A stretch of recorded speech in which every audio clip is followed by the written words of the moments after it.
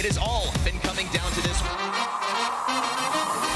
We gotta turn big dreams into action. We gotta mix action with the passion. Oh my word! What an incredible moment! We gotta turn big dreams into action. We gotta mix action with the passion. Time short, no time for relaxing. Be the first and last out, make it happen. We gotta turn big dreams into action. We gotta mix action with the passion. Time short, no time for relaxing. Without further ado, let's get rolling!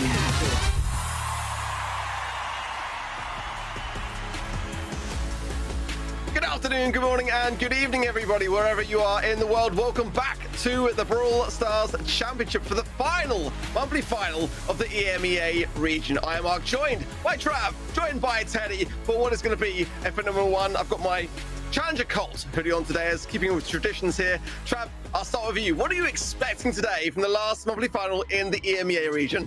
I'm expecting some fireworks. These teams have got to give it all they've got to be able to qualify throughout this and SPS in the future as well. And, you know, it's bittersweet. It's bittersweet today because it's the last one, but at least we get to see some great games.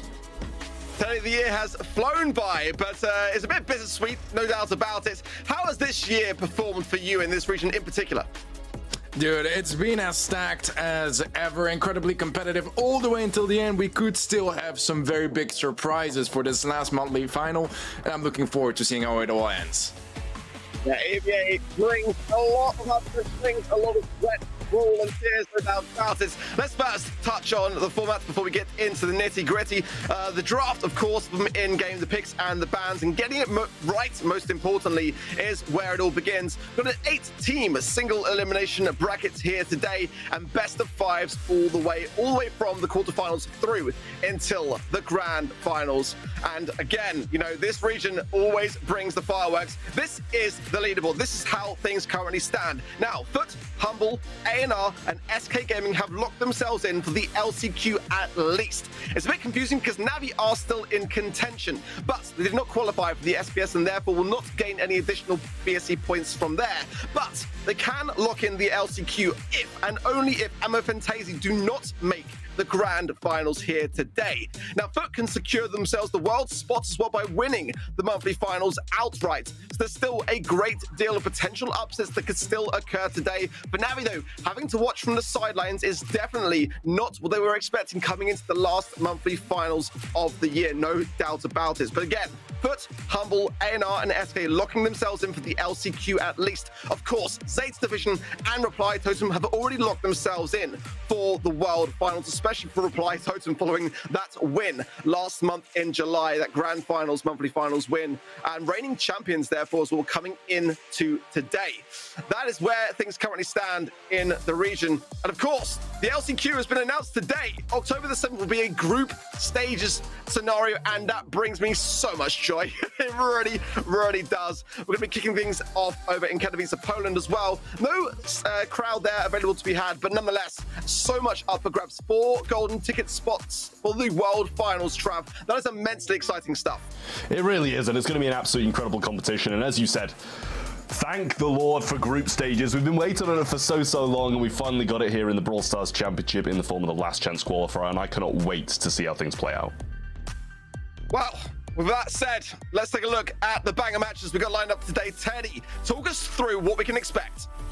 Well, we talked about Amorphantase having a chance at qualifying for LCQ still. If they make it to grand finals, well, they're starting by facing Zeta Division in round 1, and that's gonna be a very challenging match for them. Reply Totem versus FA Mr. Doza in quarterfinal 2, followed by Foot Esports versus A&R, and Humble against SK Gaming.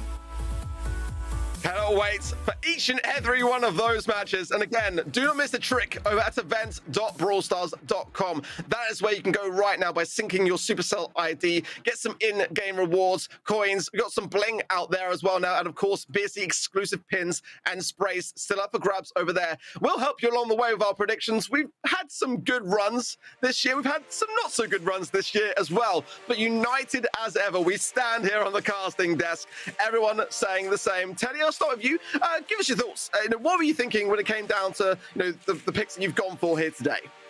Yeah, as much as I kind of want that miracle run from Amorphantase to happen, I don't think it is going to happen because they're facing Zeta. And, you know, I usually go for favorites. Zeta, Totem Foot, quite clearly favorites in a way, even though A&R could still throw in some heat in quarterfinal 3. I think quarterfinal 4 is probably the one where there's the most debate because Humble have been looking pretty good and SK, not entirely sure where their consistency is at just yet. So to my eyes, quarterfinal 4 is where I can more easily see people at home be hesitant with their choice.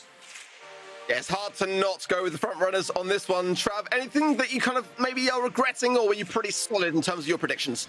Absolutely not. You know, I'm always solid. I always got to back myself. But at the end of the day, I know what you two are thinking. Let's just copy Trav again. Why not? He usually does a good enough job, aka the predictions master. So, I mean, if I'm backing me, clearly you guys are backing me as well. Yeah, Trav, no regrets talks here as ever.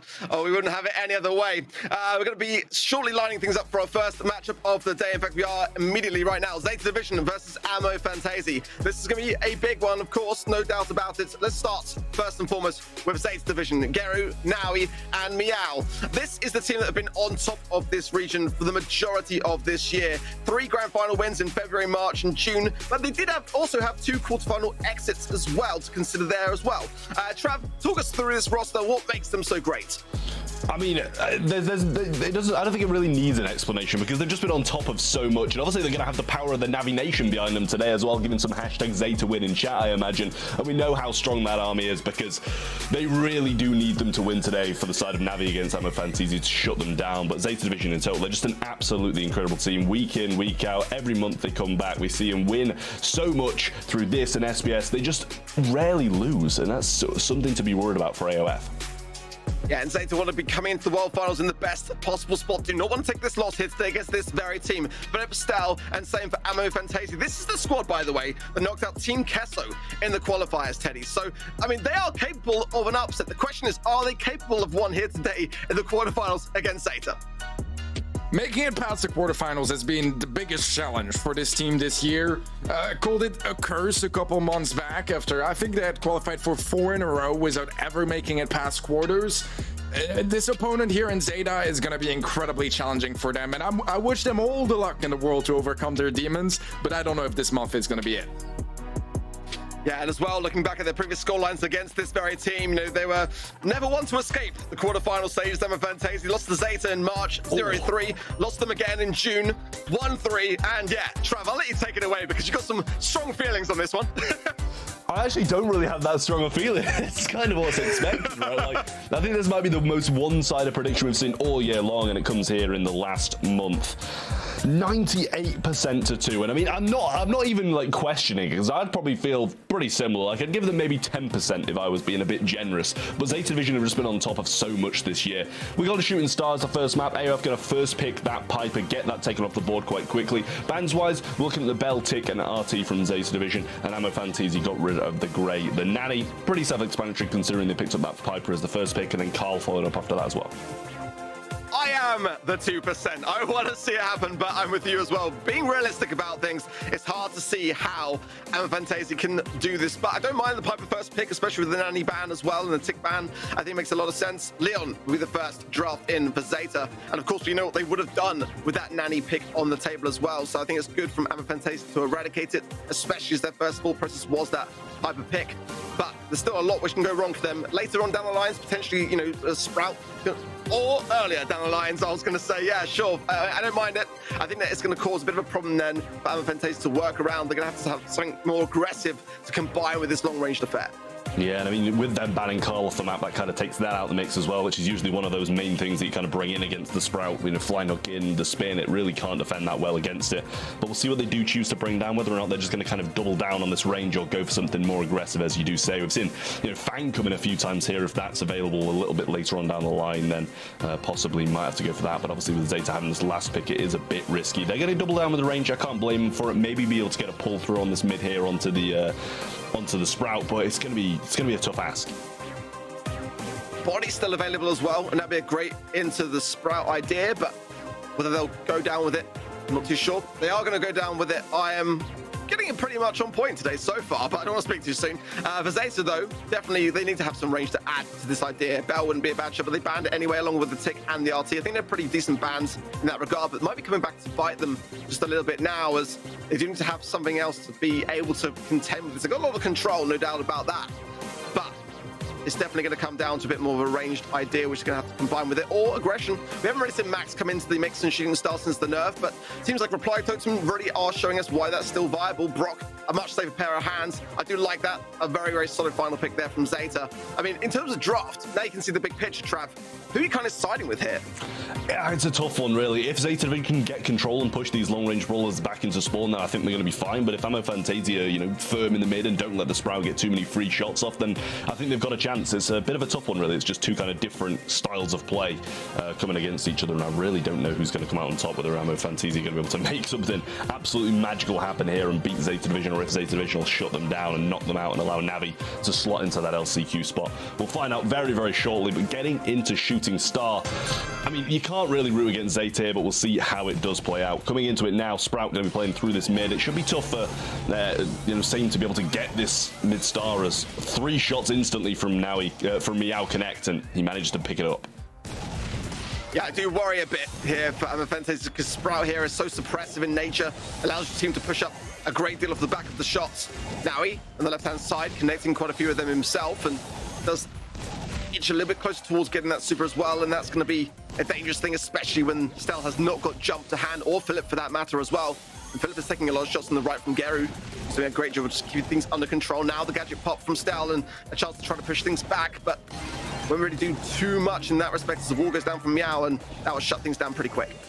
Yeah, jumps available there from Stella. He's able to kind of spray onto Meow whenever he gets a chance. Oh, we saw Philip there. Almost felt like he might have connected that shot and then followed up with the homemade recipe. And see a few shots coming out of Escumi there through the mid and managed to get some shots into Meow. But now the jump comes into the wall, says no. Surely they're able to get this finish off, but he's still surviving. He gets the trade. They can't complain about that. The blue stars flip to them, but the lead still remains in Zeta's hands. 1 star in it. And there's plenty of time still for Ammo Fantasia to be able to get a final clutch kill if they can stay on their feet up until that moment in time. Now, though, has got super as well. Gary's got the Rocket Rain on the right-hand side too, so Philip definitely going to be having to keep his distance at bay just a little bit until he's able to earn something of an escape route. Same without Paul, can't really do too much either himself. Just trying to whittle their way down and push back Zeta. But Gary's doing a pretty decent job on the right-hand side of keeping things at bay in that respect as well. And same, really can't do much here. Meow is just too suppressive, down to 1,900 HP now, and it's Ammo Fantasia which have got to make the play. Yeah, the homemade recipe was thrown out there as well. Stel's trying to make the play. Invis is there. Now he gets the pick up, and he doesn't take any damage along the way either. Philip's very low, but the vengeful spirits come in. Escumi surely going to go down here, manage to get the pull, but it's not going to be enough no matter who he grabs other than Gero, and he had the rocket laces. They survive, and Zeta take the lead. Comfortable so far from Zeta, it's got to be said, but Ammo Fantasia didn't have a terrible round. There's no doubt about it. First game goes the way of Zeta, but I think it's the right way to approach this matchup, in all honesty, because going in too hot and headed can really lead to things escalating quickly, and Zeta are very, very good when under pressure, as they've been under it a great deal amount of times this year. Swapping the mid then to the Bonnie, it's not working out at all. They've got to rethink that, as it's allowed the blue star and a lot of control over to Zeta, and Stel was lucky to get away, honestly, with the HP that he did. But look at this, Zeta can smell blood. They're going for it. Stel is just shooting these, I mean, wondrously well, but not really going to help too much, except for more control over to Zeta. I mean, now he used the invis there. I was a little bit worried that he was just going to go a little bit over-aggressive and flip the lead, but they do manage to hold on, and Stel's low once more. Now he's still up top, though, surviving for a good amount of time, but not really being provided much help. Gero's going to be able to get 1 shot to Philip and 1 shot to Escumi, but just survived by jumping out there as well. 1 rocket lace is used, though. Might have wanted to save that for a bit later in the game, but it's still, same as last game, only 1 star decided. Philip's got to connect a bit more on this right-hand side. Piper can really pop off on this map, and he can just get the break on that wall and give himself some more space to work with. Push back now, low HP. That's the problem. Same can connect to pull as well. They can try to eradicate Naui swiftly before that super comes into play. It'll go a long way too, but this can't seem to find the range decrease enough to be able to connect a lot of what Ammo Fantasia brings to the table right now, and Zeta know it. A little bit worrying for them then, and now Meow's managed to get one shot to Philip, just stopping him, keeping him back from breaking this wall, but the homing recipe comes out, and there goes the rocket laces once more from Gero.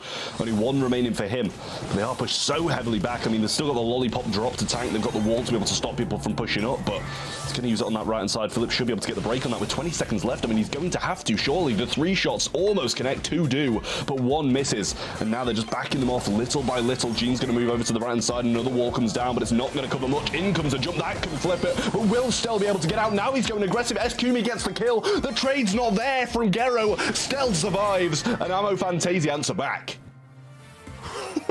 Oh, I was worried because Ammo Fantasia looked a little bit hesitant. Few signs of nerves potentially there, but they did bring home the goods. We are tied up in this set, and what an amazing set it would be for Ammo Fantasia if they can just replicate that last game, but it's still a big ask. Zeta have got the control. They've got that cold exterior which they need to have to be able to bring things back into control, but Stel potentially a little bit overzealous there, but does escape back to get the healing puffs there from Same on the left-hand side. A few taps here and there on the left. Same still survives on, but Philip might need to break here. Now he can't really be left in this position. He's going to give himself a bit more space here, and Zeta definitely showing a lot more aggression this time round. Yeah, and the wall's there as well. Stops the pitch onto Gero, but the Vengeful Spirits come out. The jump has to be used by Gero, and now he's going to go down. Meow needs to find a trade, but Stel, he's got the availability to be tanked for by Philip as well, but he doesn't have much HP. The pull comes through, and that should be another kill for Ammo Fantasia. They're playing beautifully this time, but a slight hint of over-aggression, I feel, from Zeta. I was waiting to see a magic hand connection. Finally came through, a nice dodge there on the rocket rain from Same. Stel still got the jump to hand. That'll go a long way. Now he might be the prime target for on the right-hand side if Philip keeps him as low as he is. Goes in for Meow. The wall comes down. That's going to put him in a really bad spot, out of position. And a shot to follow, 700 HP. Picked up in the end, but the lead's still very much about Fantasia. Yeah, it's not the end of the world. 52 seconds and 5 stars is what's going to be able to flip this. The Super's coming in. He's gambling it. He's going to be able to get one. Gets out as well. 1 star in it now, and that was a valuable kill to get. The pull's there, and now he was just in that bush trying to hide out, but the Gene's going to be able to scout him out. Piper versus Brock, not the most favorable matchup, but with Meow here, it might still work. I love that. No lamp out on the Gene, so it made perfect sense to go on the aggressive, but now he is the prime target now with 4 stars above his head. If Sam can just connect a pull here and get the support that he needs to extend this lead, but they have got the lead. They haven't got to go too aggressive too soon, but Zeta are closing in on this spawn with 15 seconds left. It's hard not to see how they don't make a play here, and Fantasia have got to defend this off. Yeah, no lollipop drop though, and that's not going to be able to tank. They might have to just accept that now he's getting it, but where has that gone? They're pinned in now. Terrible pull comes out of Eskumi. Stel goes down. Zeta Division take the lead, and the wall stops everything else. They take the first set, but boy, was that close. Very close indeed, but Zeta kept firm. Kept the pressure on, and Ammo Fantasia just didn't know what to do with themselves towards the end, and we saw that at the beginning of the game and the set. They just didn't look too sure of themselves, because I mean, this is the top of the region that they are facing off against. They are by far the underdogs, as we saw coming in. Just 2% on event.brawlstars.com rooting for the underdogs in this scenario. But again, there's a lot at stake on this first game of the day, because ultimately, if Ammo Fantasia do get towards the later stages today, the Navi watching from the sidelines are going to be quivering. But that's going to have alleviated some of that pressure, because there was a real chance there that Ammo Fantasia would go and gain a set off the back of that. I mean, I hate to put it down on it, but it's all thanks to that really bad pull there at the end. It's the only thing keeping Zeta back, and it was doing a great job of just that, keeping them back, stopping them from pushing up. Even if you miss the pull, if it goes towards someone, you're slowing them down. I think it's this one here. It goes to the left. Like, I'm not even sure where he was throwing it, because the Brock wasn't anywhere near close enough. And you see it's keeping them back, stopping everybody on the right. But I don't know if it's maybe Meow stepped into a bush or something like that, and it just auto-aimed over to the left instead. But that was not the best of plays coming out of AOF there, and it kind of allowed Zeta their opportunity to go through. You can run that mythic gear, talk to the hand, but like even that does not have that kind of range. I mean, that was very odd. The range was just never going to connect. Meow with a 0 did have the most DPS out of anyone on the side of Zeta, so absolutely doing his bit, but a severe lack of DPS on the side of Ammo Fantasia when you look at it, despite the score lines there. And I mean, it's a wonder there she got some kills in amongst all that chaos, because looking at the statistics of things, Zeta definitely had the better set. There's no doubt about it. I wonder whether Fantasia will be able to recover from that first set to bring things back into more order. But that was, in my opinion, the best start that they could have realistically had, and they just threw it away. A couple of mistakes towards the end as the pressure mounted. They cannot do that again as we go into our second set, but definitely, yeah, it's a tough one to watch back on the replay for sure. Yeah, it's a little bit of a rough one for them, and obviously getting that first set would have meant so much for them. Putting Zeta on the back foot, maybe shaking them up a bit, rattling them, would have helped them out so much and be able to go further in this competition. But now that Zeta have got that first set, we know where it usually goes from here. Another to Zeta, and then another after that, and that's how it usually plays out. You need to put them on the back foot early on to be able to shake them up and really have a chance. Well, apparently Meow was starting Game of Ladder by accident, so we got a bit of a delay. I mean, clearly behind on his quests and wanting to really, gain up all that lost time from the scrims. But we are going in now to the draft for Pinhole Punt. And the bands are in Squeak, Poco, and Tara for Zeta. And a first draft of Stu, which is an aggressive choice, but definitely a susceptible one to be this early in the draft. Crow, Shelly, and B of the bands on the side of Ever Fantasy. So Cordelis, well up for grabs here. Yeah, we'll see if it does come in, but Bonnie's going to be the first pick out of AOF, and you'd expect a Cordelius coming in after this. It's just too strong to be left undrafted. I know they're actually going to go for the M's as well there. Maybe it's kind of flown under their radar, and they really haven't seen the fact that it's gone unbanned. Zeta Division should surely pick something up like that up now to keep their aggressive tendencies going, especially to pair up with this Stu. Aggression is what they're going to be going for, and I just don't know if Ammo Fantasi are going to be able to deal with it. I mean, Ems is obviously good at deflating aggression, but once those three gadgets are used, it's a lot tougher. I don't mind the spike pick. They need some range for sure. I mean, I don't mind Cordelis combining with the Stu, but it is going to be lacking in range, massively so, and there's a great deal of that on the side of Ever Fantasy. The Tara band does kind of indicate a bit more towards the Cordelis for me because it's one of the stronger brawlers into that one. So, I mean, we'll see what they think, but I think Spike for me is actually quite an underrated one. It's so suppressive now. Buster coming in. We've seen this from Zeta before, and it worked out pretty well. It wasn't necessarily on this particular map and mode, but nonetheless, they do know how to play it pretty well. It's a little bit of a brawler pick, which I'm not really necessarily on side with, but in the right hands, it can make some moves, and ultimately with that gadget, it can be pretty decent at scoring goals. Yeah, but like into an Ems, into a possible Cordelius, these tank counters that can come a bit further on down the line, it's definitely a risky play. In Zeta Division, we know they like taking risks, and they do sometimes pay off. They're actually going to go for the Ashe, just try to take that tank versus tank matchup, leave Cordelius undrafted. I really do like both of these. But at the same time, I mean, it's hard to root against an Ashe when Buster's on the other side. Interesting drafts, by far what I was expecting, to be completely honest. Someone had to grab Cordelis, surely there. I mean, it wouldn't be the worst of ideas for Amon Fantasia to pick it up their final one, but I know what you mean. I mean, into the Buster, Ashe is definitely going to be a strong choice, but it is Zeta with the Buster. I mean, on any other given day, I wouldn't really give the time of day to Buster, but I don't know. I mean, we'll see. We'll see how this one fares. Ultimately, it's hard not to start with the Amon Fantasy comp, but in the hands of Zeta, I feel like, especially with that Stu pick, which they know and love so well, I think it's going to do pretty well. Yeah, as I say, at the end of the day, you give Zeta any comp and they can usually excel with it, so we'll see if they're able to do just that here. Curveball coming through on the right-hand side against Stell, and he's managed to heal up quite nicely, but some aggression coming in from Naui, just sitting behind this wall, doing such a good job of keeping the rest of AOF back. In comes that pull, and the takedown there from Naui as well. Askumi's going to be pushing forwards, though. Shield going to be popped up by Naui, and quickly wasted. Did have to get a shot off, but the pinches coming in from Zeta, and they just look so in control, even in this kind of matchup. They're just looking great. Ever calm and collected, aren't they? I mean, they've just grown so much this year when you compare their journey to last year. Doing really well for themselves, no doubt about it, but this year they've just excelled so much better. They creep forwards now, pop of the super from Naui, but it's going to take a little bit of the front from this M super in the meanwhile, and trickling down with the help of his teammates will come out on top, and that's going to place Zeta now in a good spot. If Meow can get super as well, that will do so much work on this spawn side, and Garo continuously aggressive as the takedown of Stell is there. Approaching now, potential goal scoring opportunity if now he gets the gadget on time here. He's gone for it, possible to the wall. There's a bit of missed time there, but not going to trickle forwards either way. The attempt was made, but the defense is there for Amon Fantasia. I mean, the thing is, even when they lose a player, they still look so calm and composed and in control. They're just waiting for it to come back up and waiting for another chance because they know it's going to come, especially with this Buster here. Just mistime that gadget with the respawn of Stell. He's going to throw out these robotic rats, but one shot would have cleaned those up quite nicely. Not sure why he really popped the shield there, but Gero with some nice dashes, avoiding quite a lot and getting the super back. Really doesn't go amiss.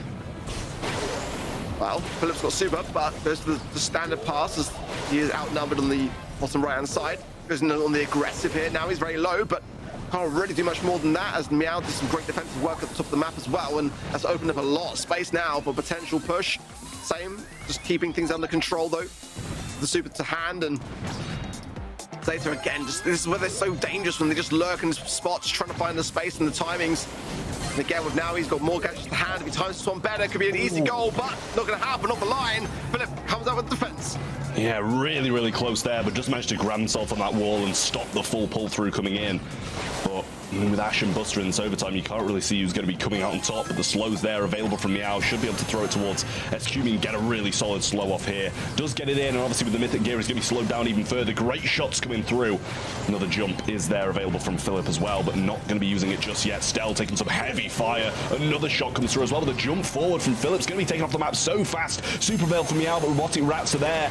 Now the shield comes up from now. He's going to shoot through anyway. Gadget was used, but made no connections, and Stell's going to go down, but not without a trade from Stell. Poor connections there from Philip, just to continue the offense onto Naui, and he is taking the front. Again, consecutive follow-ups as well, and this is potentially going towards a good goal-scoring opportunity for Aberfantasia if they can keep the pressure on. Stell's pushing the left-hand side, big taps coming in. The jump in from Philip is good, but he will go down. The trade is there. Can Same finish this off? I think he can, and Aberfantasia will get the game. I mean, Zeta just looked so strong throughout, but a couple of goal-scoring opportunities missed, and they didn't manage to do it. I mean, AOF towards the end there, when they managed to make this comeback, when the Bonnie started tapping, it just worked so well for them. As you said, taking the front lines, walking up with the tanky, big HP pull, and connecting so many shots. He just looked so good. It's not out of the question. And that might just be the moment for Aberfantasia to get a bit more confidence in these early outset moments. An early jump in from Philip, closed up Garu, and now potential pass here. Meow is going to be incredibly low. That is going to be a goal in 15 seconds.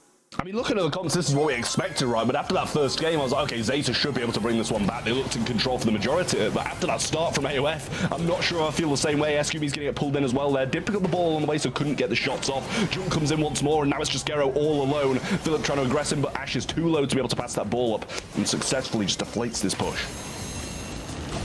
Surviving on there with the gap to Hill. Now he's susceptible here, but survives on.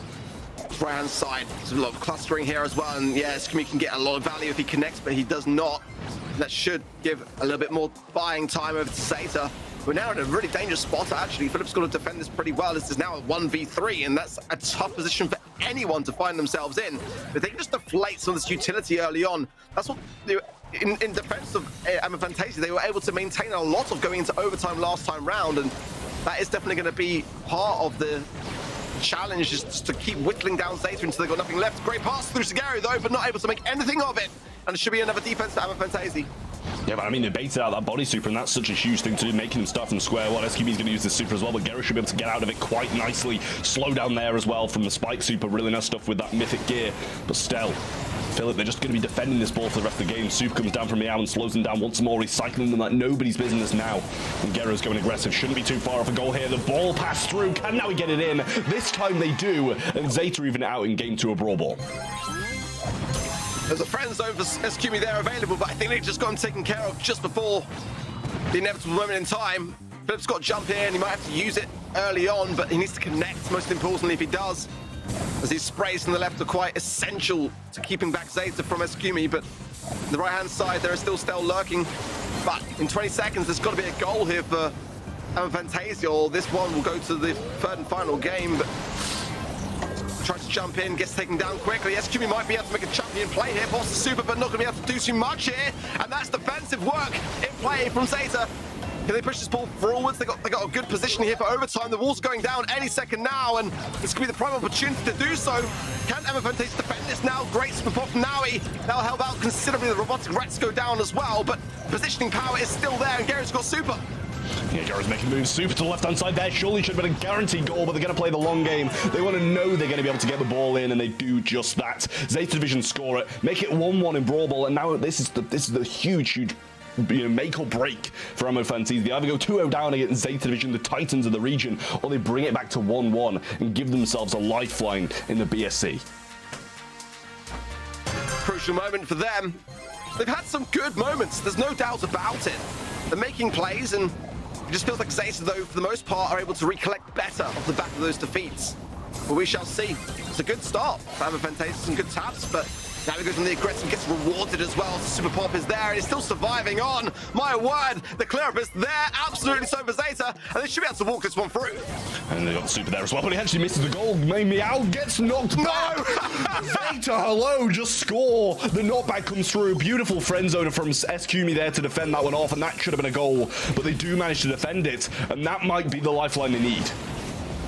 Clearly worried about the friend zone gadget on the side of this community, but nonetheless, you can't miss those opportunities, and now finding themselves in a defensive position. Coming out of it now, though, and that was definitely a moment that they should have capitalized on, but they can rekindle this. 3 versus 2 now. The aggressiveness shows its form again. Super passing, gadget pop for Naui. He gets Philip, but nothing more than that. The ball's still there, but the respawn still is going to be able to push back from this. Yeah, just getting them out, pushing them back, and throwing that ball back into the corner. Superstar Garo, he's going to be able to get so many heals off the Gasser heal there. Philip's going to go jump in, and that leaves them susceptible in the goal. SQME is the only one defending, has his super, but he's not going to survive much longer. Now he just baits out a few shots. Garo picks him up. He's going to wait out the time a little bit longer as well, and 1 minute 10 for Emo Fantasy to get an answer, or they're going to be in an awful position. Yeah, Zeta are back in control now, recovering, patching themselves up with a band-aid here and there, but they are in the lead. 1 minute remains, and that's a great super from Meow. Gary gets the pick up. Now he goes in, trying to find Stell here, but just playing ring around the rosy on this little bit of tile. If Gary wants to pass the Mauer, he could on the left-hand side, but chooses not to. Just wants to keep the control. And that is ultimately what, Everton has got to break out of if they want to be able to just tie things up here. Meow on the left-hand side, creeping forwards again, but suppressed and taken care of. That jump is forced out from Philip, and is going to go down for it. Trying to make some space now in the mid, but not going to happen. 3 versus 1. What can SQME really do in this position? Yeah, he kind of lost 25 seconds now as well. He's in their backlines. They can just surely keep this ball in their control and win. Zeta going to be able to clean up the backline now, and the super thrown out towards the ball, stopping them from grabbing it. 15 seconds. They've got to get the kills, get up the map, and get the goal. There's too much to ask from Emo Fantasy, and it looks like Zeta Division are going to be going 2 sets up, cleaning up the M's, cleaning up that left-hand side as well. Now he might even go for the goal here. Garo just going to rub it, salt in the wound, and go for a little trick shot there. Ball slots in, and Zeta Division takes set 2. Now it's starting to look a bit more convincing for Zeta. 2 sets ahead now in our first match of the day, which again is quite a pinnacle one, because if Emo Fantasy make the grand finals today, which again is looking less likely now, but ultimately if they were to make the grand finals, then that would then force Navi out of an LCQ spot. So they are literally watching from the sidelines now, hoping that what continues on will be in knockout. But it has been close. You've got to hand it to Emo Fantasy for getting a game in each of these sets. But the reverse sweep against a team like Zeta, it's going to be a really, really tall order. I mean, not to say it can't be done. I mean, Zeta Division themselves have exited in the quarterfinals twice this year as a result of 3-2 scorelines. Against SK in April, against Reply Totem in July. It can be done. But the question is, can it be done by Emo Fantasy? Yeah, I was going to say, that's SK and Reply Totem. They are 2 of the big teams. And I'm not saying Emo Fantasy aren't a big team, but from recent results through SPS, through BSC, they're just not Zeta level. And I think they're showing some of the best gameplay they've showed today. But the bracket was not friendly to them whatsoever. Oh, holy stats. Oh, my word. I mean, Emo Fantasy made some moments, but Zeta Division really locked in and secured those takedowns. 18 for Meow, now with 15, Gary with 13. I mean, Gary himself had the entire equivalent of that of Emo Fantasy's combined for himself. I mean, the DPS galore on the side of Zeta. And ultimately, when it comes down to the stats, Zeta always have continued to shine through set by set in this series. It's hard to see how they don't close this out in the 3rd set and potentially final one. Emo Fantasy have had a good run, but I just don't know how much more they can take.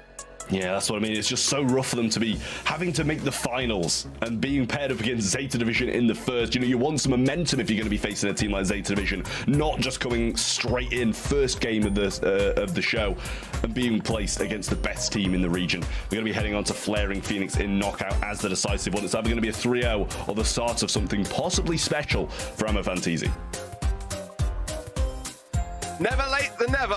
I mean, for Emo Fantasy, if they can bring things together, but it's going to need more than just a good draft here. I feel the mechanics are going to have to be absolutely on point. Shelly RT and Tick banned by Zeta. It's the Grey, the Brock, and the And the Grom there of Fantasy first draft in is going to be Gene. Obviously, with the vision gear in the mid, it's not a bad shout, but Squeak definitely still available here. Cordelius absolutely can cause a huge ruckus on this particular map as well. But I think the Grom ban for me is probably my favorite on this map. It can just provide a lot of information and also just very hard to kind of work around. But definitely a response from Zeta needed in the mid, and there's a lot of opportunity to be able to do just that with bells, with ambers to be able to break open the bushes as well. And there's a great deal which can cause a problem to Gene. Bo going to come in, don't necessarily mind it, not to everyone's flavor or taste, but it brings them results. And with the mines in the mid, it can be definitely difficult for Genes to push up against that. It can also break open the bush massively so and provide that crossover. But the Zeta, I do feel like it's a safe pair of hands. Body going to come in for more of those assassination attempts to keep the long-ranged affair as well. I quite like this from Zeta so far. This is a good draft. Yeah, listen, even if I do question Bo a little bit, I've learned to never question Zeta. So I'm going to go with Zeta and say, what a pick, what a Bo pick. I feel like it's absolutely exceptional. And then obviously the Bonnie behind it. I've got no questions about that whatsoever. The Bonnie's a very solid pick no matter where you take it, really. Gene, on the other hand, I really, really like Gene. The scouting ability is really solid. I feel like I can do a great job in the mid here. Can be able to just show so much of that bush and be able to pinch so nicely as well. When you can get the pull, it's going to be great. Sprout, we know throwers are absolutely incredible on Flare and Phoenix. But something like, I was going to say the Grom or Tick usually pick, but obviously with them being banned out, I feel like it's pretty solid. It's definitely the best go-to thrower. It's adventurous to be picking it into the Bonnie, but nonetheless, I don't mind it here. It can work pretty well and provide that control and that scouting ability, but it does have a tendency to be overthrown by more aggressive ideas. And if Zeta wants to double down on that when it comes back around to them, I worry just a little bit. Macy for Fantasy. I still am not a fan of Macy. I know that East Asia are starting to pick it up a bit more and having some good results with it, but in certain places, in certain modes, it's got that ability for sure to be able to suppress those wall situations up close and personal, but then the Barley response coming from Zeta, which is, I think, a great shout for me. I mean, ultimately, surely going to have the healing tonic to hand on this particular map and mode, and that's going to provide more survivability. It's going to bring back more control for Zeta. I think it polishes off this comp pretty well, and I'm still on the fence for Macy. I want to see it bring some big results, but this is a really tough spot to bring it in for Fantasy. They are putting a lot of faith in that brawler.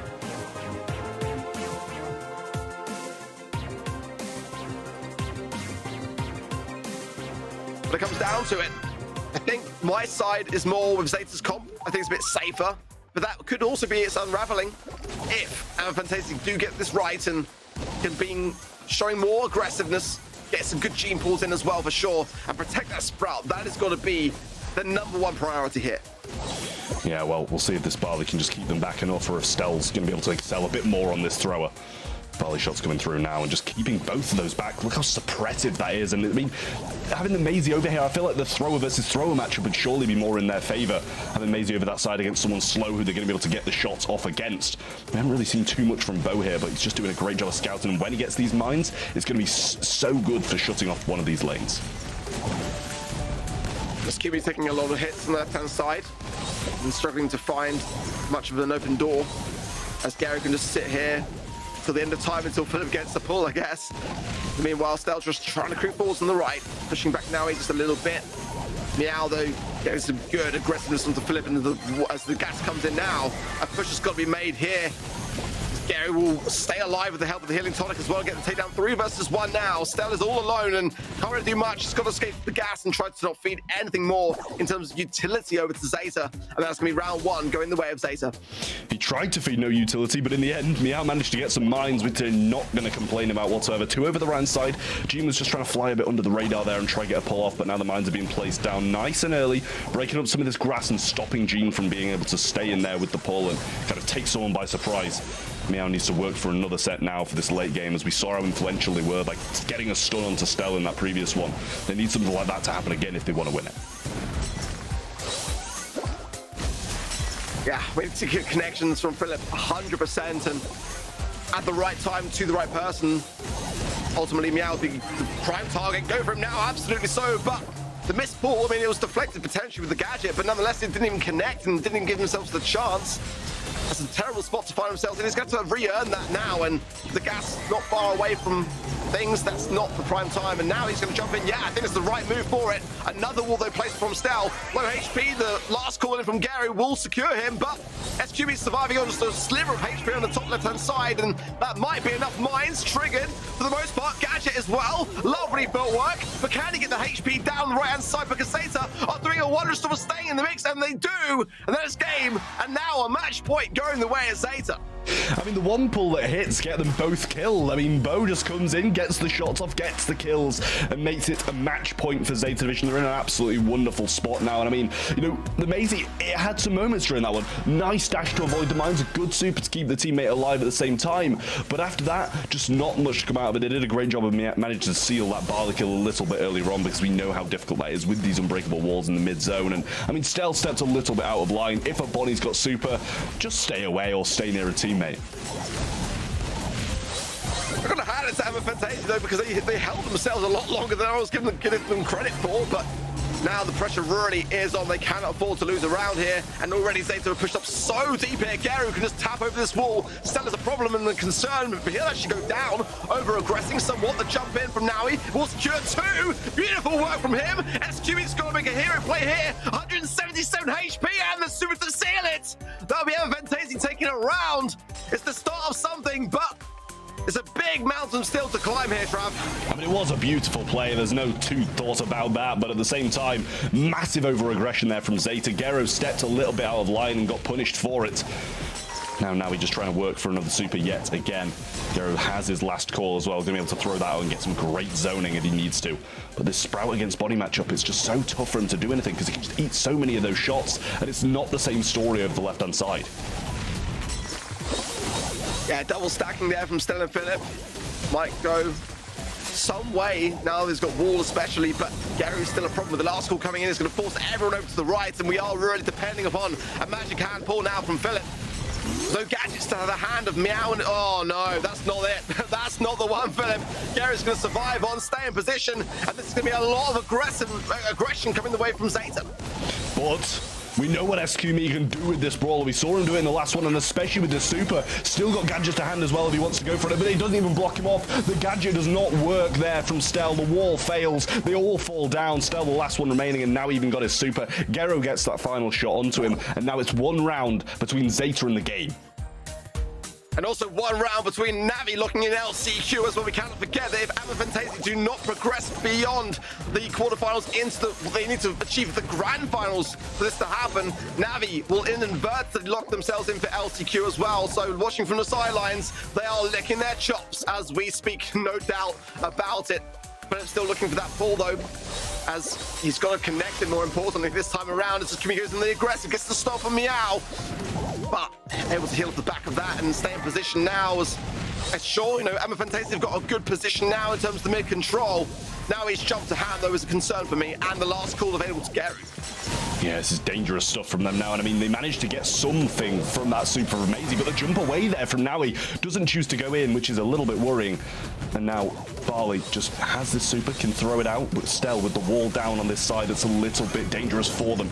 Now throws it out, because gets them zoned out the mid, and with a body back in this long-range form, it could be very dangerous. Meow's winning this matchup on the right-hand side, but gets hit by the poison. In comes those heals from Barley, going to help out his teammates here as well. Stel's going to go down the super from EMEA though, gets the dash, tries to get all three. The pulls there from Philip, can he get it done? He gets the pull, can't get him finished. Zeta win, and Navi lock in the LCQ.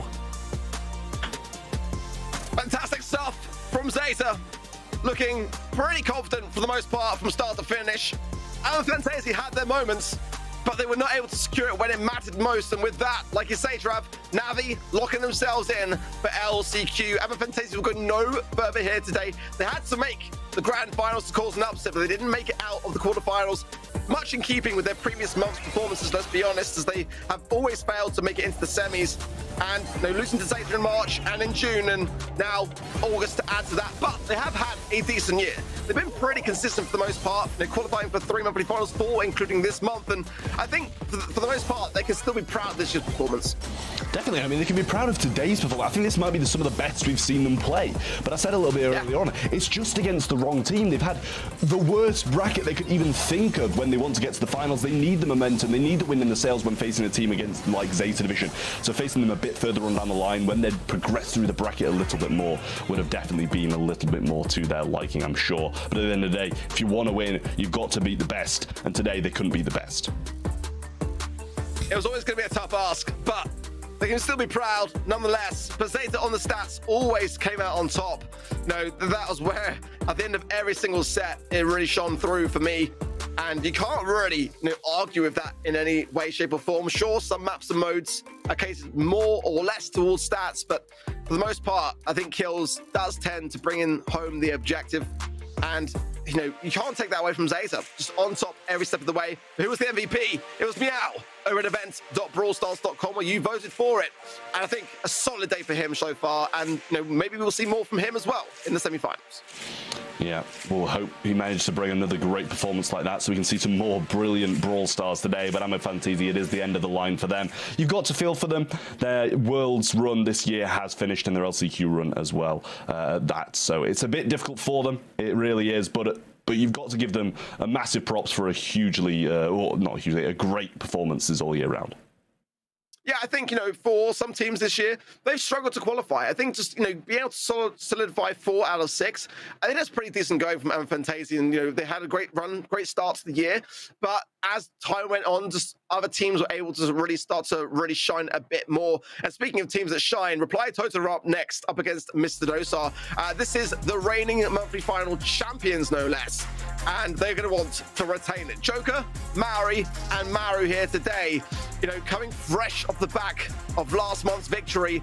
They are looking better than ever. Last month, I had my money set on Foot Esports to win the whole thing, and Reply Totem were just able to make so many incredible plays. Doing the highlights reel for the month, honestly, it was hard to not just make it completely and utterly dedicated to Reply Totem's plays. And, again, it's hard not to see how they will not have another good month. Yeah, great team play, wonderful mechanics. They've got everything, this Reply Totem roster. The only thing we see from them, very, very hit or miss. They didn't make the SPS at all. Never mind, they didn't make the finals. They didn't make the challenge season. So they needed great BSC performances, and that's what they provided us throughout last month, getting the first place and defeating Foot Esports. We'll see if they're able to do it again this month, but they are obviously already locked in for Worlds, so they're going to be feeling good. Qualify for every single monthly final, no less as well. Mr. Dosar, Salty, Emric, and Xiaku. Now, this is a team that honestly are on the up. You cannot deny that they've got the mechanics, sometimes some questionable drafts, and that's my kind of reservation. But qualified for February and March, they've never escaped the quarterfinals, and that's a little bit of concern. Lost to Reply Totem in March to a 1-3 scoreline, and we haven't really seen them since March, and that's another concern. But coming back fresh, Xiaku with the mix as well, I think can really alleviate some of the pressurized circumstances that they would find themselves in time and time again. And this is the team that knocked out Navi in the quals, by the way. So I think there's a reason as to why Emric's looking so relaxed, because that is a huge upset in itself. Yeah, it really is. I mean, Mr. Dosa, they've been here. They've been pretty much here all year round. They've made appearances. They've had some great gameplay. But at the end of the day, you kind of have to question if they've got what it takes to be able to defeat any of the top teams. They're kind of that tier below. They're always there. They always show their face. They make us smile when they're here, but they don't really get much further than that. Qualified though for SPS. Pass there for Reply Totem, but you're right. They are that team which have just kind of always sat below the top. And we're still waiting for that kind of pop-off moment, that really breakthrough, moment that they can really cherish. Today could be their day. I just don't know, having seen what Reply Totem brought to the table last month. But let's see. Let's not have any, obviously the event site is going to have some preconceptive ideas for sure, as only 2% more than EMEA Fantasy's first matchup today, with a 4% margin over the 96 of Reply Totem fans out there rooting for their home squad. And that's tough. That's tough to see. I think it's a little bit closer. Yeah. Not loads closer, but definitely closer. That's quite tough to see. Edgar, Ban, out here. I quite like that from Reply Totem with the first draw from Needs coming in, as well as the Riku and the Barley bands, the Bonnie, the Shelly, and the Cordelis band from Mr. Dosar, bringing in the M's as well. Good starts all round. You know, I like what they're kind of bringing to the table here. Nita's always a solid shout, but the spike, we know it and we love it. It's very, very solid at pretty much all round. It's very good all-round brawler. Great defensive capability, great offensive capability, and I guess that's the same with Ems as well. Friend zoner, the shots coming through. We're going to see the dynamite coming in, though, and we know how powerful throwers can be against the likes of Spike, against the likes of Ems, so we're going to need to see an answer a little, well, obviously from the last pick of Mr. Dozer for that, but now they've also got to answer to the Buzz as well. And I don't think they've not got answers to the Buzz, right? They've got the Ems and they've got the Spike. But maybe you need more. Great to see as well, everyone together on the Reply Totem camp. Obviously, there in the org home HQ. Buzz, I love the fact that they've also banned the Egger, you know, by picking the Dynamite. They had that plan through Stu. I'm not a fan of Stu here. I don't really think it has a place in Pit Stop. I've seen it do terribly here, but against the Dynamite, it might not be the worst of ideas, but it's not going to do much, especially against the Nita. It's going to have a tough matchup when the Bruce Bear shows its face. Ultimately, that's going to be preserved primarily for the save. And it's an aggressive idea here from Reply Totem. If FA Mr. Dusar lose control and that Bruce Bear connects with the safe, Hive Bear is going to go to town and it's going to get shredded. Yeah, but not just that. I mean, how much can Dynamite do to that safe as well? Mr. Dusar are going to have to be in control of a lot of the map because Buzz can wail away at it too, and this is a dangerous spot. It really is kind of like a conventional comp of Mr. Dozer versus something that's just, let's get damage on the safe by Reply Totem, and obviously the throw can be very, very good against the rest of it as well. I think we're seeing Long Dash there coming in from Salty. Maybe not actually, maybe I'm a little bit mistaken, but shots coming through, not able to get the finish off, but Maori now trying to get both of them. The super came through though, got a little bit of a kill there, but Maori's still continuing down this right hand side. It's funny you say that though about Dynamite being left on the safe and how much damage can you really get, because in North America last month there was an instance where the Dynamite was left on the safe and got 100% of the entirety of it. Let's see, hopefully that doesn't happen this time around. There's a nice clear up there from Joker. Leaving Ziaku on the safe might be a bad thing, but Mario is now spawning in to help defend things off, and we'll get a lot of consecutive shots for it, and as quickly as that, almost 50% of the safe down on the side of Mr. Dosar. They've got to start to pick things up better here. They've got 29%, not too shabby at all. Salty, question mark, does now start to move forwards and evade those shots, but I was worried a bit for his connection there. Yeah, it was either the best bait ever or his connection kind of wavered. One of the two. Friendzone comes in, but then now a gadget from Joker there to go forwards as well. Gets the trade, can't really complain about that. They do have the lead, but Emmerich with some great pressure now and getting some shots off. Super goes towards the safe. You've got to question if they maybe needed that for something other than the kind of trickle damage it does. Good connection from Joker goes in and does come out as well. Damage gear in play, but nonetheless able to heal off the back of things and support Mario on the left. Goes down now, but just bought enough time to ensure that left-hand side lane is still taken care of. And now Bruce going to connect. Nice gadget pop as well. A little bit here and there, but it has made some space for Mario to come in now. Consecutive shots are raining in. Damage gear as well. Joker from behind as well. Comes in, but not able to connect with the safe himself. It's a takedown, leaving it a 2 versus 1, 2 versus 2 now that Mao is coming back into the mix, but so far so good for Reply Totem, itching further towards his first game win. Yeah, and I mean, you can't complain about Joker's play there. Got the kill, deflated the pressure, and got his super back. Just looking to try and stop feeding now, but the gadget comes through. Nice from him, gets the stun onto Emmerich, but no kill there. Xiaoku pushing forward, and they've got the time to be able to do it. They've got the DPS to be able to do it, but have they got the pressure needed? Connection will there be there from Maori, gets the stun, follow up as well, big bomb, and then Emmerich, the left-hand side, able to evade it though, and he's able to stay in position now as well. That's a good connection from him. Able to keep Reply Totem back, and damage still coming down here. Salty on the right-hand side, getting a few taps here. Emmerich surviving on, but goes down now, and it should be enough, especially now Joker's on the safe as well. And Reply Totem take the first game in pretty convincing fashion. Very scrappy. There wasn't really that much to it, but at the end of the day, Reply Totem did come away with the win. And I would say, you know, Mr. Dozer, they had some moments. They had some good control. They had some good damage, but it was just those breakaway plays we saw coming in from the Buzz, coming in from the Dynamite. We even saw a little bit of Nita swiping away at the safe, but it didn't really do too much. I feel like the Nita maybe is the weak spot of the Totem comp so far, but for the slack that he's dropping, Joker and Mario are picking it up.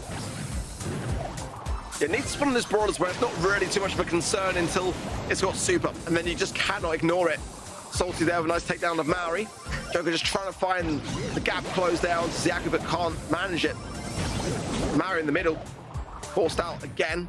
As for the most part, Mr. Dozer are taking care of house, but just not able to get the damage on the safe, and that's where the Reply Totem comp is really designed for it. Long dash again from Salty, just able to evade the situation. Gonna be beating Joker for sure. He now goes on an Emmerich, makes some space for himself, goes on the safe, and damage gear as well. That's gonna be some good percentage. 13% then for Reply Totem, the first sign from either side. Yeah, 13% for a couple of swipes isn't going to be a complaint from Joker there. Maru not able to get too much done though, but we see a little bit of a push coming through. But with Salty there, can't really go too far, too aggressive, otherwise he's going to get punished for it. Super comes down now, but Joker's getting some of his own from that little radius that we see coming through. But it's only 13% damage dealt total on the map, and not a lot to show for it for the side of Mr. Dosa here, with still 100% on the totem safe. Salty's making this stupid work. I'll give him credit for that, absolutely so. And the long dash is definitely an interesting choice, like you say. But, hey, it is cutting the mustard for me. And going in again onto Maori.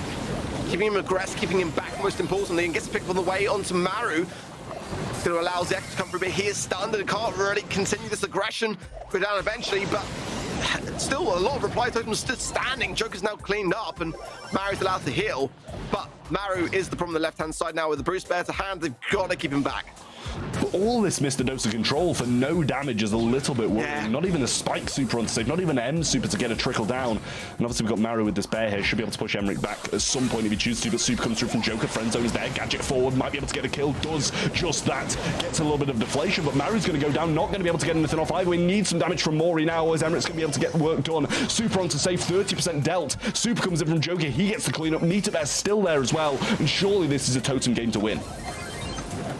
15 seconds. It's going to take a lot of damage, especially with the push coming in. Maru is the problem on the right-hand side. There'll be a split from Emmerich to be able to defend against it, but nothing more than that. And they've got no time to go on the aggressive now, especially not to claim that back that deficit. Reply Totem will take this first set, and it's looking very good. A great start for them. Yeah, but at the same time, it's the same as what we saw in that first from Final Fantasy. Mr. Dosa, they're the heavy underdogs coming into this one, but they're showing us something. Even if you know AOF lost 3-0, they looked very good. Mr. Dosa much of the same, and I don't doubt that maybe they're able to get a set or something like that if they continue playing this well. Yeah, if they just get a draft that really strikes home, I think that's where Reply Totem did a wondrous job. They really planned their strategy. They knew exactly what they wanted to secure, and the picks that they went for weren't the most obvious of choices either. I think the bans were quite catered towards that, especially with the Edgar ban, keep the Dynamite safe. It was a nice balanced attempt to bring in the Stu, which again, Salty played fantastically well under the circumstances. Not the easiest of brawlers to make work at all in pit stop, but where they lacked was damage, realistically, especially in that second game. They're not able to really get the team wipes that they needed to have to really get their hands on things, and got some great bit of control, along the way, and we're able to shut Reply Totem down a lot of the time in their advances, but just struggled to really land things home with their kit. It just wasn't really devised for it.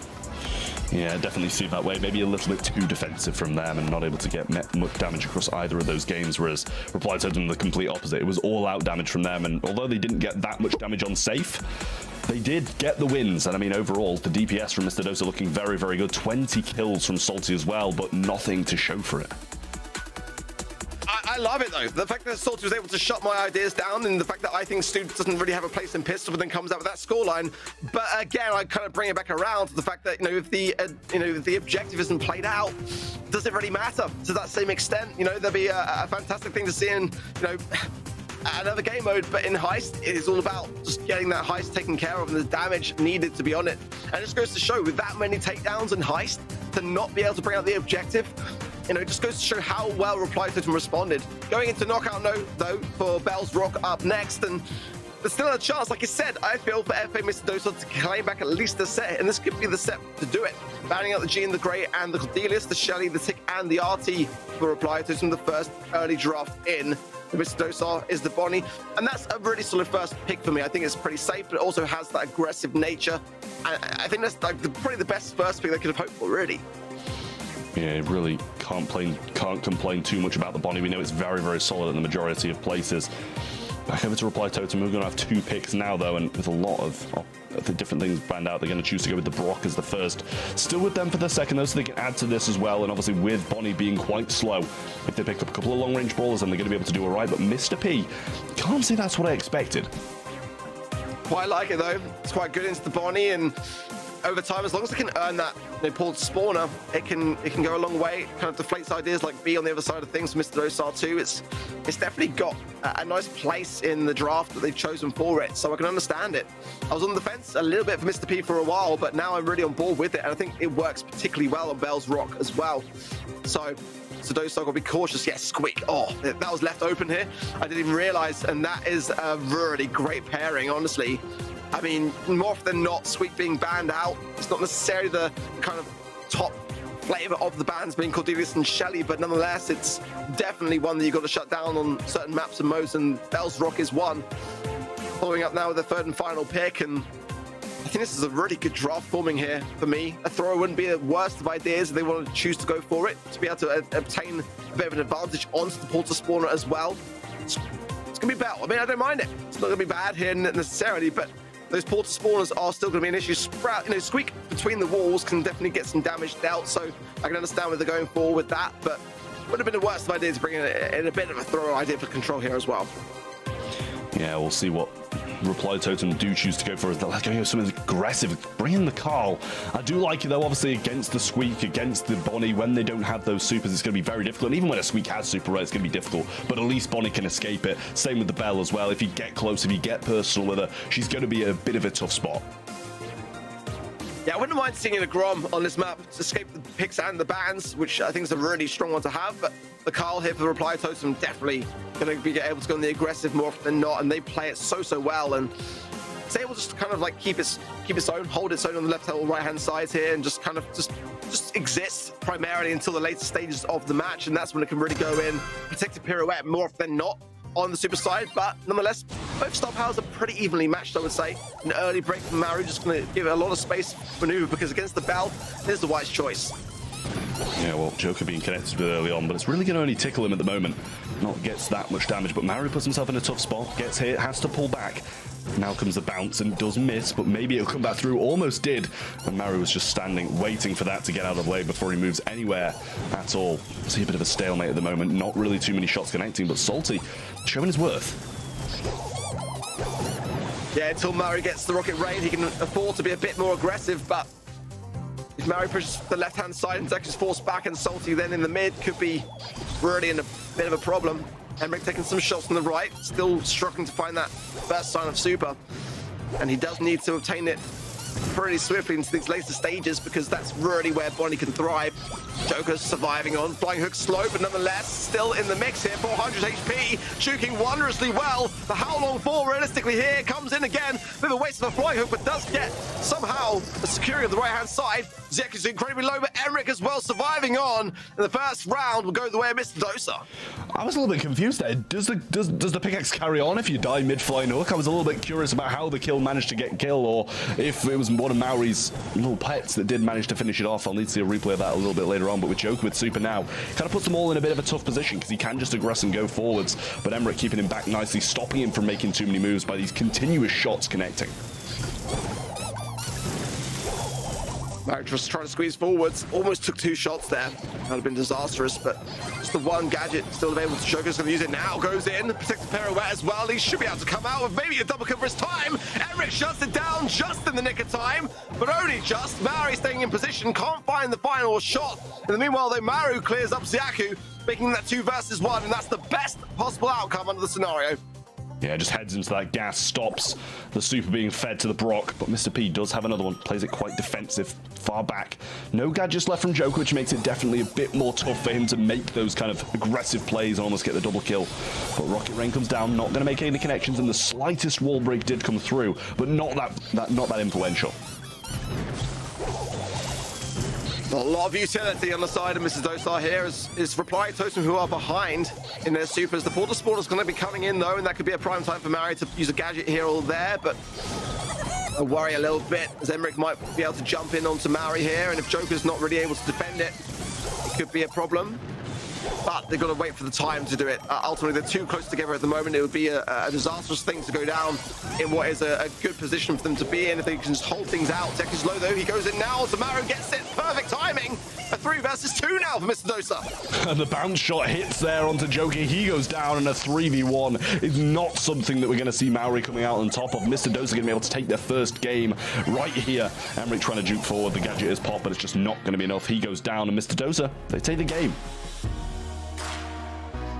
That is a great one for Mr. Dosa, but it is the first of potentially some more to come if they can keep this kind of behavior up. It's not going to be easy.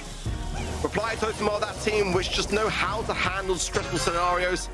They bring up the communication. They start to just be more reserveful of what they bring to the table here. And I think Joker now having all 3 gadgets is going to be that big concern as he exacerbates 2 of them. And I think, you could well be right. That pickaxe, I believe, will carry on after the event on the Carl side. If it was his takedown, I couldn't see on the kill feed whether it was his or someone else's, but we'll check it out in the background as well. Mari's in a great spot here on the left. Just really forcing Emmerich into a spot with the incinerary. But now Salty alleviates the issue. Has the residue as well on the left-hand side. As Emmerich pops gadget, Joker's in a bad spot here. He might not get out of this at all, and he won't. 3 versus 2, a very early one there for Mr. Dosan. They almost get Mario as well. Yeah, he's very low, and I don't know how they're going to be able to win this. The so pinned back in spawn, and Maori's not able to make too many moves. They kind of just want him to get super, but at the same time don't want to feed Salty his, so it's a bit of a lose-lose situation if he does want to push up. It seems like he's just going to be pinned so heavily in spawn. The gas seems like might be the best option right now. Does go forward, provide Salty with that super, and this is a difficult spot for Totem now. They've gone from being on top of the world in the first set to being down in the dumps in the second. A great opportunity, no doubt about it. We were saying coming to this set that this could be the one for Mr. Dosa to bring things back, and they are doing just that. Can they seal it, though? That's the question. They do not want to be 2 sets down at all. Great stuff from Xiaku, tapping massively so, but now forced out of position, low HP. Oh, and the rocket fuel from Mario was good, but the jumping from Eric is as well. 2 versus 2 now. A chance to heal up, recuperate. Joker's tapping into Emmerich, and now to Salty comes in for the final blow, potentially, but he'll go down. Forced aggression, a bit overzealous. 1v1 now. We got an ultimate scenario between Emmerich and Mari. Emmerich comes back into tank form, and I think that's the wise choice. Bring back the range advantage and try to earn a jump for the later stages, but Mari is trickling him down though. Ward spawners down now as well. This is a good position actually, turning from a disastrous one from Reply Totem. They might be able to secure this. I mean, as soon as he gets that super, he's going to be in a great spot. Tanks so much, and the gadget does a heck of a lot as well. Great plays there from Maori. Joker went maybe a little bit too over-aggressive and put his team at risk, but we know that he knows that his teammates are going to be able to bring stuff back. Fantastic from Maori, honestly. I mean, those scenarios put you under a great deal of stress, and he was able to thrive with the back of things. Now, just 1 round away from getting their first game, but as are Mr. Dosa from taking this set, and Reply to them cannot miss the trick here. They've got to be absolutely on point and really just secure 1 singular kill to give themselves an advantage here. Anyone will do realistically.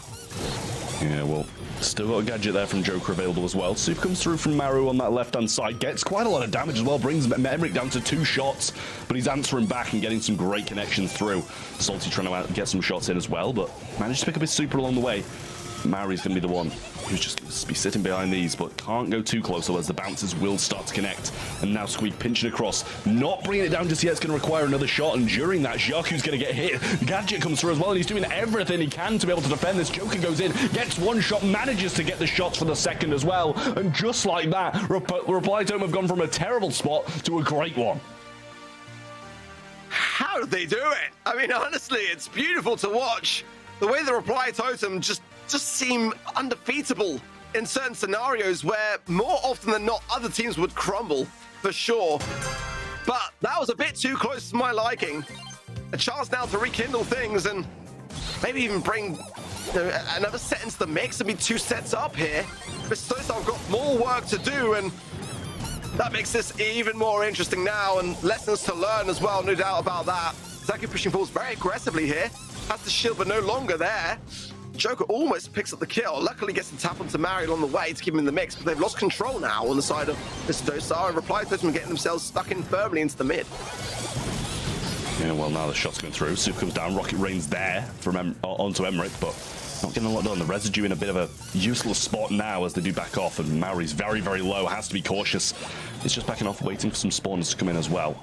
Needs to get that, and Joker just still has gadgets in hand, not going to be complaining about that, but already Maru used all of his and another Rocket Rain available. He's tapping so hard, but now the gadget being used by Emmerich starts to push him back, but Maru says no to that and rains down some thunder. Yeah, Maru's been tapping this left-hand side really consistently well, but Joker goes in aggressive, gets a lot of value for him. Again, will he come out? He gets one, he gets two, he's going for second to get a third, he won't do it, but his teammates are there, and that's what's crucial and key. Reply Totem now 1 round away from getting 2 sets in the bag, and Mr. Dosa, they were so close from being able to get a set to be able to even things out in this series, and now it's dwindling. I mean, this is a tough spot for them now, but they're making some changes. Sides are being swapped. Bonnie's coming down the mid and Squeak's coming down the left. Not going to be the best matchup against the Brock, though. He's being outranged, but constantly Maru's getting knocked up and a bounce out of nowhere. Reverse polarity from Jaku picks him up and makes it a 3v2. I love that gadget. I really do. I hope it gets a buff because it's just so enjoyable when it sees great plays like that. And now it's given Mr. Dosa the advantage. This could well come down to the final round, but it's not over yet. Reply Totem have got some utility. Joker could go in for Flying Hook. We prefer to have Super at the same time as this. They're just trying to earn it. If Maru can get a Rocket Rain as well, it would help out considerably so, but Emmerich would much prefer to hold on to his Super for the next round and just secure this the hard way. Here's the Flying Hook coming from Joker. He gets the Super off the back of that connection. Will he get a kill for it? He finds it! Salty goes down 2 versus 1 though.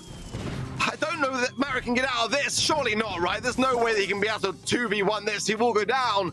1 round in it. It's going to be a set for Mr. Dosa or 2 sets for Reply Totem for whoever takes this round. I mean, Joker maybe too over-aggressive, but I mean, it was worth the try, I guess. No supers for Reply Totem, though, and 3 on the side of Mr. Dosa. Worrying spot for them, but Salty needs to throw this out and try and get some value. Emmerich with his jump as well. Obviously, Joker did just use his super, but I think he probably got quite a lot back off it. His shield kill being used up quite quickly by these great taps of Emmerich. And Jaku now trying to push forward, mark onto Maori again, and this is what always makes him work. There goes the super in from Joker, the flying hook, the jump from Emmerich, but he goes into no man's land, lands, and can't do anything. Over aggression coming out, Salty remains, but 2v1 is not going to be going his way, surely. Joker looking for the pinch, and these porters are coming in like nobody's business. 2v1 in the top left, and where can he go? Absolutely nowhere, so he goes down, and Reply Totem are 2 sets up. My word, Reply Totem were thrown into the fire. Came out blazing. In a good way, 2 sets ahead now. Mr. Dosa may have just had their best opportunity there and wasted it. I mean, that was looking like a set if I ever saw one, and I don't think Reply Totem will give them another chance to get one. I think they want to secure things in Brawl for me. But my goodness, I mean, they just really were able to just come out swinging. And I like that Joker on that final attempt with the Flying Hook and the super coming in, came back out that time around rather than just kind of going in and just trying to get damage. I think that really did help those final moments to secure themselves. And the jump, it sort of baited the jump to the body as well. They were able to then, with the help of Maori, secure the takedown. And that really did help out considerably so. But Mr. Dosa came so close there for a set, but they are now 2 sets down. And that might be too much to come back from. Yeah, I mean, Joker made his moves and he made some great ones, but at the same time, he made a few over-aggressive ones, but we're seeing the good ones here. Wonderful plays from him, and, you know, overall, Totem were just playing great. Maru was tapping so hard, as you mentioned. Mori had some great moments as well with these porters coming behind, and obviously, how clutch was it when if they lost it, if they lost that 1v1, where he was marked, where he was in a really bad position, if he lost it, Mr. Dosa take the set, but that's what started the clawback from Reply Totem. Good stats as well on the side of Reply Totem. For the most part, really, really solid for me. Maru there with the 188 DPS throughout, really shone. But a team effort, I think the comp on the side of Reply Totem just seemed that more to me. I mean, Joker's role is primarily just to go in, aggressively get some damage to allow then everyone else to come in to get the pickups of the scraps, and Mr. Dosa just were not able to turn things around off the back of that deficit. I think just losing that game when they were just 1 round away from obtaining the set just wasn't enough to rekindle things. It was reset. Everyone from Reply Totem then had all the utility back and able to just make better use of it. I think Joker had a bit of a rough first game when it came to that, and then later on just made it shine. Going in then to Brawl for field goal. This could be the last set of this series if Reply Totem keep this up, and they may have just blocked out the 1 remaining opportunity for Mrs. Dosa to be able to reclaim a set. But with a good draft here, no doubt about it, this could continue on. as we've said, you know, Mr. Dosa are making moves. They are making plays, creating opportunities for themselves. As the bans come in, there's first draft of Cadillac, and that makes me worried already. Didn't even get to see the bans. Stu, Nita, and Crow for Reply Totem, Barley, Shelly, and also there the Willow for FM Mr. Dosar. And I think the Willow is quite a good ban as well, because Reply Totem do love to play it, but they also like to play a lot of other outrageous ideas. Primo is a big one for them, and I hope they've got a plan for that if it shows its space. Yeah, I'm not sure a Brawl has ever been selected that fast. Cordelia's instantly coming in for Reply Totem, and you can't blame him for it either. Look at those win rates. Well, 94% win rate for Dynamite. And I mean, considering how unplayable Dynamite is on so many maps, for a map like this, for him to have 94%, it's a good sign overall. But Squeak did come in from Mr. Dozer as their return to that Cordelia's pick. And they got another one as well. They're going to have to heavily play against that, otherwise it's going to run rampant. Macy gonna come in, and that's not the brawler I was hoping for. Again, it's probably actually one of those maps the most where it's best catered for her. I think if you're gonna play her, probably play her here. Or Brawl in general, she can have better moments, but again, I think there's better options still available here if they wanted to consider for it. I think B, Ems, there's a lot of the mid control which I'd be more entitled to choose over the Macy. Reply to them coming in. There's the B. Will it be the Primo to back it up? I just kind of wonder. It's such an aggressive idea, which they do champion a lot. Dynamite going to come in. I mean, I'm pretty sure the win rates from last month and previous months have been devised over the course of global. So every sort of region combined into some stats. But they made it work in pit stop. There's no reason to expect that they won't make it work here again. And they know how to play it best. So I'm a bit concerned, honestly, for Mr. Dosar here. Yeah, as am I. Definitely not the best. They've got Cordelius in the 94% win rate Dynamite. You've got to be worried about Carl. Probably one of the better answers. Flying Hook, super, able to avoid so many of these Dynamite shots. Definitely going to be solid. But, I mean, can that really bring back everything that they have pinned against them by Reply Totem? I'm not sure. It's going to have to be one heck of a game from Jaku, I feel. It really is. I mean, that's a final pick, and you've got to be honest, the Cordelius could easily cancel out that aggression. You know, if Zeku goes in on the wrong person at the wrong time, and the Cordelius is just there to just literally super and just deflate everything he has to bring to the table, you know, it's a tough ask. I just don't really see a world that you don't ban Cordelius here. I mean, throwers are strong. Willow, sure, can even score goal opportunities with her super, but I think you've got a ban, and already Maru just going straight in, holding W, getting value for it, and giving Reply Totem already. Such a groundwork in this match. Maru doing fantastic work on the right-hand side as well, these connections and just control. I mean, they're just coming out the gate swinging. Oh dear, that's all I've got to say here. Jaku's going to go in, but the break from Maori, the strategy there from Salty keeps him alive, but how long for? Stun, everything gets thrown at him. Jaku's there to pick up the ball, but he can't even super that out. A pass to Maru or Mori, and a goal will come out of White Totem. I mean, I'll give it to Salty there to defend that goal, which I was certain was going in regardless, but nonetheless, is it going to be enough? Because Reply Totem are already smelling the blood, already pushing forwards, and Maru just trying to connect on this right-hand side. Salty, of course, in the round, but Maru, in the meanwhile, is pushing forward so aggressively and causing a problem. Stun available to Maru. He won't connect it. Beautiful gadget again from Salty, and it's a team wipe. Mr. Dosar come out of that situation on top. Amazing from them.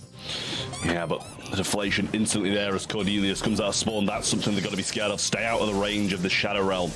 Otherwise, they're going to be getting dragged into it and not have a good time. There you go, and a few mushrooms are laying there for Maru to pick up as well. Get some heals. Gadget Pods gets the stun off, and the mute obviously as well. I mean, dragged back into the Shadow Realm once more, and now Maru just picking up some more mushrooms. More shots hitting him as well, and this is difficult for him now. Another mushroom, more heals. But Jaku does survive and even gets the kill. This is a great response from Mr. Dosar, who have not really been in this game until now. Joker just flashing super there, won't connect it though, and that's going to be a chance then for Mr. Dosar to push forwards more aggressively. Good help from Salty, can't find the follow-up though. Now with the gadget he can, and the super, Maru's connected, he'll go down to 150 HP. Can they secure this? Mr. Dosar, Salty's in the realm, he needs to get out of this before he can get a chance on goal. He's getting taps into Maru, but just can't find the space, and that was a great super from Maru on to defend that situation. They're not out the woods by a long shot. That's from Joker and the follow-ups from Mari, though they might just be. Zeku survives on, goes down now, but can Emmerich score from this? Off the line! Great defense from Reply Totem, and surely safe and sound with 10 seconds remaining. So scrappy, but this is going to be a match point. Ball in the corner. Totem managed to defend it. Slow's going to be missed by Joker, but it's not going to matter. Cornelius picks up the left-hand side and drags Carl into the Shadow Realm. No time for him to get out, and Mr. Dosa in a terrible spot. Now match point to Reply Totem, and almost yet another sweep is coming.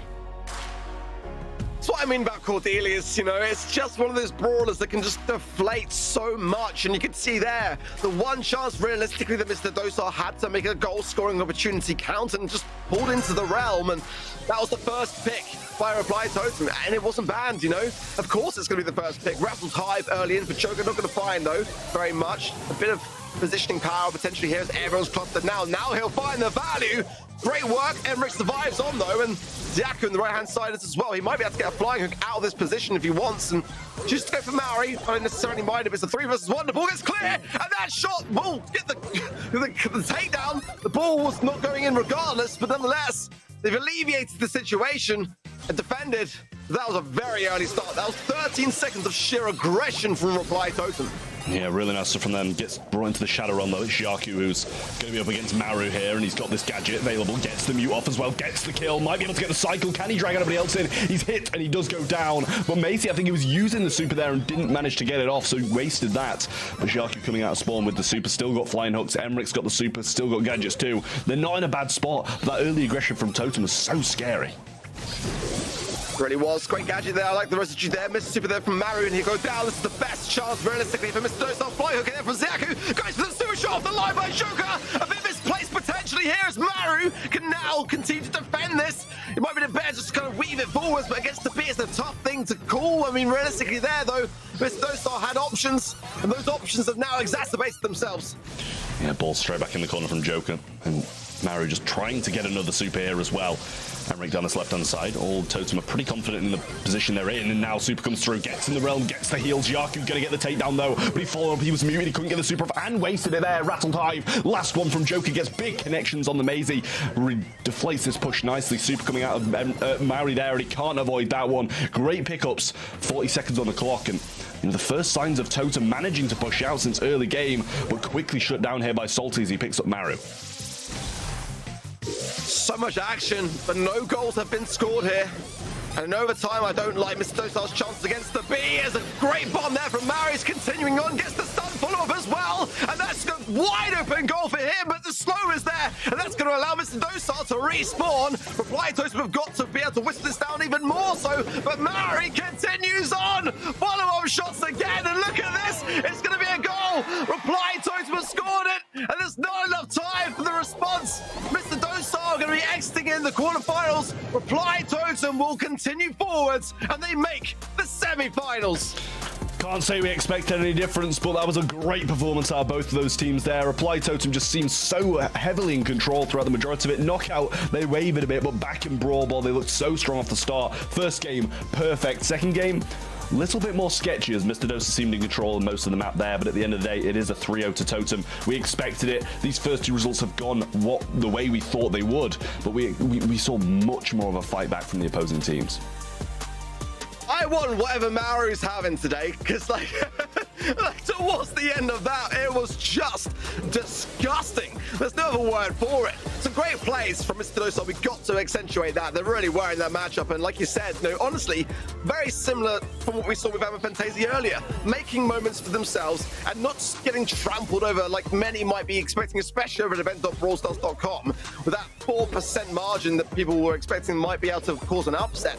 I think they really did themselves justice, and I mean, what an amazing set though to finalize the series. It had it all, honestly.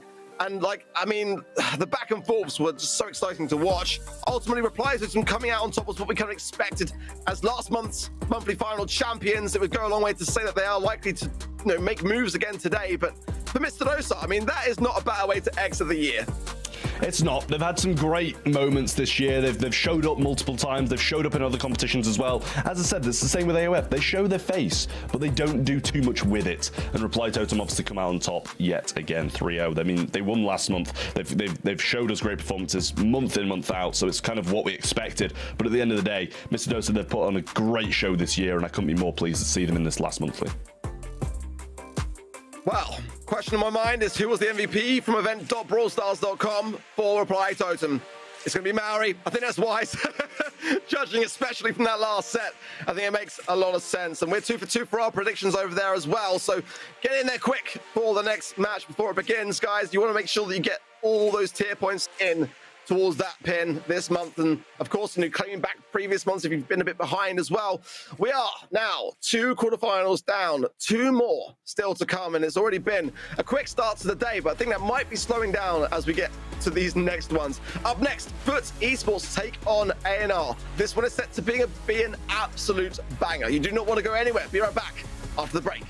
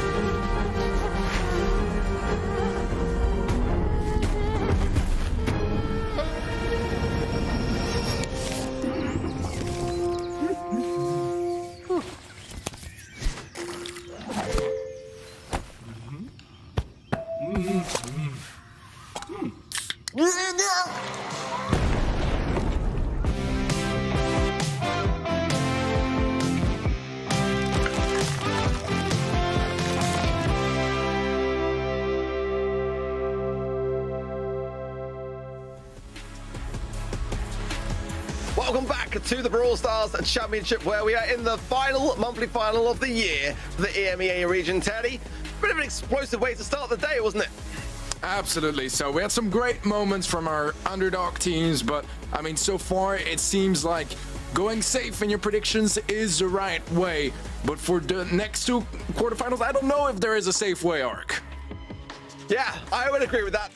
The EMEA region always brings up some unexpected results, that's to say the least. But nonetheless, I think for the most part, the upper bracket side of things was expected. But nonetheless, valiant attempts from Fantasia and Mr. Dose. I'm not claiming any sets, but nonetheless, they claimed our hearts, and that's what matters most when you're not really in the LCQ world spots realistically in contention. But Esports up against A&R.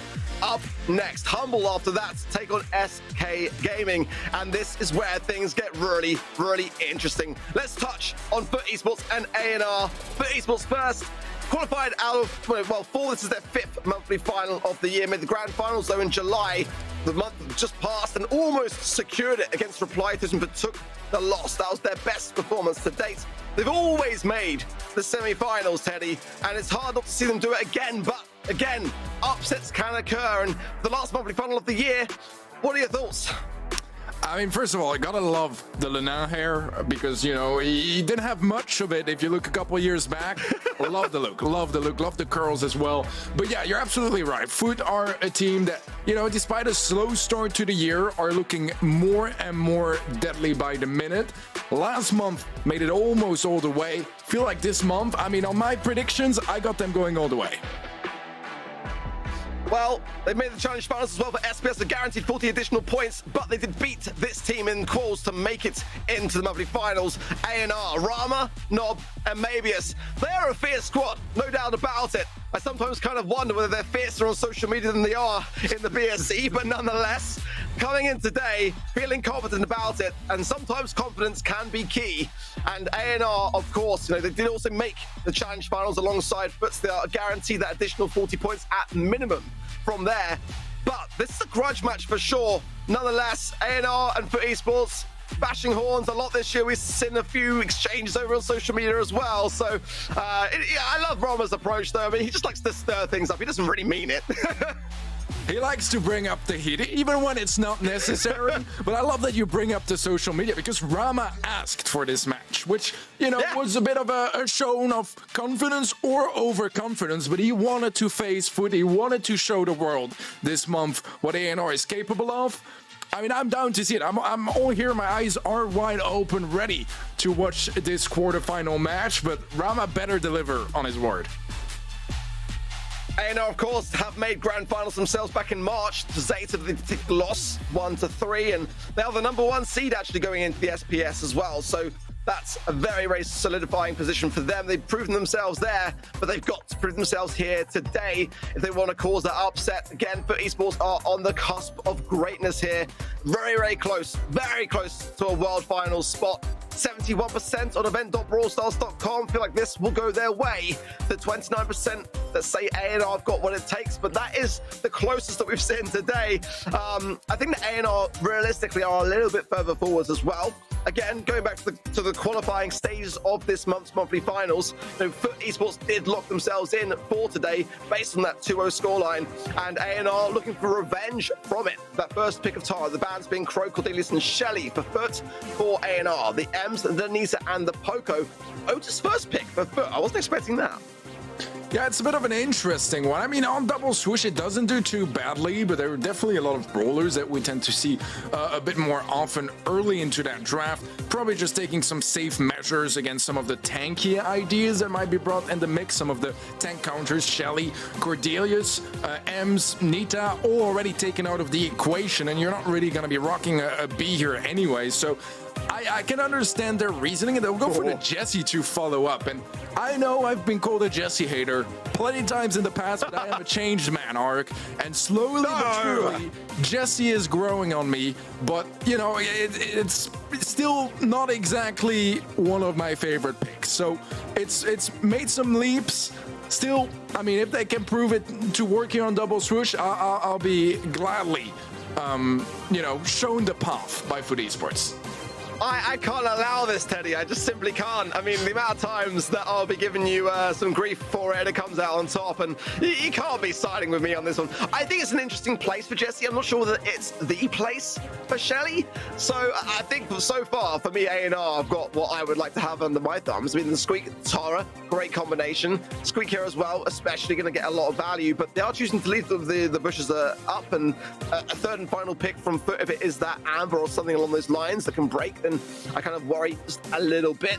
But I've got to say, it feels like Foot have got a strategy in mind, and the question is, you know, will they be able to unhinge what ANR are bringing in terms of brute force? Surge here is a very underrated pick. We haven't really seen it come back into the full force that it used to be on Double Swoosh, but I don't mind it here for ANR. It feels like they're cooking something up. Yeah, I kind of like the Surge, to be honest, because, you know, lots of bushes on Double Swoosh, which means that, first of all, you get to kind of sneak up on your opposition to try to get towards that second and third stage, which is usually where you want your Surge to be, at least, because we've seen countless games of Surge where he doesn't go past stage 1 or, you know, too late into the game. So I kind of like that. Plus, speed gear is going to help to mitigate for the slow speed in the stage 1. Amber, I mean, that's going to be the complete opposite job, right? Removing every single one of those bushes as soon as possible, and I'm here for it. I mean, it's a proven success on Double Swoosh to just get rid of those bushes, bring up the Amber, and get the job done. Yeah, Foot may have just won me back over, honestly, because that is going to eradicate so much of what ANR are wanting to use as their, you know, assassination material. And once that goes down, if the Surge especially doesn't get off the stacks, but nonetheless, you know, I'm assuming maybe it's on it, as he's one of the, like, more aggressive players, but nonetheless, it could be Nob as well. Let's see Nob on the Tara, Rob on the Squeak, yeah, maybe it's on it. So, you know, he is going to be able to go super to town. The question is, will he be able to go too heavily into Foot and allow for a potential takedown? So far, it's a nice residue from the mid from Rama, as Nob clears up the right-hand side as well, and a 3 versus 2 is a good start here from ANR. 4 gems in the pocket already, and the 5th spawning in, but nowhere to be seen. Yeah, I mean, early on, the sticky residue is going to be a nightmare for Foot to deal with. Don't exactly have any ways to get rid of those walls either, so those choke points just get removed. There's a final gadget left, I believe, for Rama. But I mean, at this point, damage may already be done because they have a 7-gem lead. Foot Esports yet to pocket in a single one, and Rama has a super as well. Lena is going to be able to connect to mute, but not really any follow-up as Mebius gets one, gets two, and A&R are getting dangerously close to a countdown. We saw time and time again last month, Lenanda stealing gems, but I don't think this is the brawler to do it today. 10 in the pocket for A&R, and a convincing start. Nob in a great position, gets the takedown onto Lenanda, and got super still to hand, and Drake sucked in now. He's going to have to gain a lot of value from these shots, and he's slowed himself. That is going to be the first game going the way of A&R, and again, this is the starting hand for Foot Esports to get their World Finals ticket locked in. If they go all the way today, they will do that. But A&R so far with that start, they're shutting the very idea down at the first hurdle. Got to keep it up, no less. But that is very convincing for me. It was extremely convincing, really. I kind of want to backtrack about that Jessie pick real quick. No, I still like Jessie, don't get me wrong. Double swoosh is an interesting place to bring her into, and we only saw her first turret, I believe, in the last 6 or 7 seconds of the countdown, which is a bit of a problem because the turret is kind of like half of her kit, you know, and you need to get the value off it earlier on. It gets some valuable slow. Semantic, though, going full W key on that right-hand side and get 2 picks up from it as well. So Foot Esports in a wonderful position for now. Let's see if Drake can get that turret, and yeah, he'll get it like a minute earlier than in the previous game, and I think that can make quite a bit of a difference. Bad positioning for it though as well. Maybe this will be able to secure it. Well, he go down now, but the pickup will be there as well. Speaking of value, yeah, Semantic absolutely just poured in value for his squad on that right-hand side earlier, but he's got to keep it up. And honestly, I'd much prefer a bow mid here. I know it's not to everyone's flavor, but bow here is so good, and it's just a solid pair of hands, breaks the bushes along with the amber. It would have surely have done a lot more, but Lanana clears the left-hand side now. He'll be able to creep forwards a bit once the slow has exacerbated things down and get into a good position and stronghold here. It's the best we've seen Foot so far.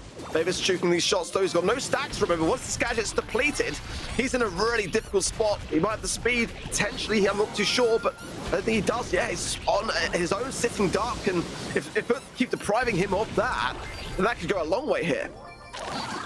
Certainly so. A&R not quite as far behind anymore, but still dangerous. Only 1 gem for the countdown. The pull is going to connect onto Rage, but he's able to survive that anyways. No follow-up from A&R. And the 2 gems, 1 picked up by Semantic, 1 by Lena, are going to lock in that countdown. Drake found a 10th on his own as well, meaning that A&R need the kill onto Drake no matter what if they want to interrupt. But looking at the map, nobody even remotely close to the action there. And that is going to be a very strong way to strike back for Foot. Yeah, that was better. Absolutely so. I've got to say, though, a lot of that positioning control came from Semantic on that right-hand side, just able to alleviate 2 players, and that did bring things forwards in a big, big way. They've got to be able to do that same thing again. Depriving Mavis of those stacks was absolutely key, and if they can do that again, but Mavis is already getting a lot of shots here, and 1 shot away from Super now, I think, as well. That was not the best of starts for Foot here, and got the gems for it, but they've lost that control in the mid, and that could be costly. Yeah, that early trade is probably going to be favoring A&R just a little bit more, getting Mebius closer towards his second stage, only about a shot away or so. We'll get it now and gets to jump in and the kill as well. Good value from him. And now with the man advantage, they are able to create a little bit more space for A&R to build up that gem lead, up by 3 gems now. Latar's healed, but it's still a bit of a waste. It's just going to buy a bit of time, but not much more than that. With 6 gems in the pocket for A&R, and another residue into the mid from Rama. It's going to force their Drake to, be making that choice of, do I want to go into a Paradise spot by getting the gem and going forwards, or going slow and already being able to be much help. And Lenan sucked in the left-hand side, gets the mute off in time for Nob. She's going to be tickling down with the poison, so Drake knows his position, but not much more than that. Rama's going to survive on there. Maybe it's again getting those stats, getting the maneuverability, the range, the speed. It goes such a long way, and they fed him way too much, just like the first game. And as quickly as that, countdown for A&R, and in a commanding position here. I don't really see a way that Foot can really push back, but they're going to try their best. They're now on the right-hand side to take down, but he's lacking in range. Drake has got no turret on the left-hand side, and that is going to be it. Game 1, set 1 goes the way of A&R. So far, A&R are delivering beautifully done in this opening set, and Foot had a fighting chance, but it felt like in this third game, A&R were able to just, lock down their positions, be a lot more consistent at shutting down Semantic as well. We saw him in game 2. Semantic was the man that was able to open things up and, get some sort of opportunities for Foot to succeed. Game 3, A&R just completely shut any of those aggressive ideas down. Yeah, it was like in that moment where Semantic cleared up the right-hand side, it allowed the Surge to have to respawn in. You can really keep a Surge more at bay with 0 stacks, slow maneuverability, coming back into the mix. It's a much easier thing to have a handle on. And then it just was depleted so quickly as maybe it's just held W off the spawn in that third game. And I don't mind the Jesse pick. It's not a bad one. It's used a lot in North America to great avail as well. And Drace does a lot of the drafting for that very region as well. So it's no surprise to me that they went for it here. But I just don't think it's the map. A lot of the turrets didn't really seem to gain much value for me. I was hoping that they were going to kind of have that moment where the turret would really kind of shine and come into its own. But I think kind of better in hot zone for me a little bit more than it is there in double swoosh. But nonetheless, statistically, Foot didn't look too bad. I mean, in terms of their takedowns and kills, edging a little bit over A&R, but again, the objective was just play better by A&R. And it's a dangerous thing to hand a set over in that first instance to A&R, because again, a team that really thrived with the back of momentum, and they've got that to hand now. Going into Canal Grande, a tough bounty map too, if they are able to land a solid draft here and keep that pressure on, but might be in trouble here. Absolutely. Draft is always very important, but I feel like Canal Grande is one of those maps where it can be even a little bit more important than on others, because you can quickly get checkmated if you are not careful with how you draft this one out. But we're ready to jump in, and our bans are going to be Shelly, Cordelius, and Eve for Foot Esports. A&R banning out Carl, as well as Barley and Gray. I like the ban so far. Still some thrower ideas open, and yeah, take first pick, kind of to be expected at this point. Yeah, I like it for sure. I do. I think the Carl band's really quite key here, as is the Gray. I think actually all the bands are really, really solid, on point for what I'd expect to see here for me. I mean, Gene potentially still now available. Brock going to be playing a vital role, I feel, as well in the mid. Maybe some little shining stars like a Buzz coming in as a bit of a shock idea. I mean, A&R probably that team that do bring in those kind of aggressive ideas more so. But I think you got to ban Carl here for Lenan. He's so dangerous on it, and I think A&R have read that really nicely here. Squeak kind of come in for Foot. Nita as well. I love the Squeak. Not necessarily as much of a fan of the Nita, but again, if it is fed, can gain a lot of value, but A&R are going to have to be cautious on that side of things to not do that. Yeah, Nita is an interesting one. I mean, probably the only bounty map where it is really playable, or it has been for a long time, rather. Just a very good duelist, playing around those walls and those bushes. It can get some really good work done, but keeping some distance is going to be key here, and Gene is a good approach to it. You called it earlier, and I really don't mind it. Just need to get a complementary pick with it to make sure you don't get overwhelmed, because having a Gene in a defensive position can sometimes be a little bit dangerous, a little bit scary, because you just don't really bring up that much damage per second. Potentially Ruffs here as a combo that A&R have run before, but I don't know whether it's going to be enough. I mean, against the Squeak, it could be troublesome with the sandbags, not going to provide much value, but Ota's going to come in for them. They're scared of a tanky idea, and I think that's the best brawler that you can realistically bring in under the circumstances to defend up against it. I mean, Sam would be a prime choice for Lenan, and not really necessarily the Ashe. They tend to deviate more towards that Sam pick, and if that was a consideration for Foot, I think Lenan's face might be hinting towards that. They've been read, and do they just dare to go in with it anyway? That's kind of like a question now. That I think range is the safer bet. Bell would be a solid shout here. Clustering can occur a lot on Canal Grande or throwers. I mean, Sprout can have a great time of things, and there it is. I love that. I think that's going to provide some value, but again, can be more harmful than good, especially for Nita as well. Combined with that in spawn side, if you're losing control, how do you get out of that? That's the question. I think this is a really good comp from A&R. To be completely honest, at the right times, they just landed the right picks, and it's a really good draft for A&R. I think Foot Esports is going to have to do a lot of work and a lot more communication on their front to really land this.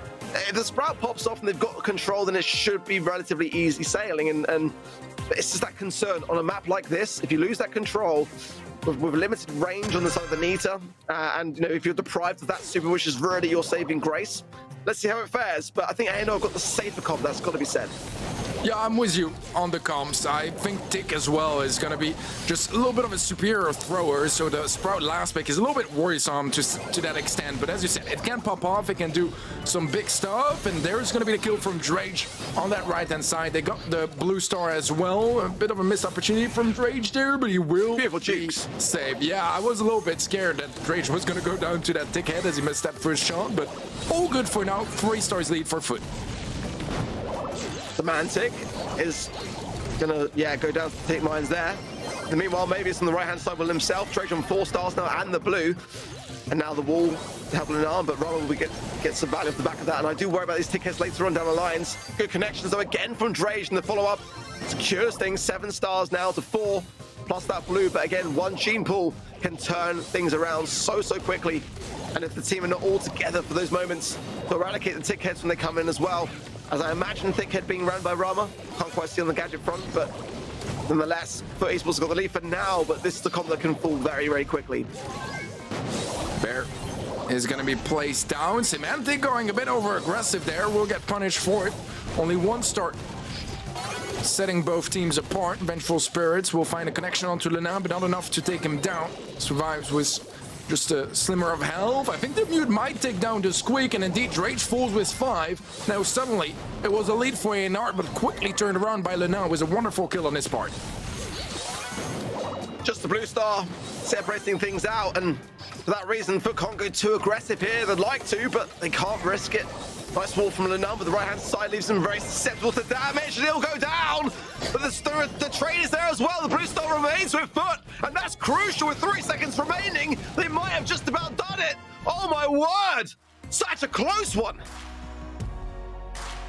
Good stuff on both sides, really, but I want to commend Foot for getting those quick trades, because multiple moments we had A&R getting a kill, seemed like they might just get away with it and fall back, but as they're falling back, they lose a player, the trade comes through, and suddenly Foot keeps that lead. Now, what worries me a little bit for Foot is if A&R have a better start, because they were like quite a couple of stars behind in the early game. Maybe we have a different story, but so far control-wise, I mean, they're being herd like sheep right now. Oh my word, disastrous stuff, A&R. Great positioning from Drage, so much value. Lenan was absolutely on point as well, and it leads me back around to this. My question mark is with this Nita pick. I don't know whether Semantic is going to gain the value that he was lacking in the last game, but he really is a bit of a wasted pair of hands at the moment, because it's really all Lenan and Drage that are just keeping things under control at bay, and I think that's where the majority of their value is going to come from here.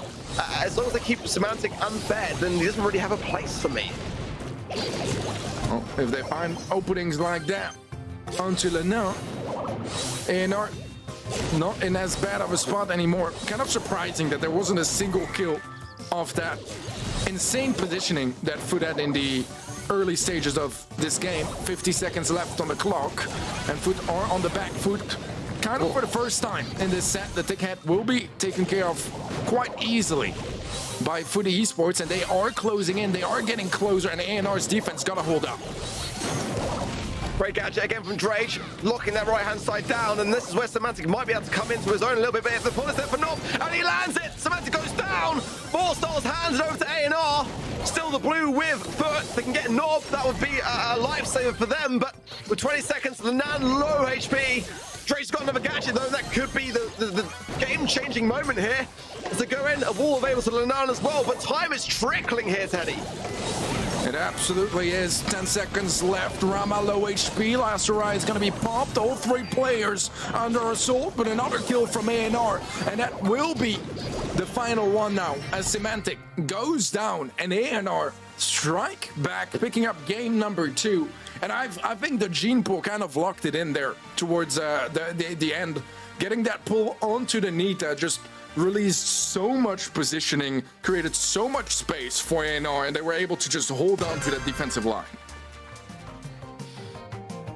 It's a tough thing to watch, and Foot have got to hope for a miracle here, honestly, because you know, A&R are learning as they go, and they just going to leave Semantic again just to stay out of his way, because ultimately if he's not fed, he's not a problem, and they can just focus in the meanwhile onto Lenan and Drage, and like he goes down immediately there, giving the lead over. Maybe this might come out of this alive, and he does with the help of the healing puffs as well, and it's really going to come down to the Squeak Gadget and Lenan, and you know, we saw in the previous game towards the end that wall actually blocked out Drake from being able to do his thing because Lenan went down, and it's something to make work. It's basically a 3 versus 2 here, and the Foot are in a world of hurt. Yeah, a good draft from A&R, but can it carry them until the end? The Semantic is low HP, able to get out of there. Nice kill onto the Gene, but Mebius gets a trade as he finds Drage. And the blue star is going to be favoring Foot Esports for the time being. Lenan is low, might have to concede some more space there as well. And slowly but surely, A&R are making their way back south. Well, Semantic's doing well to make the opportunities that he's got. Count Rum on the right-hand side goes down to Drage, and if Semantic can just get a couple more shots, but again, A&R is so good at depriving him of it.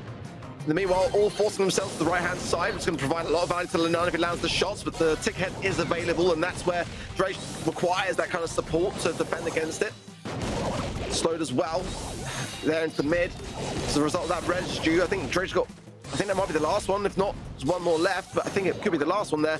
And A&R are slowly pushing back Foot into this spawn side area. Semantics alone on the right-hand side. Drage has got to help them. More gadgets for Drage as well now. So they've got that 6-star lead, 2 stars differential, but A&R in a great spot. If not lands this pull, I mean, Semantics muted. The ticket will seal it.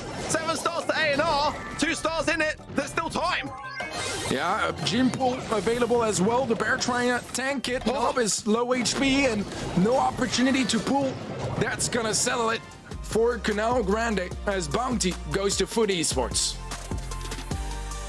That Bruce Bear couldn't have come more in the nick of time, and it actually was able to provide that cushioning that Semantic needed. That was like the one moment that Nita had any of a moment in that series, but my word, I think Foot got let off lightly there, I'll be honest. I mean, they made it work, and that's what a great team is made of, honestly, when they know that they've got out-drafted, but are able to still work around that kind of handicap. And I mean, it's a bit of a strange thing to call Semantic a handicap, because he is not. That Brawler is. He is not. I mean, he is like such a mechanically gifted player, and Foot had a plan, and it just deviated as the draft took form. But nonetheless, we're able to avail on top. We're now tied up in terms of the sets, and honestly, after that second game, I didn't expect to be saying that. Yeah, certainly so. A&R looked really good in this set, but Foot just able to get some more consistent early games, I think, that helped them just build up that better positioning, and A&R just never really able to lock them in the same way. I mean, if we even look at the game that the A&R won, they were cornered at times. They had to play incredibly defensively. Foot were never really put under that much pressure, it felt like. Great stuff there from Foot, surviving on. Yeah, Semantic with the 1 kill. I mean, it was kind of expected realistically there. I mean, you look at the DPS on the side of A&R as well. Very much up there for maybe some Rama. And again, just one of those instances where the statistics, Drake is pulling his weight, honestly, massively so. And just, again, despite the DPS, it was like the map control that was really where the keys lied in the Foot Esports comp, and just ensuring that A&R had like limited options for Lenan to come in to be able to get the splash that they needed. That control was really what won them that set, and it shouldn't have been a set which they should have won realistically when you look at just the draft. And you've got to hand it to them for that. That is going to be a huge lift coming into Heist. Safe zone up next, and a chance to refresh that draft and come up with some more traditional ideas. I think in terms of this one, the longer range affair is definitely which is going to be more able to cater towards them. Is Sam left open, I wonder here? And it is. I wonder whether Foot Esports are going to bring in Lenan for that Sam pick now as like a third and final idea. Brock's going to be the first one. I think play it safe to start with for sure. 8-bit's a really nice starting hand as well for me from A&R. The band's been Cordelius, Colette and Shelly, Cordelius, Bell and Bonnie for Foot. Yeah, I think this is one of those instances as well where the Brawler, when raised, don't necessarily reflect the most realistic a sort of draft approach, just because they might not have been the most picked brawlers, Sam. Just a little bit more situational, few teams willing to bring it in, but when they do, it can be very deadly. We'll see a call brought in by Foot Esports. I like that for sure. Usually gonna be something that Luna likes to play, so this could be ruling out any potential Sam ideas, but I wouldn't rule it out completely either. Carl is a very versatile brawler. Most players know how to play him at least decently, so that shouldn't be ruling out a Sam just yet. ANR going to be bringing in the Eve, which is an interesting one, a little bit more situational, but it does offer you a little bit of extra space, as you do have those little rivers or ponds, I guess, to navigate through, and basically some terrain where you're the only one contesting that space of the map. Yeah, they can't really go sound at this stage in the draft, so it could be just like that idea to have as a bit of safety net to decide now whether they want to bring it in. I think they probably will do now with well, potentially with the Daryl showing its face, or maybe something stronger for defense. But I mean, the Daryl here is smart because with Cordelia's band, which is basically the best counter to that idea. Obviously, the Carl is going to bring in the flying hook and do a similar thing, you know, by going on the safe and just focusing on the objective. I kind of think that maybe Fa might approach it with Sam, but it's a tough one to call, honestly.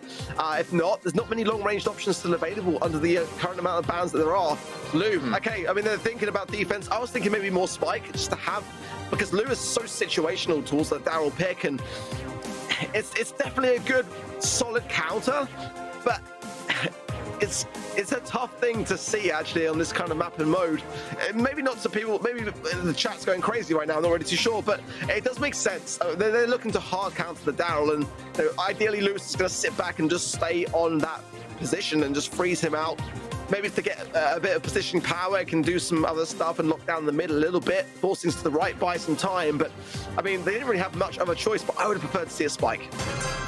Yeah, it's an interesting approach for sure. I mean, it's kind of getting Lou out of his comfort zone when it comes to the map as well, as this is just not really a typical Lou map. It's been seen before, I believe, in NA a couple of times this year. So far, though, so good, as Luna gets the first block on the top side of the map, and some follow-up damage on safe as well. They just can't bring him down just yet before he gets a couple more shots down. Semantic with a super, everything is gonna land onto the safe as well. And we have a bit of a lead now for Foot Esports, as ANR did manage to have the Daryl slip through the defense and get some damage of his own.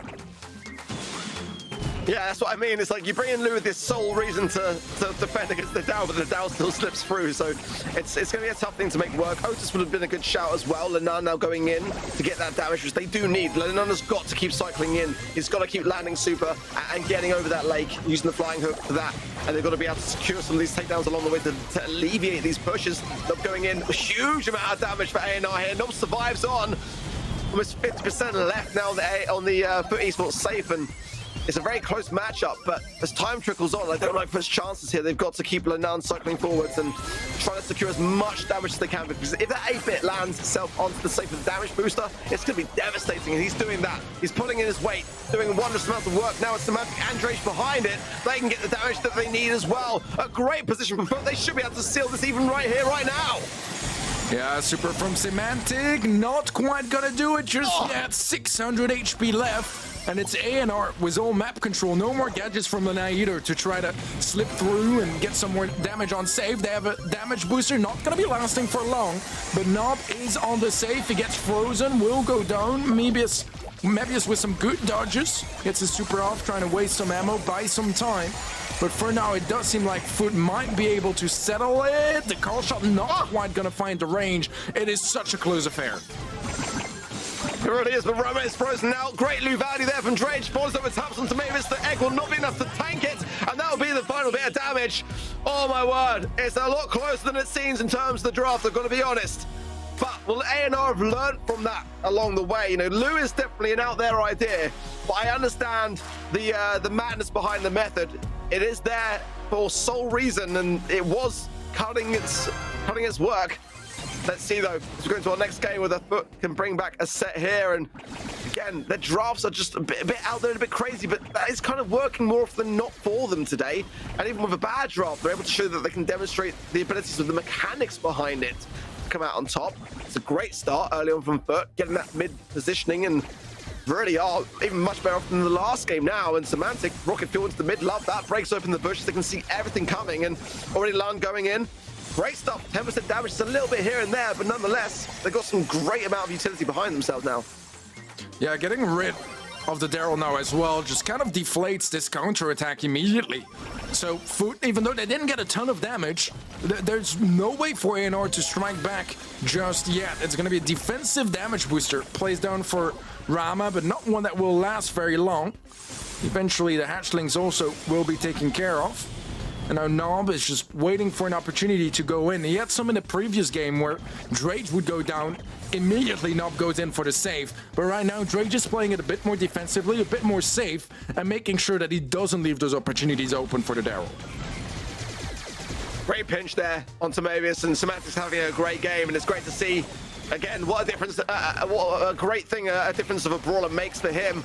And now Novice escaped through onto the safe. Rama's got the damage booster as well to hand. If he lays it down and goes to pop an extra credit gadget, could be so much damage coming in. It's a very tight game here, 66 to 68%. Maybe it's now just bringing that edge of a lead now for A&R, who still continue to hold firm, but great shots from Semantic onto that damage booster, eradicating the issue.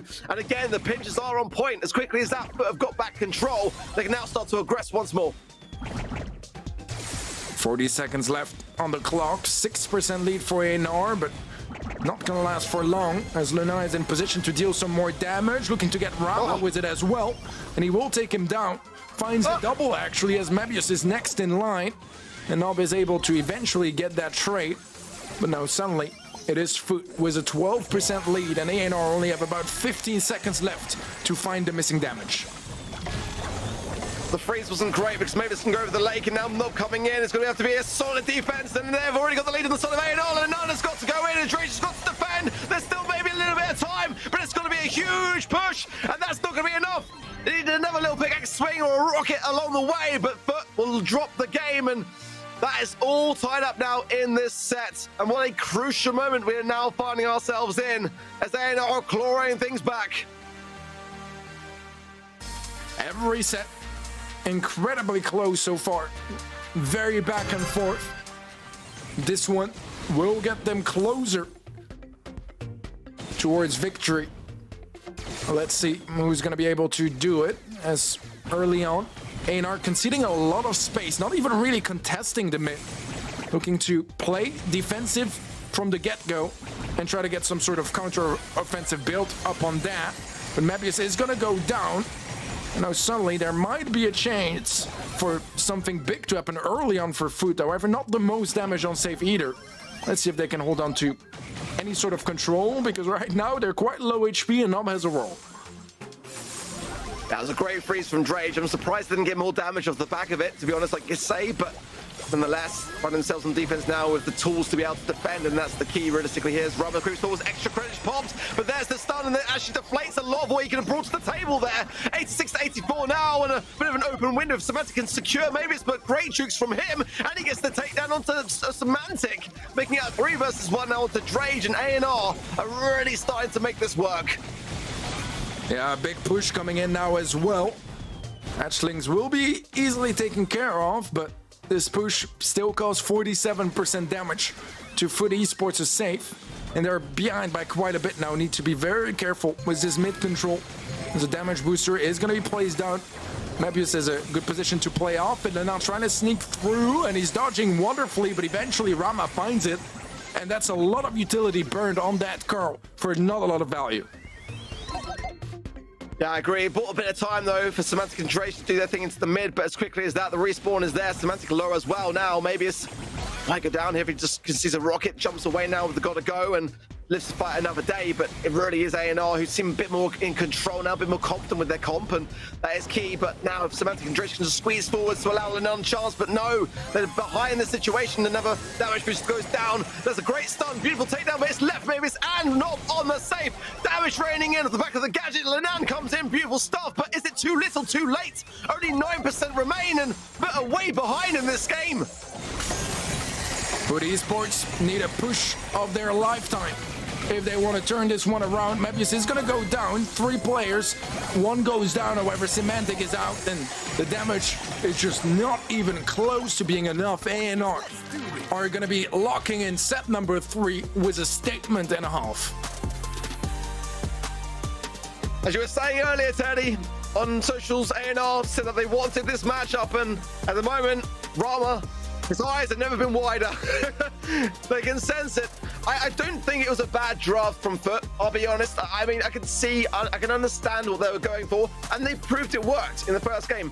Ultimately, for me, A&R were able to just adapt around it, and that's really quite the key here. They were able to learn from what Foot were trying to achieve and just overthrow it with just constant shutdowns. Lenan is more than capable of doing the same as the Daryl is on the other side of things, but in that third and final game, you can see they're just shutting down so more often than not, and at least get the trade. That's what you've got to achieve. You've got to allow then the Daryl and the 8-bit to cause that problem, and that's exactly what happened there. Again, were there other options? Sure.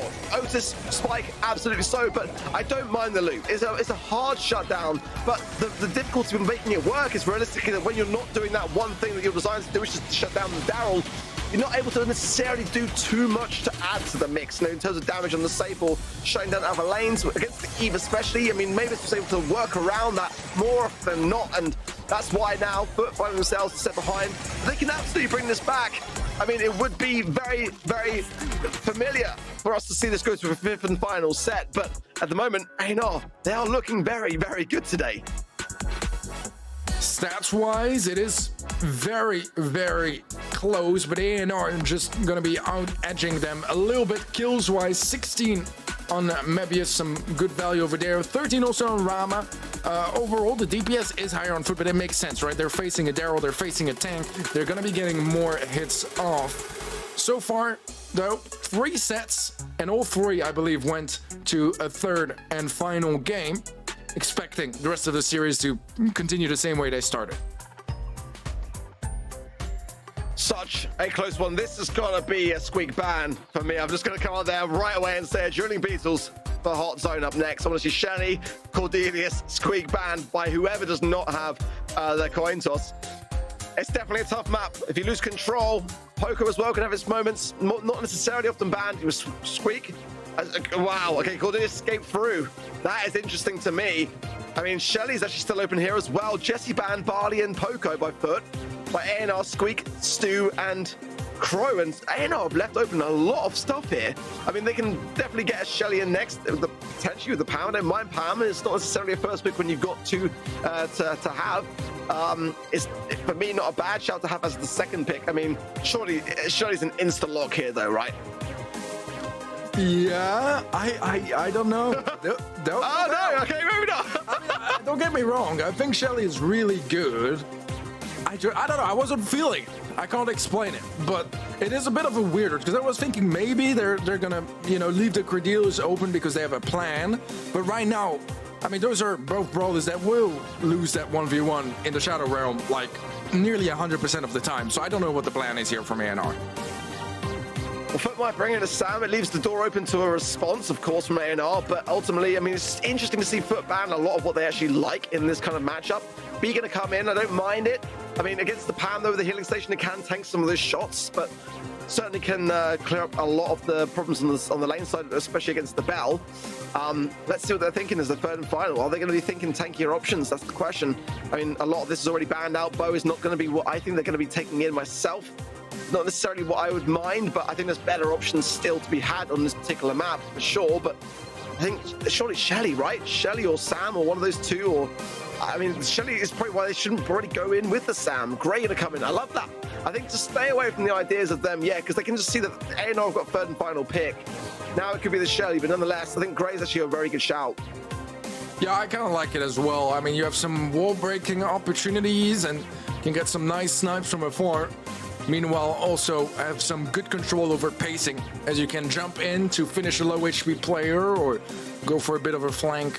I like it. I like it. Let's see what the final pick is going to be from A&R. As you mentioned, Shelly is still a big brawler here that is open. They are going to go Meg, which I haven't seen a Meg in a hot minute, but it's still viable, just not really in the same kind of space that it was a couple months ago. So I'm really curious to see how the mech is going to play out.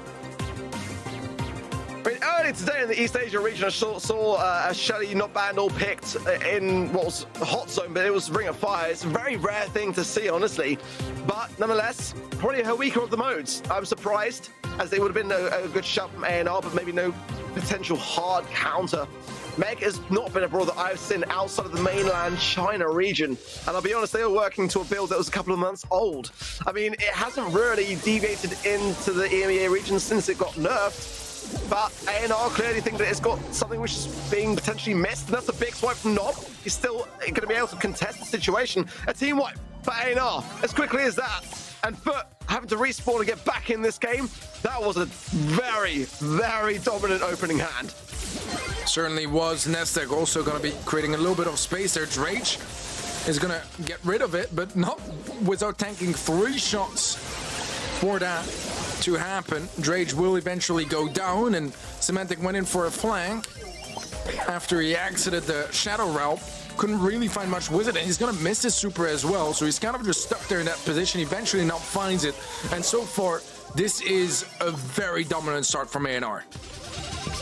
Yeah, it really is. I mean, they're almost 30% away from just securing things and moving on to match point. And realistically, for me, Cornelius has a good matchup against the Meg. I mean, he can just dismantle her and just keep her out of Meg. But, I mean, ultimately, there's so much on the side of A&R to retain within the zone. I mean, even if Meg goes out of Meg, if she's still a problem to be there, then you're going to be able to capture the objective as quickly as that.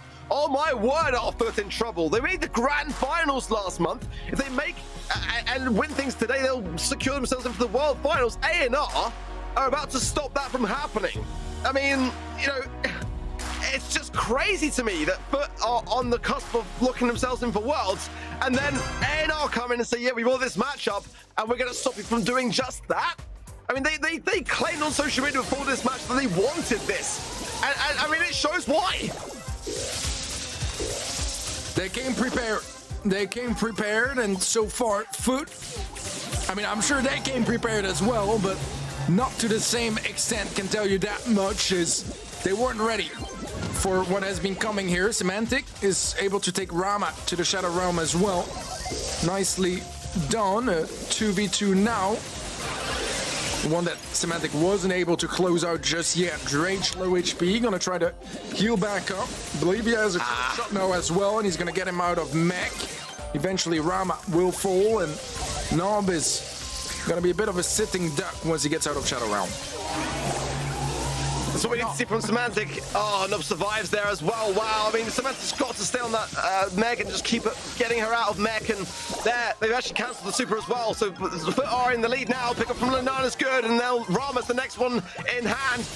Brought into the realm yet again by Semantic. He's really starting to pop off now on this Cornelius Big like he should. And that was what A&R was so good at shutting down the last game, but this time round, not as much. Now is a chance for the potential turnaround as Drake pops the net stake there on the bottom right-hand side. And that's going to allow A&R to push forward to start to claim back this deficit. The team wipe is there, but have got to shake this one up or it is all done and over. A&R not far behind percentage-wise now. They have the control. Shadow Realm for Nob, and he should be going down with ease there for Semantic. He's left in a 1v2. Isolates Mebius now. Can he take him down? Is a real question. They're so close to the finish line. But A&R are catching up. Only a couple % behind now and about to overtake it. Can they lock this one in? Semantic trying to stay in the Shadow Realm, but this is not gonna be happening here for Foot Esports. They're not quite gonna be qualifying for Worlds just yet. A&R, I mean, just appreciating the confidence from Rama. He wanted this matchup, he won it. I mean, hey, if you get what you want, that's all that matters, right? But devastating for Foot. If they won the monthly finals here today, they would have secured their world spot. A&R have deprived them of that. Is it out of the question? No, absolutely not. I mean, Foot have qualified for SPS. They've got themselves into the challenge finals where anything can happen. They're guaranteed at least 40 additional points, but as are A&R. I heard on social media that A&R are going to be bringing in Casey for that matchup, so that's going to be a slightly different roster for A&R for sure. But nonetheless, what a huge result here today when it matters most. I mean, A&R are giving themselves the best possible chance here. You can't deny it. Some great drafts from Foot. I didn't mind the outlandish ideas that some maybe on the Twitch chat might be having a bit of a riot over. I could see what they were aiming for, but A&R just played better. At the end of the day, that's what gets you wins. That's what gets you sets. That's what gets you through to the semi-finals. A&R also less risky on the drafts, and even the draft said they didn't necessarily like clearly win. They were still able to leave a big impact. So overall, I'm very impressed by A&R's performance today, and at this point, all I am waiting for is, you know, a tweet from Rama showing all the casters predicting against them. I mean, bring it on, mate. Bring it on. You know, when it comes down to things, when it comes down to being face to face with people, though, people change, Teddy. You know, that's the thing. You know, and I'm all about the face to face. You can see it there on Lanan's face. Devastation is all he says there. And Semantic, yeah, in that second game really started to pop off. Got 6 kills to his name, and he had to do that. But look at Nob. 14 takedowns for him, 245 DPS. Drake, though, got a fair amount himself, and you know, it was just a little bit too late for Foot.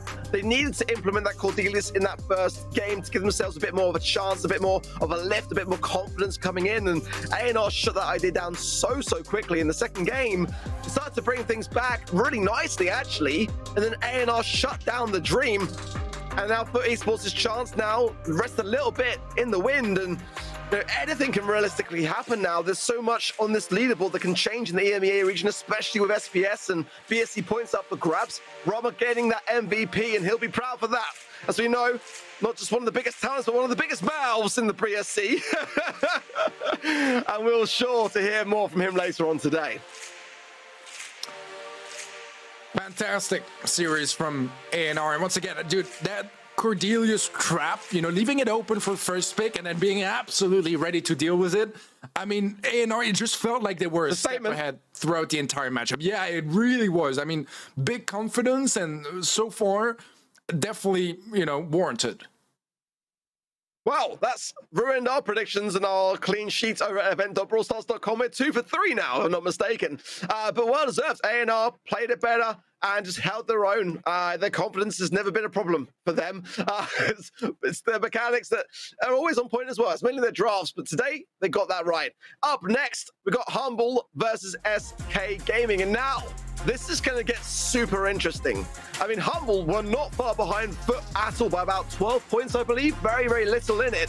They're up against SK Gaming, who again have had their great moments. They've also had their down moments. Let's touch first on Humble. Lukey, Tomsy, and Cyclone, realistically, recently have looked better than ever, I'll be honest. Last month, they reverse swept A&R in the quarterfinal stages and really did a great showing for themselves. They have been doing relatively decently, you know, this year. They qualified for every monthly final and had 2 semi-final appearances in February and July. I mean, they are genuinely on the up at what could be the best time for them. I mean, they were 4th from the leaderboards, 283 points to Foot's 295 coming into today. I mean, this may be a golden opportunity for them to capitalize. The thing is, they actually could. They actually could, because even though they did not qualify for SPS, they could end up above them in points for now. And if Foot underperform at SPS, there might be some room here for Humble to perhaps go to Worlds, but it relies on a lot of intricacies and, you know, subtle details going their way. And, well, we can't call it too early, but it all starts with winning this match. This is where it begins for SK Gaming, for iChaos, Yoshi, and OPE. A position which they found themselves in a great deal over the years. Today, though, it's going to be absolutely on point. Again, bottom of the leaderboards at the moment, but nonetheless guaranteed 40 points in SPS as well to add to the equation. They've had some decent performances this year. Qualified for 3 monthly finals. This is their 4th. Made the grand finals, of course, in April. They lost to Navi, but nonetheless, making this grand finals so key. But they've had some quarterfinals exits as well. in June for Esports on a 2-3 scoreline. But they almost qualified in the upper bracket in the qualifiers this month as well. Lost to Reply Totem on a 2-1 scoreline. So they have looked a lot better recently than they have before. But sometimes they get a bit shaky. And that's my reservation for them at the moment. And again, maybe in the home environment, things might be a bit more relaxed. They've often been in the SK headquarters, and sometimes that's maybe put additional pressure on them. I'm not too sure. But nonetheless, today they're going to land the mark. Yeah, I love that you call them shaky this year, because it is a weird thing to look at. If you look at the previous years, SK Gaming would be the incredibly consistent team, and Humble or ex-Doxter Lobster would be the team that wasn't consistent whatsoever. This year, it kind of feels like the roles have been reversed, and Humble have been more consistent, not necessarily, you know, amongst the best teams in the EMEA, but consistently qualifying and securing some form of results, whereas for SK, it's been all or nothing. And this month, I mean, it's their chance to show they got it all again. And of course, they've already locked in their LCQ spot already, but they can also cause a huge upset. At event.brawlstars.com, 85% of people voting on the side of SK Gaming to the 15% of Humble. But I think it's a little bit closer than that, I'm not gonna lie. Whether Humble have been playing recently, I just got a feeling as we're going to Brawl, our first set of this series, Pinball Dreams will be the map, and this is an SK kind of map, to be fair. I mean, there's a lot of choke points, and Rico will have a great time here, but I don't really feel like SK are going to bring it. Bans already in. Squeak first pick that's left open here. My word, SK should have banned that. Barley, Shelly, and Cordelius to the Dynamite, Barley, and Willow of Humble. That's a strong starting hand. I mean, that is a great first pick for Humble here. With some win rates as well across the global scene. Shelly obviously right out on top on 74%. The El Primo at 73%, which is actually kind of surprising, but it is a map that does cater towards it in the later stages of the draft. Of course, no, SK would probably be championing a Sprout here later on if it shows a potential opening, an opportunity to seize, but first pick, Nita, going to play it safe on those left or right hand side lanes, because surely that's not going to be played in mid, right? Yeah, it's an interesting one. I don't mind it per se. I'm still expecting some sort of thrower to maybe be showing up, just because, I mean, it's the one Brawl map where you usually have one, and Barley has been the best option. It is banned out, so won't be seeing that here. Stu is going to be their pick, potentially with some wall breaks as well, or it's going to be the speed zone. Not entirely sure just yet. It might also depend on if there is a thrower that gets thrown into the mix by Humble. But so far, to me, that Squeak pick is just so strong, because it is a map where genuinely, it's not just that there's 3 lanes, there's only 3 choke points on the map to contest that mid. So if you manage to shut one of them down, suddenly you have a lot less worries to have for that mid control. Ash gonna be their pick, and that's gonna be ramping up the aggression in Humble's favor. Well, I'm not too sure on this combo for SK so far. I mean, I'm a bit reserved on it. The Ash is definitely bold for Humble as they approach their third and final pick, but there's got to be a bit more range to SK. They've got to have a bit of a mid. Maybe this Stu is going to be planned to have that mid lane control, but I mean, certainly now with the Ash coming in, Crow going to come in for Humble, which is a really nice one for them.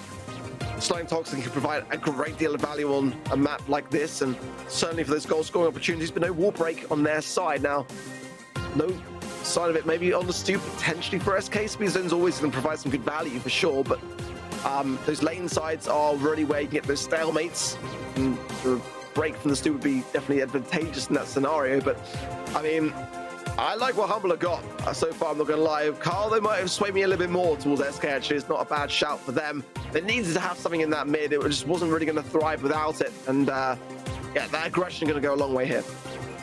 Yeah, I like the Carl. Interesting comps here. I was still kind of expecting maybe even a tick to be showing up, or a Sprout, but I mean, it is also risky to bring it early into the draft, because if there is any sort of wall break, it's going to be a bit of a nightmare for that lane. Nevertheless, I feel like both sides have their merits here.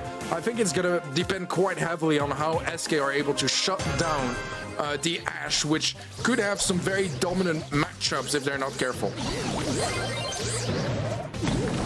Big early slow to Yoshi. Putting him very vulnerable here between Cyclone there and the Squeak. Tomsy there doing great work on the top right, top left hand side as well. Going in now, so the aggression there is the break from Chaos. Using it on defense though. Has to realistically under the circumstances. OP then comes in and clears up so quickly there. Great aggression onto Tomsy, continuing it on, and that's alleviated that entire push. Great stuff from OP there, allowing now the ball to come forwards and get themselves a bit better into this mid scenario. SK Gaming looking to find an opening, and Ikeos is gonna try to arrange that by opening up some more walls. Ball still kind of just stuck in that bush. A nice connection from Luki and some small lane switch-ups across the board on both sides. Jumping from Cyclone, he does go down. We'll be able to connect to Poison on 2 players, but it's a 2-on-2 at the end of the day. Good defense. Chaos on the left-hand side, there's still a problem. Tomsy clears it up, and yeah, they've got to get rid of Yoshi. They've got to get that Bruce Bear either baited out and taken care of now, or could be on the receiving end of it later. And it was a goalless Cyclone. Yeah, he's back now. A bit worried there, standing completely still. But so far, so good. SK are very good at control-based scenarios. With OP now coming into the roster as a result of what was a good few months ago now, really has lended a lot more aggression. There's the Bruce Bear coming out, and Thomas should be able to take care of it relatively easily. So Yoshi will have to gain back another one. Meanwhile, it's like SK might even be waiting for overtime here, and I don't think that scenario is going to potentially favor them very well. But OP coming in now on the right-hand side. He's got the flying hook to hand, soup to hand as well.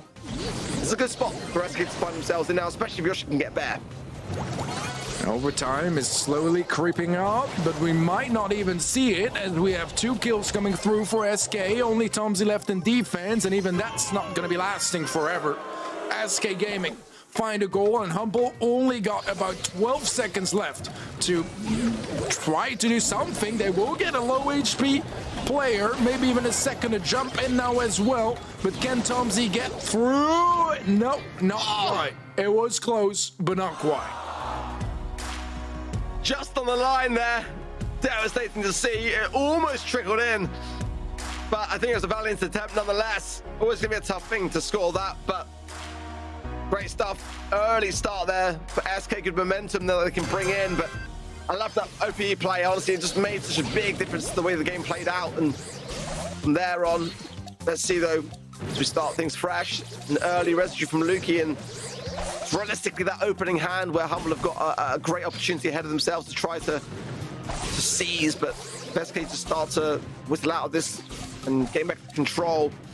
Once 2 more are gone, then Humble are in a bit more trouble with this Squeak pick, but in these early moments it can just bring so much value to their side. For the most part though, it's SK that are getting more off the back of things. OP can't be too far away from Super now. Tomsy low force back, and that's going to allow Yoshi to bring forward to the right-hand side as well. So I like things so far from SK, despite going down there, and decent spot. OP gonna corner up the ball around the mid side. OP is low HP now as well. This could be the opening that they very much needed.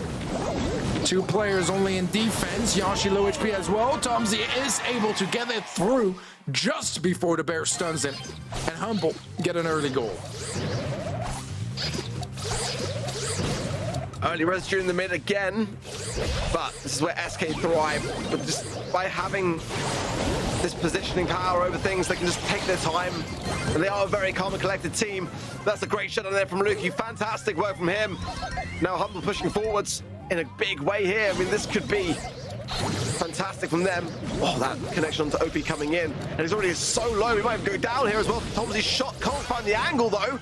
And SK will still survive. Finally, Chaos goes down. The bear might just come in the nick of time here, realistically, because that slow is huge. OP goes in with the flying hook and the super, but Cyclone just jumps away with ease. Humble are looking better and better at the moment.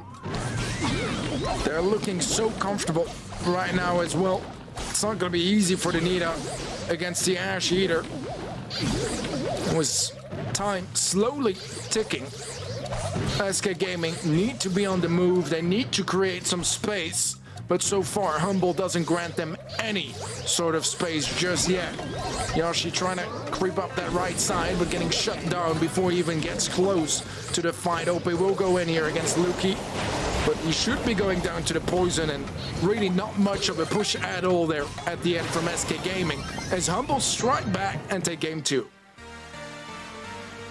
Great stuff from Humble. Gotta say, it's always a close affair, like historically, between these two teams.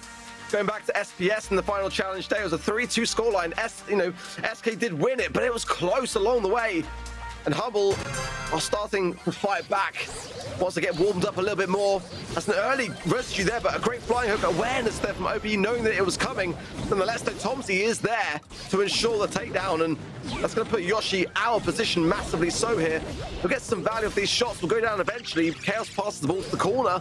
Tries to get some time to his team, but opening hand is so strong. Tomsy continuing on. He's got full HP now. The walk-in is there, and Humble scoring 25 seconds. SK have got to start to really to get control over this situation.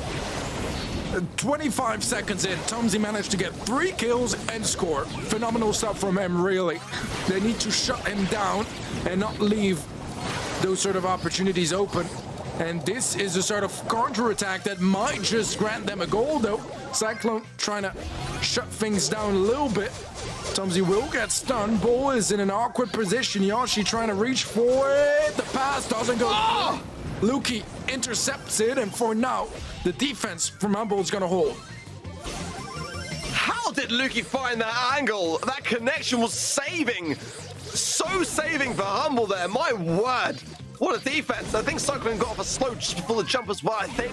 I didn't see it back, but Bruce Bear coming in now. It's not over. The defense is still going to hold here for Humble, but we're all tied up. The slow is huge onto Yoshi. He might even go down for it as well. He is slowed. Ah, he can't get the ball. Is there enough time here for Thomas? I don't think there is realistic to land the shots that he needs. Chaos will get it in. We're all tied up, but literally next goal takes the set. 50 seconds until overtime. Yoshi has a bear looking to aggress. The stun will connect. The bear will eventually fall. Tomsy playing it defensive. Ope trying to go for a play with that bolt, but it's not going to work out. Ope is able still to get a kill, making a double actually with that bear stun. And that might be the goal they need, but some awkward passing. And yeah, that's going to go through. Chaos is the one to slot it in and to secure the opening set for SK Gaming. Great stuff towards the end. That was a needed pass as well, because he would have surely gone down in the walk-in, but Humble played some amazing defenses. The fact that SK were able to just overcome it nonetheless makes me concerned a little bit here for Humble, because that was really, really good defensive work. I would say that I enjoyed the defensiveness there of Humble arguably more than the aggressiveness of SK.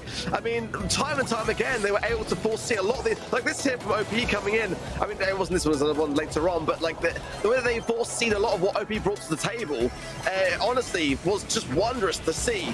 But I think OP was the man of the match for me there from SK. I mean, time and time again, just making the space. That great moment there was just almost defended. And this, I think later on as well, that squeak connection that Luki managed to obtain on the defensiveness, I mean, it really was so crazy to watch. I think it was this one here, but it just really, really, for me, Humble are making this so close, and they're giving SK a run for their money. I mean, Luki down 13 kills as well, the most of anyone that series. It's going to be one that's going to come down to the wire for me. If Humble can just kind of like shake off the dust of these defeats, I think they can definitely bring back a set here.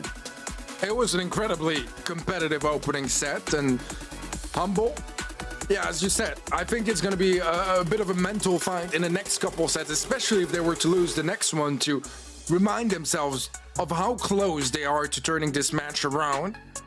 But the draft process for our next set is going to be very important to set every chance in their favor. As so far, it's not the start that Humble were hoping for, but honestly, they were very close to securing a victory here, and yeah, they need to keep that into mind for sure. Well, historically, it's always been a pretty decent game mode for SK. We've got to bear that one in mind as we move on forwards. For Humble, sometimes their drafts don't land the mark. Today, though, I'm quite liking what I'm seeing. They didn't hesitate to land Squeak first pick, and They might even get the opportunity to do it again if SK leave it open on Crystal Arcade for gem grab. It's going to provide a lot of value if they manage it, but maybe they'll lock it down this time round. But nonetheless, those side lanes and the bans and the picks here are so vital, honestly. You've really got to land them. And I think Cordelius and Shilly's a must ban here for me, along with the Squeak, but let's see. And they are all banned out. Actually, that exact ban on the side of SK. So the need to the Carl and the Spike there of Humble. So surely Humble will first pick, and they do Russ. I think it's a really solid one. One that we often forget a lot in the EMEA region on a map like this, but it can just bring up so much space.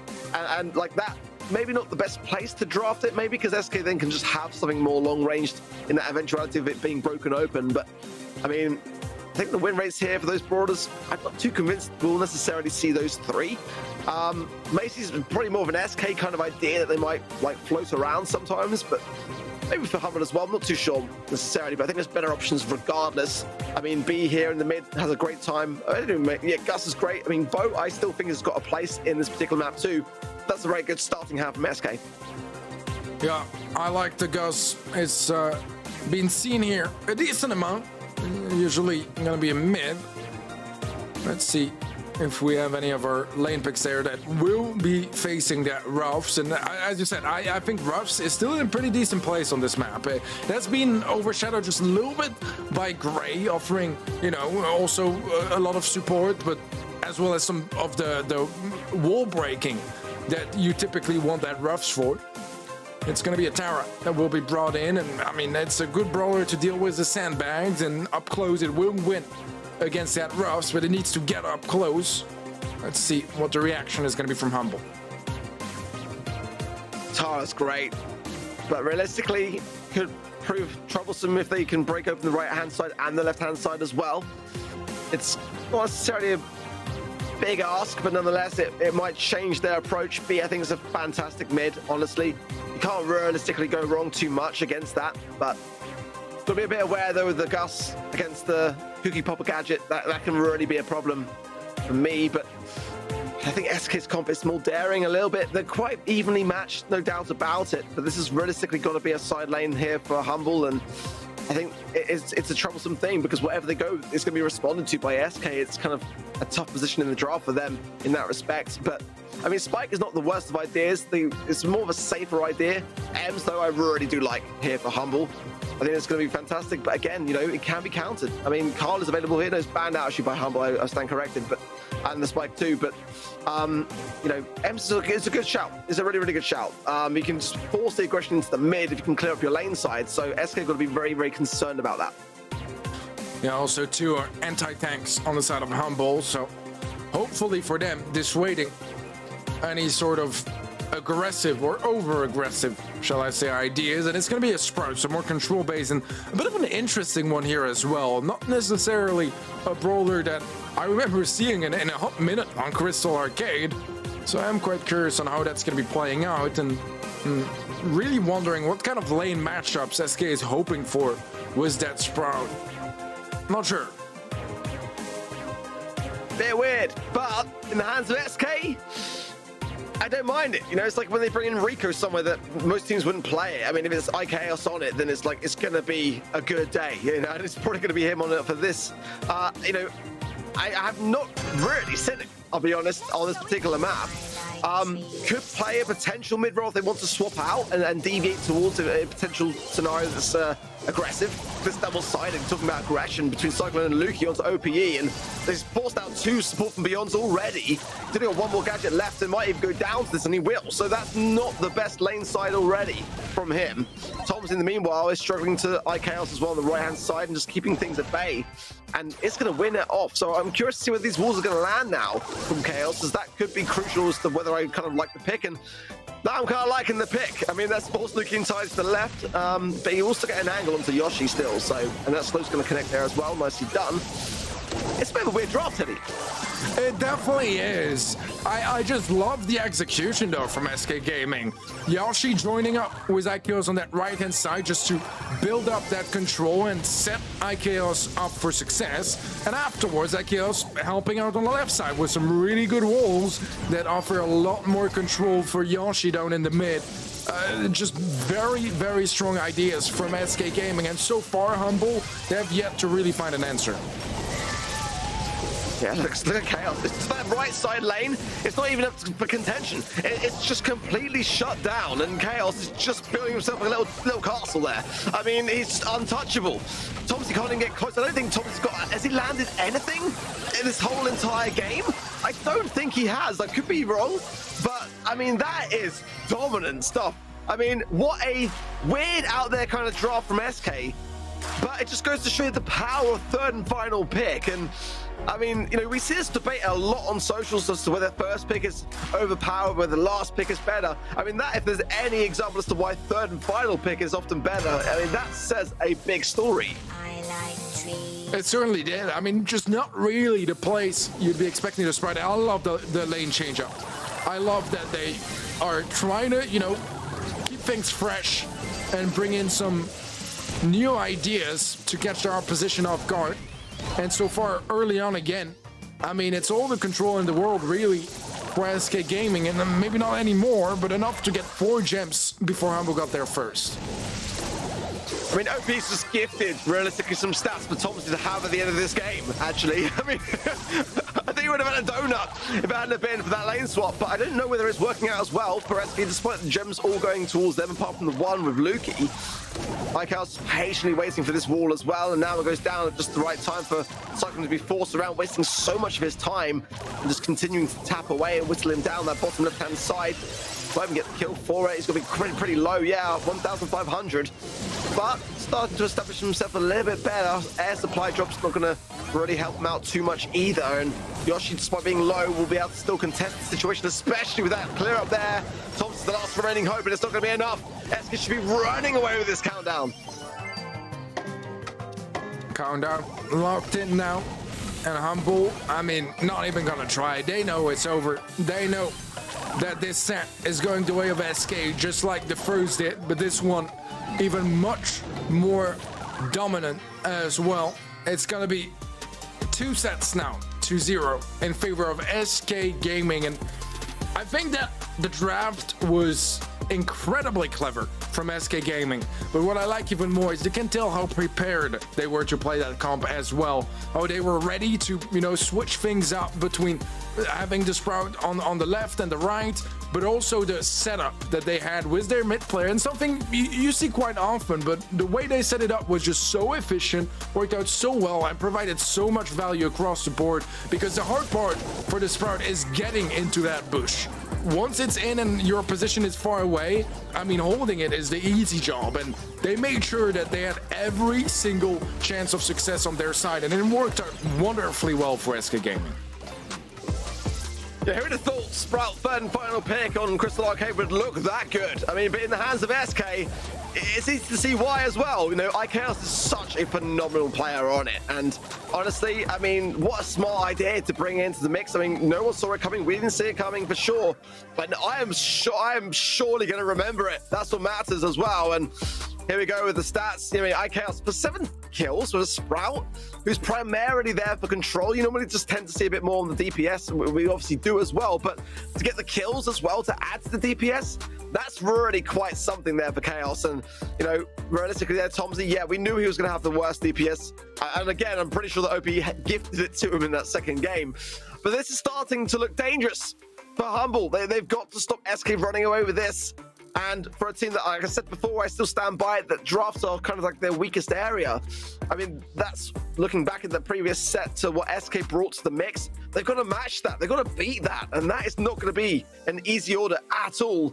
SK looked a bit shaky in that first set, giving up a little bit too much here and there in Brawl Ball. Got to back around full circle towards the end.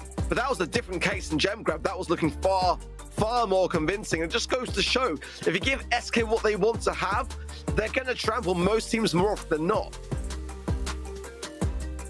Was foot out of the equation in the quarterfinals, that was the opportunity, and still is, for Humble to try to make a move towards that world final spot. As miraculous as that would have to be, they need to win this match, and that means 3 sets in a row now, just to make that even the slimmest of possibilities. They will need a full-on reverse sweep. They are still locked in for LCQ, so it's all good for Humble, but they have a chance of making more out of this BSC year. Let's see if they can turn things around in set 3. Gonna bring our minds back as well to last month as well. You know, for me, Humble, you know, being able to reverse sweep A&R, who on paper are very similar to SK this year. I mean, they've pretty much got, you know, extremely similar stats, qualified for the same number of monthly finals, both made the grand finals once. You know, they are very similar. I mean, in terms of their play styles, that's where things differentiate a little bit. SK are much more about control, with a little bit of aggression from OPE, but they've done this once. They can do it again. And we've seen that face on Thompson before, and it did change to a smile when they just were able to gain a singular set. So all is not lost. You've got to be able to brush things off in terms of that gem grab set, which was disastrous for Humble. I mean, they didn't really get any opportunities for themselves. So that's always tougher to come back when it, you know, to come back from when it comes to those losses. But for me, SK are a team which can crumble, and we've seen that this year. We've seen some inconsistencies on their side. So if Humble are able to exploit that, able to get just a solid draft in their hand going into our next map, Kaboom Canyon for Heist, this could start to tumble out of control. But you got to say that last set was so dominating for SK. Yeah, we were already a bit scared after Brawl how the recovery would be on the side of Humble. It's going to be a whole lot harder after this gem grab set, where they just had nothing going their way. Didn't really stand a chance from the first second until the last. It was all SK gaming. Now, Kaboom Canyon is a little bit of a less draft-heavy map, I would say, where you can kind of get away with, you know, some more safe drafts and try to just, you know, play it about mechanics and skill. And I feel like that is the sort of approach that Humble would like to embrace at this point. So I don't think it's necessarily a bad place to be here for Humble, but you have to remember they're 2 sets behind. So no room for mistakes whatsoever from this moment till their last. Well, for Humble, do or die potentially here. Got to really bring things back under control, because like we were saying, so close to foot on the leaderboards, and at the moment not able to gain a singular set of SK. It's not looking good. Battle first pick from SK. Bans being Crow, Bonnie and Colette for Humble. Bonnie, Carl and Squeak for SK. So I think it's a pretty decent starting hand, to be fair. I mean, the Bonnie I think is a must ban here, Crow especially as well, but still definitely Brock I think can have a massive place now in looking at those bans that are on the table here. There are some crazy, more outlandish ideas, but I think that's one of the more safer that's available to these guys. Amber, for sure, I think absolutely has a place, but maybe just not necessarily all the time here. Dropping off a little bit in this region, more so in NA, but nonetheless, Eve going to come in for Humble. The hatchlings is primarily where I think her strengths lie, especially, of course, with the lake being able to have more maneuverability and access to the safe. But yeah, the Brock combination, really like that from Humble. I think Brock is definitely the safest way to go for me. Eve, each to their own. I don't necessarily mind it. I'm not massively a fan of it. I think it's not really first pick material, but if you have got the coin toss, then it kind of makes sense to kind of pair with the Brock. Yeah, I don't mind the Eve per se. I mean, it will depend on how the draft lines up. It was a call ban as well, like, and as well as Squeak, actually. There's not going to be the most sort of AoE damage that can easily dispatch of every single one of those hatchlings in one go. So, well, I mean, Shelly can take care of them quite well. So that's going to be an interesting one to bring in here. Shelly has been in a deadly place for a while now. This is one of the highest maps where it's really not shocking to see it. I just kind of left my mind for a second, but it really makes sense. I mean, huge middle bush. What more could a Shelly ask for? Yeah, when Shelly started to come really forefront into the meta, the phrase that I was always using was that I've seen her played in Kaboom Canyon. If you can play her there, you can play her anywhere. And just bringing it back full circle now, SK bringing it in here, Jessie as well. Very North American ideas, and I do quite like that. I love it when regions start to just take ideas from others and start to really show their worth, especially in East Asia as well. Just gets a lot of play rates here as well. Very dangerous on the safe if left untouched, and Humble have got to be able to ensure that they take that particular brawler down with a lot of amount of haste behind them. Amber is going to come in for Humble. I really like that from them. And in terms of the draft, I think SK have got a safer idea with the Bell. I mean, maybe into the hatchlings, it might struggle a bit. The hatchlings are going to trigger those nest eggs if it's brought in on the gadget side for her. So maybe reverse polarity could have a place in that respect. At the same time, if they keep the Shirley back, it could go the way of Humble here. I just have a feeling that SK have got a comp here, which it can go from bad to worse very, very quickly, especially with that Jessie, especially with a Shelly pop-off moment. So I think for Humble, they've got to be very much concerned around those things and start to just keep that control at bay. They've got to play this in the mid and nowhere else. Yeah, both teams do have that sort of, you know, pop-off potential as well, where they just get one team wipe and suddenly there's loads of damage coming through on that save. But I'm kind of with you, where I feel like it could be even a little bit stronger on the side of SK. If there is a turret that's boosted up, I mean, it can be a world of pain.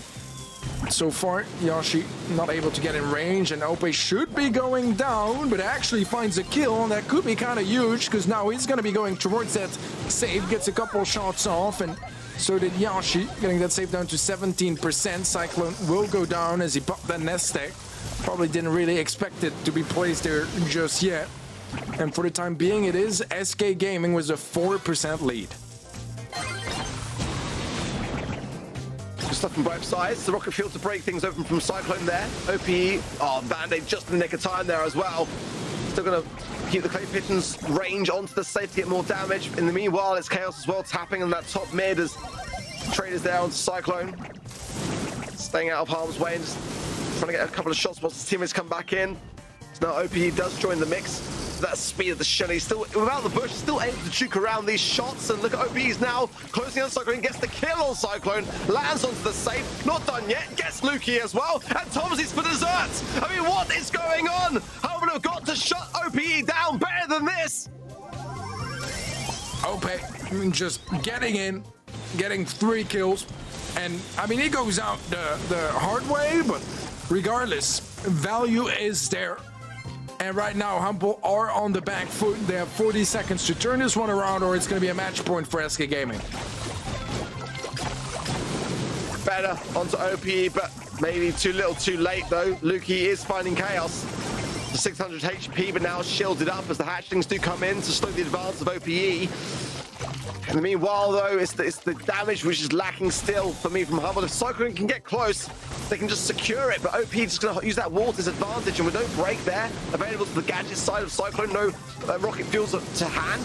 Oh, that's perfect! Tomsy gets the double, they can push forwards now and land some shots as the Incinerary is going to come in so clutch here, but is there enough time for it? This body's now blocking the path, and that is not going to be enough time, I don't think, at all. SK defended just in the nick of time there, and moving on to match point. A close one, but not close enough for Humble. Match point favoring SK Gaming. And the mountain is getting taller and taller here for Humble. They need this game, they need the next one. And then 2 sets after that. That is quite a big task.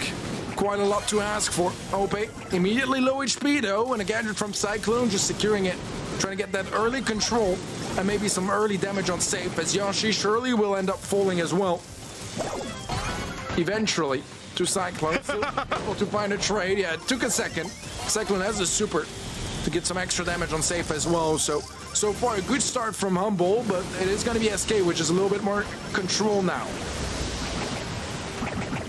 Good burn there from Tom. He's just 120 HP now, so OP pushing up as he should.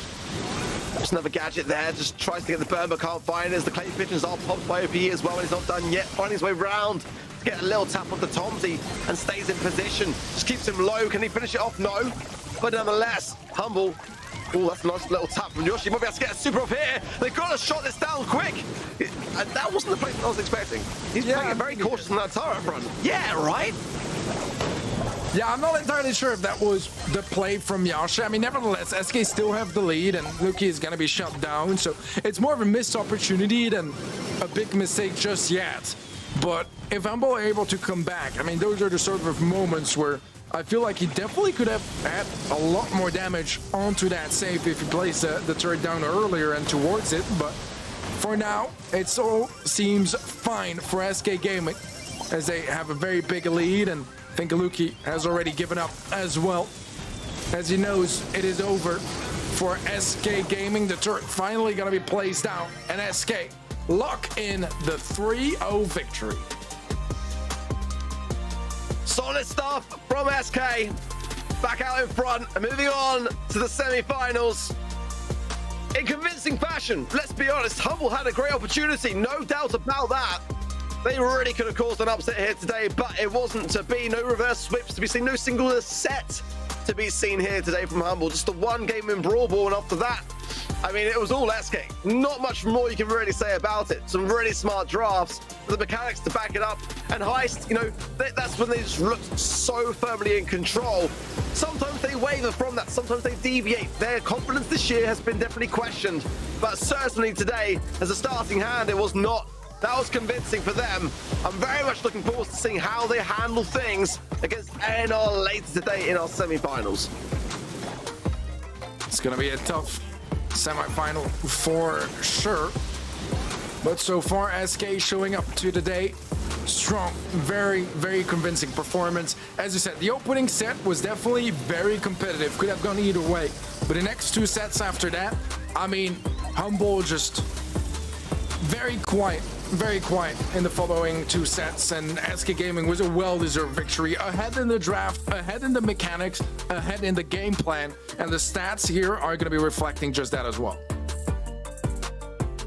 Didn't really give much of a look in. It was a shame to see Humble just stop, you know, as kind of early as they did, because you can turn those things around, but they were just so deflated, defeated completely by what SK brought, and I just felt like at that moment in time, maybe it was warranted.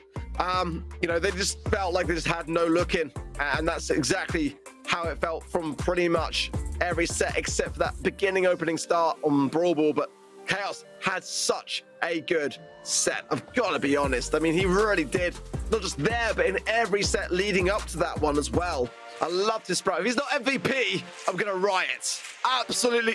There you go. You guys saved me just when I was at the brink there. You brought me back around. Event.brawlstars.com coming in for the win and making sure that I'm in check. Love you guys. Lovely stuff from SK Gaming. I mean, very strong performance on their end. I think they can be very happy with that, but I think they're aiming to go all the way today, and we'll have to watch semifinal number 2 to see if they can even make it to those grand finals. Quarterfinals all done and dusted. Semi-finals up for grabs up next. Cannot wait to see who comes out on top today. We've already seen some huge upsets. I'm sure there's going to be plenty more chaos still to come. Coming right back after a short break.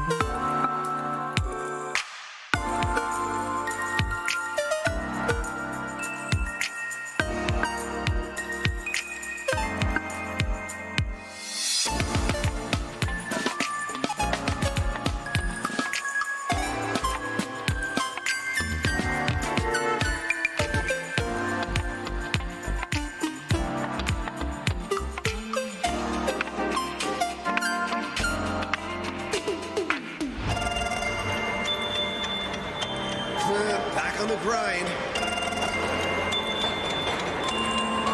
Boring.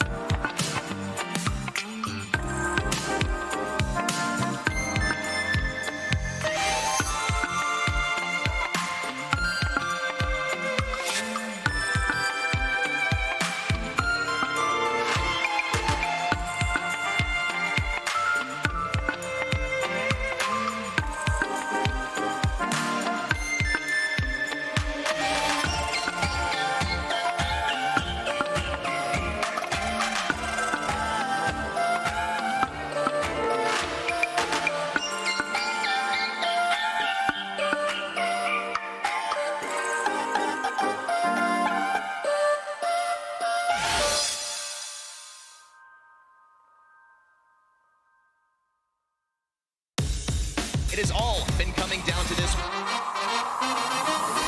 We gotta turn big dreams into action. We gotta mix action with the passion. Oh my word! What an incredible moment! We gotta turn big dreams into action. We gotta mix action with the passion. Time short, no time for relaxing. Be the first and last out, make it happen. We gotta turn big dreams into action. We gotta mix action with the passion. Time short, no time for relaxing. Without further ado, let's get brawling.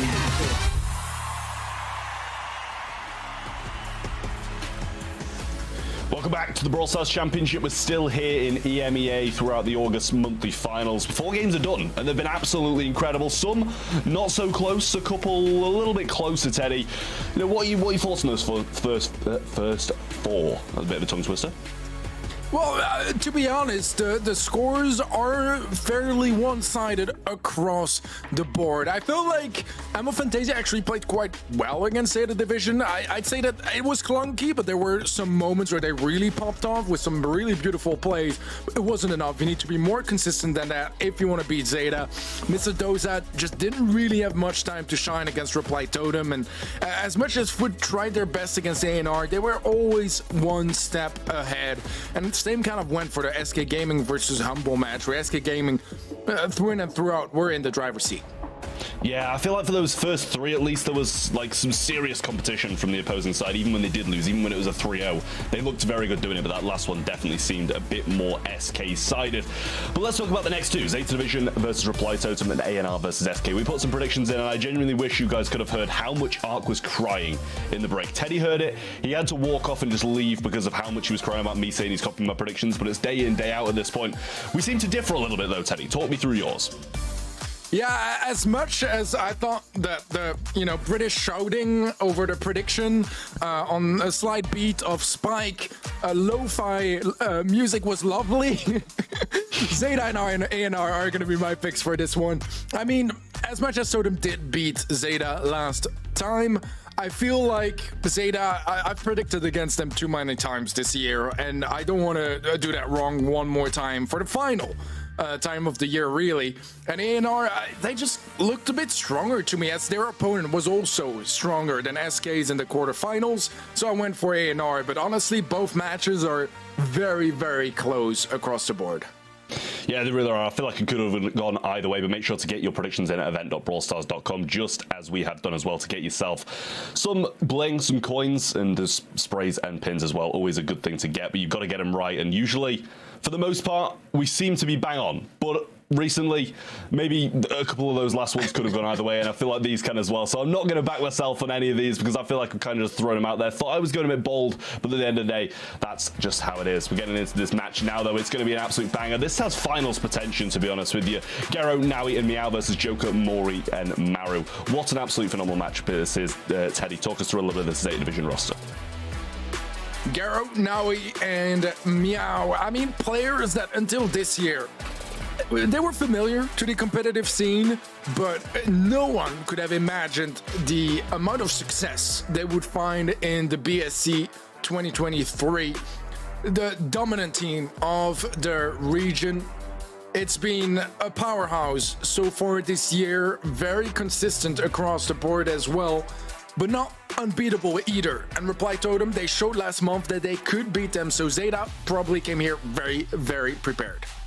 Yeah, let's talk a little bit about Reply Totem, Joker, Mori, and Maru. They looked very, very good throughout their quarterfinal match, and I'm sure they'll be looking very good again, trying to put a bit of a fight on against Zeta Division here, because time and time again, Zeta Division have won monthly finals. Reply Totem obviously won the last one, and it's been a bit of a while since we've seen Zeta come out on top, to be honest with you.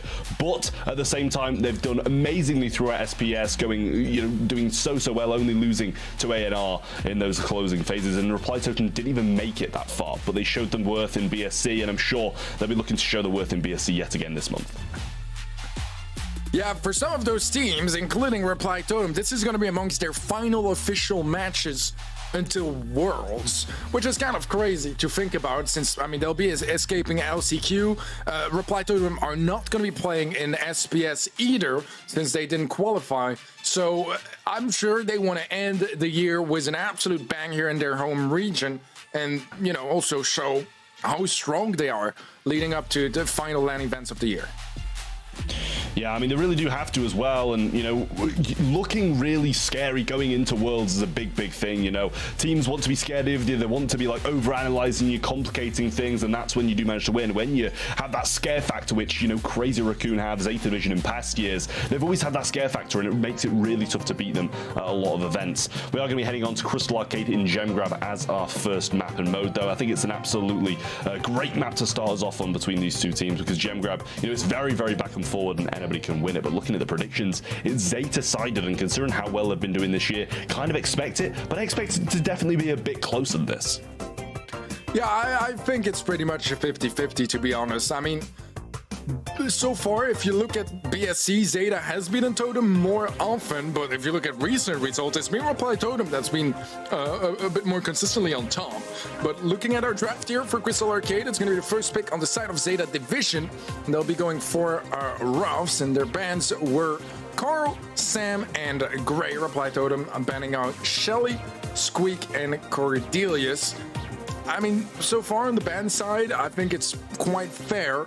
I like the Ruff's first pick. I think we saw it on Crystal Arcade in one of our previous matches in the quarterfinals as well. And I think it was followed by a Tara first pick by their opposition. So that's interesting. But Mr. P is where things will be going in a different direction. I like it, to be honest. Mr. P has been in a pretty good place. The best plane he's been in a very long time, to be honest. And I like where he is. I still don't know if he's necessarily the biggest threat at a pro level, but he's much better than he was before. Yeah, I feel like Reply Totem have put a lot of faith into him recently as well. We saw it coming on Bell's Rock in the previous quarterfinals match, so exciting to see if it does manage to work over here on Crystal Arcade. Zeta Division is choosing to go with something a little bit more aggressive. We saw Reply Totem pick up a buzz in their first game as well, and I think it worked quite well for them over in that pit stop set. So we'll see if Zeta Division are able to bring the same energy into this one as Reply Totem have done in the past. We are still on Zeta for their third pick, Crystal Arcade. Looks like they're going to need a mid though, seeing who's left, obviously, with Tara's pets, Mr. P's porters. I think Gene's kind of off the table for them now, which is what I'd usually say kind of go towards and grasp. They're going to go with the Gus, which I really don't mind either. They can rock their own Zeta Division skin. I mean, it's not them that, earned it, but they still get to represent themselves, as Reply Totem will be going for their third and final pick of this draft. I'm curious what sort of ideas they'll have in mind. They need something still to shut down that buzz. Will they match it with some aggression? Kind of, with the Stu able to try to bait and dodge some of those pulls as well. I don't mind it. It doesn't have the best matchup against the Rough Stoves, so they'll have to try to, shuffle around and keep the right matchups on both sides. But overall, draft-wise, I think both have their merits, and to me, it's going to rely mostly on how well the buzz is able to pop off, and on the side of Reply Totem, how well they're able to shut him down. Yeah, well, we'll see if they do manage to make it work. I kind of prefer Zeta Division's comp a little bit, I feel, unless we can kind of see Reply Totem chaining supers and supers and supers with that Tara to be able to keep Buzz under wraps. But at the same time, you know, I think the Mr. P is going to be good, bringing in a lot of the spawnables, stopping the good shot, stopping the Buzz, getting as many grapples in. But it's starting off with Buzz on the Mr. P side, and that is not the start that Totem want. They didn't see it coming. I mean, he went for an early gadget just to get into that bush, and I don't think they were ready for it. Completely caught by surprise. Joker trying to not feed that Buzz super, as eventually the shadows from Maru go through, and now is Chilo HP to really commit to a pull, to a grapple. Instead, I'm gonna opt to just go down and come back stronger. Yeah, it's a bit tough for Mr. P to do anything on an open side, and even though, you know, it benefits from that open side, it's just so easy to dodge if there's no pinch from Joker there, pushing him into some of these shots. Now Gero following up the few shots as well. Needs to try and get one of these kooky poppers on the floor and get that gadget used, because that's always going to be very solid. In comes the super from now. He cleans that up, and they've got all three lanes at the moment. Reply Totem still have 4 gems though, so it's not too far out of reach if they start to make a bit of a break back. And obviously with Tara super, that's hugely possible. Definitely so. The stun though, and that's going to be the kill from now. He gets shielded up as well, and he's going to be fed a whole lot of his next super as well. Doesn't quite manage to get it in time to take down Joker, but positioning wise, there's a lot of aggression from Reply Totem. Zeta Division still a gem ahead, make it 2 now as well. If they can get 3 in a row, that's going to be a counter that Reply Totem need a kill for to interrupt. Oh, what a play from Naui there to get the stun and get the grab on the wall as well. That's huge from him. They've started the countdown, and with that last member of Reply Totem going down as well, Gero's going to have 10 gems over his head, so his teammates don't need to stay that passive either. And with a shield on Naui, it's going to be tough for them to come back. Does miss the super, but at the same time, 5 seconds on the clock. Not sure what Joker and Mori can do here, and they can't do anything. Zeta Division starting off strong, taking the first game.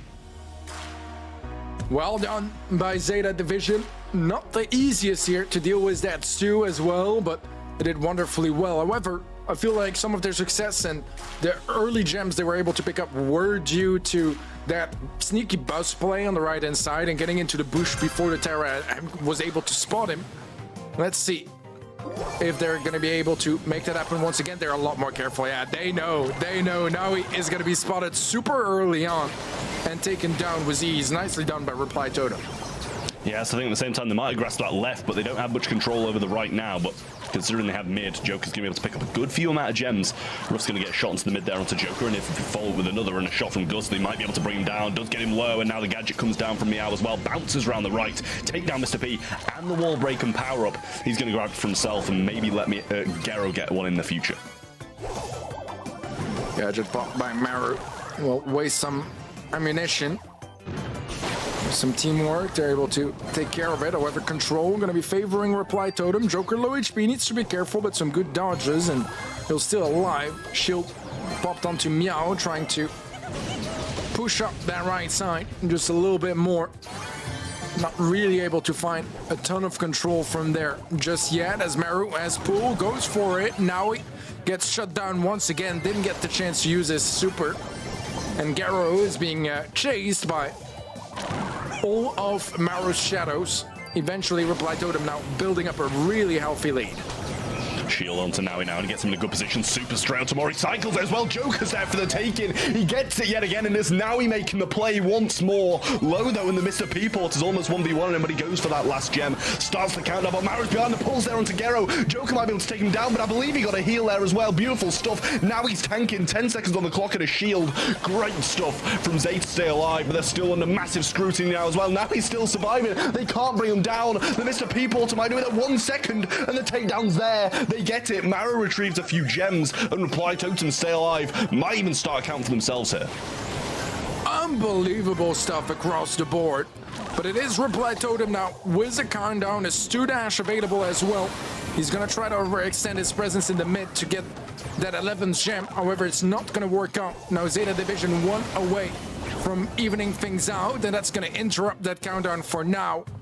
Let's see who's going to be next to initiate it. It does spawn on the side of Zeta, which is a little bit of a problem for Reply Totem, but they can just even out by picking up the next one. Yeah, well, Got this on the floor now, but no gadgets left for Gero, and pull there from Maru is going to be dangerous. There it is, the double pull might be there, but no. Gero narrowly avoids it, but now he's got this super over the left-hand side, and these Mr. People is really giving him a bit of a tough time, but they need this next gem, and it spawns on the Reply Totem side. The stun's there, but Mori survives on. Reply Totem looking to even things out, but they are under some serious pressure now coming in from Zeta, but I don't think it's going to be done. Joker gets away, and Reply Totem take game number 2. What an incredible game. Reply Totem able to steal the gems from the gem carrier in the first half of that game, bringing them back, and incredible teamwork as well from Zeta to get that countdown all the way to its last second. The Reply Totem still managed to shut it down, take down both players that were carrying gems, and eventually take this one home. Well, it's triple left again for Totem, or at least one of them down the mid, whereas Zeta are taking a bit of a more spread out approach. Joker now having to retreat, got the speed zone up to try and help him out along the way, but now he, around this right side, did have a free side, and coincidentally, Zeta did kind of triple down on a rough lane, which is probably not the best of ideas, but now he's getting his super just off being in the vicinity at the moment of Joker, eventually going to go down, but not without Gero getting a shot and a gadget onto Mori there. I feel like maybe that gadget was a bit useless, didn't do too much, put too much pressure on anybody, but now he's got the shield now and should be able to make some good moves. Dash in from Nawi, he'll get the kill and no trade as he takes care of the shadow as well.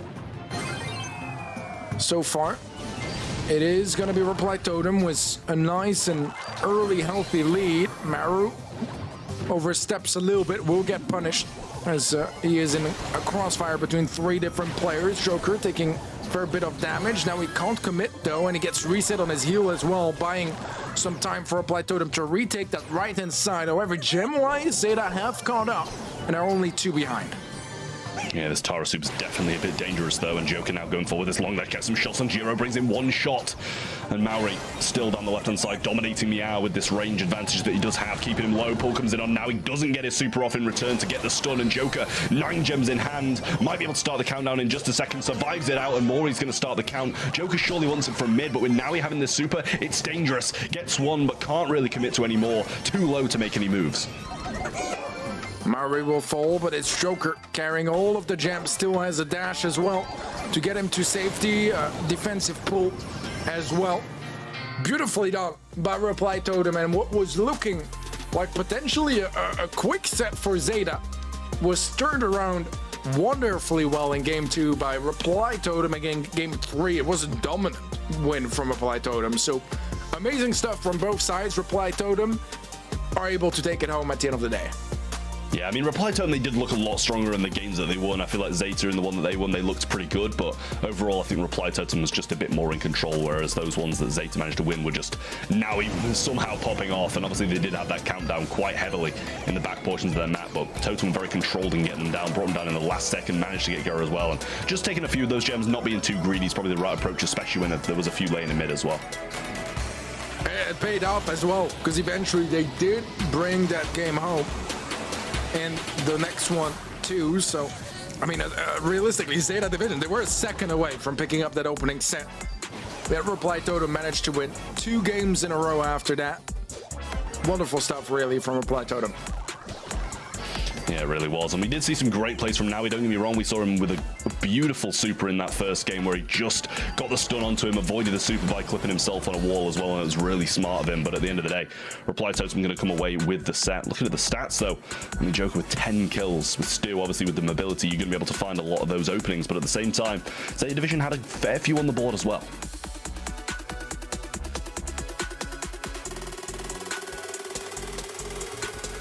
Moving on to set number 2, it's gonna be Heist Safe Zone. And we'll see some more longer range brawlers potentially brought in. We've seen some throwers as well once in a while to lock in the top left and bottom right of the map. But to me, my favorite pick here is still going to be the 8-bit. I feel like it is so good, both at damage on save, at shutting down aggressive ideas, and at playing long range. Just kind of fills every niche area of that map, in my opinion. Well, Safe Zone is a map, and we've got the 8-bit Squeak and the Sandban as well coming in. That's usually something we see aggressive teams banning out, or aggressive teams against them banning out. But Bonnie Colette, and the Bell banned out from Reply Totem. We do have that Zeta Division first pick, so we'll see what they do choose to go with. They're going to take that Brock, obviously going to have a lot of damage on the safe with the built-in Incendiary, and obviously some good range to go along with it on this map as well. I like the Brock as well. It can provide a lot of value. I mean, the wall break is always something that, you know, a Brock is going to be very useful for, especially on this map. But the damage on safe is also something to not overlook, as it burns down very, very quickly. We'll have 2 picks in a row now for Reply Totem to catch up and react, as Eve is going to be the first one. I don't mind it. It can be really nice to just hover over the water, create some space with your hatchlings, but Shelly is what I'm definitely more interested in here, as it's going to be ramping up the aggression by quite a bit. Yeah, I do like the Shelly, but at the same time, it's going to have a bit of a tough time when those clay pigeons have ran out. So obviously, with the super fast movement speed, it's going to be very easy to avoid some of these Brock shots. But at the same time, if anything comes in that can possibly slow down, it's going to be very decent. But I feel like B's kind of off the table because the Eve spawnables might be a bit of an issue. But Penny's going to come in for Zeta Division. It's been a bit of a while since we've seen some Penny being played out. But when you get the mortar established in that top left, it does wonderful work. It really does, and I mean, Penny is going to be great at dealing with the hatchlings as well, potentially using them in your favor, really, and creating even more space. So I think it kind of makes sense, but I'm completely with you. It was the fact that Penny is just a brawler we don't see much, if at all, at the moment, just because it's been nerfed so many times that at this point it's just not really a priority pick for any teams anymore. But we'll see Cordelius being brought in as Zeta's final pick, and that is going to be a strong one for sure. It's always very curious, I think, on those very open maps to see how Cordelius fares, because I feel like he either gets like so much value or none at all. So I'm very interested in seeing how that's going to be working out for Zeta. Yeah, we'll see if it does, but Daryl's going to come in as well. And I feel like Cordelius is just good against the Daryl, so I'm surprised that Reply Totem have gone for that on the last pick. You know, if you get caught mid-super in a Cordelius, you're going to be going into that Shadow Realm and not really moving any further with that role. So it's a bit of a weird one for me, at least. I love the Shelly pick. It's always going to be probably, you know, still the best brawler in the game at the moment, but I feel like that Zeta Division comp feels more well-rounded. Yeah, I agree with you. It's an interesting one for sure, because something to not overlook as well is for most of the defensive and anti-tank brawlers, it doesn't really matter if you're facing them as something like a Daryl, because you're just going to be rolling into the safe, and then instead of, you know, targeting the B, you target the safe. Here against Cordelius, if you're in the Shadow Realm, I don't think you can even hit the safe. So that can really shut down some of those ideas, and I don't know how that's going to be working out for them. Great shots there from Gera as well to stop Maru being in that little pocket, but now he can't really move too far. Joker's very low as well, and Clay Pigeon being forced out to provide him some help throughout that mid. Gera was low, but did heal up quite nicely in comparison to Joker, who's still halfway healing and not even got there anymore, because Gera's going to find a connecting shot.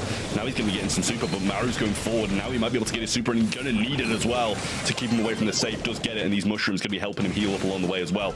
Maru's still burning down, and now he's going to pick up the kill, get some damage up top as well, with Gero and Meow raining down on the safe. Yeah, now he's just going to be permanently assigned to that Daryl and making sure that he doesn't slip through. He will get close though, but again, Shadow Realm, and Maru is powerless. Can't do anything to the safe, can't get close enough to Naui, and in the meantime, now he's just getting his super back from standing next to him. So yeah, the Daryl pick is just not it. Very hard one from Totem.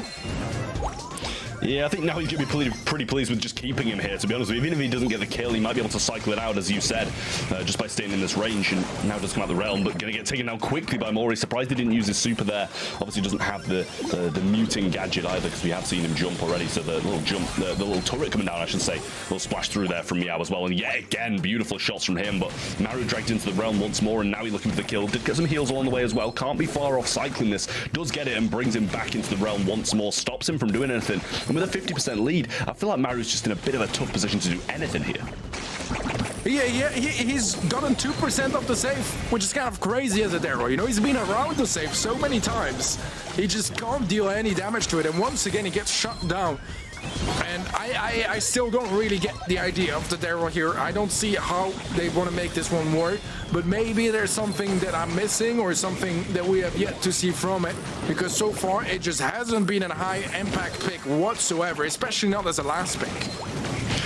back into the realm yet again, and I think he can't seem to escape now here. He's got another super in hand as well, but Gera's getting some damage on safe, and Maru's just giving up there. Joker's just going to accept defeat, and they finish off the safe. Zeta Division dominating this one, unlike Gem Grab, and take the first game of the second set. They need to change something on Reply Totem's side, because they really didn't have a whole lot to work with in game one.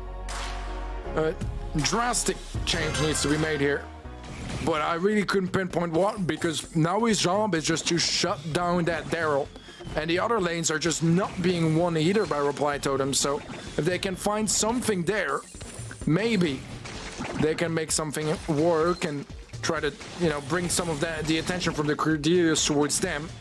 However, so far, it's just really not been that story, at least not in game one. Yeah, I'm just so confused by this Daryl pick. Not getting a lot done. Here comes Shelly Super, though. Just breaking out a few of those walls. Joker's going to survive and move a bit further up, but 16% damage already has been done by Zeta Division. We haven't even really seen them up the map that far either. Good connections from Gera there to bring them down, but Shadow Realm is the answer yet again. From now, we're going to jump towards him as well and try and get a good cycle out on this one. Has it again and just uses it once more. Heals from the mushrooms as well, and this is surely going to be Zeta Division once more.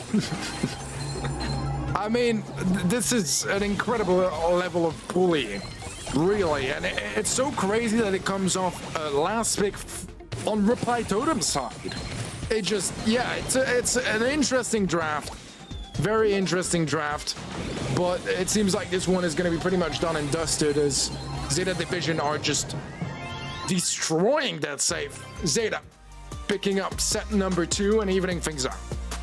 I mean, I'm a little bit worried now for Reply Totem, because that one was definitely more one-sided than that first set that went to Reply Totem was, and Zeta Division looks great. But at the end of the day, I think everybody conceded that was down to the draft there. What can a Daryl do against Cordelius? But Reply Totem have nobody but themselves to blame. Like, they took that Daryl as a last pick, and you've just got to question why. Everybody knows Cordelius can't do anything against, Daryl can't do anything against Cordelius, and that's elevated on this map. Yeah, it was very extreme. I think that's a way to put it, because Daryl genuinely had the chance to do nothing. Like, it was a brawler that was completely out of the equation, and the other lanes were also being won consistently by Zeta. I think they got 10% damage on safe throughout the entirety of this set, which is so incredibly low, and I can't wait to look at the stats from Daryl. Yeah, no, neither can I, because that was a little bit worrying. You know, we saw him do like 2% damage on the safe, and that was just because he got his roll before Cordelius got his super in that first one. I mean, that's even surprising to see him do like any DPS at all. I mean, obviously it's going to be all on the side of Zeta Division in terms of kills and damage, but like, at least they got some DPS on the side of Reply Totem, which is more than I thought.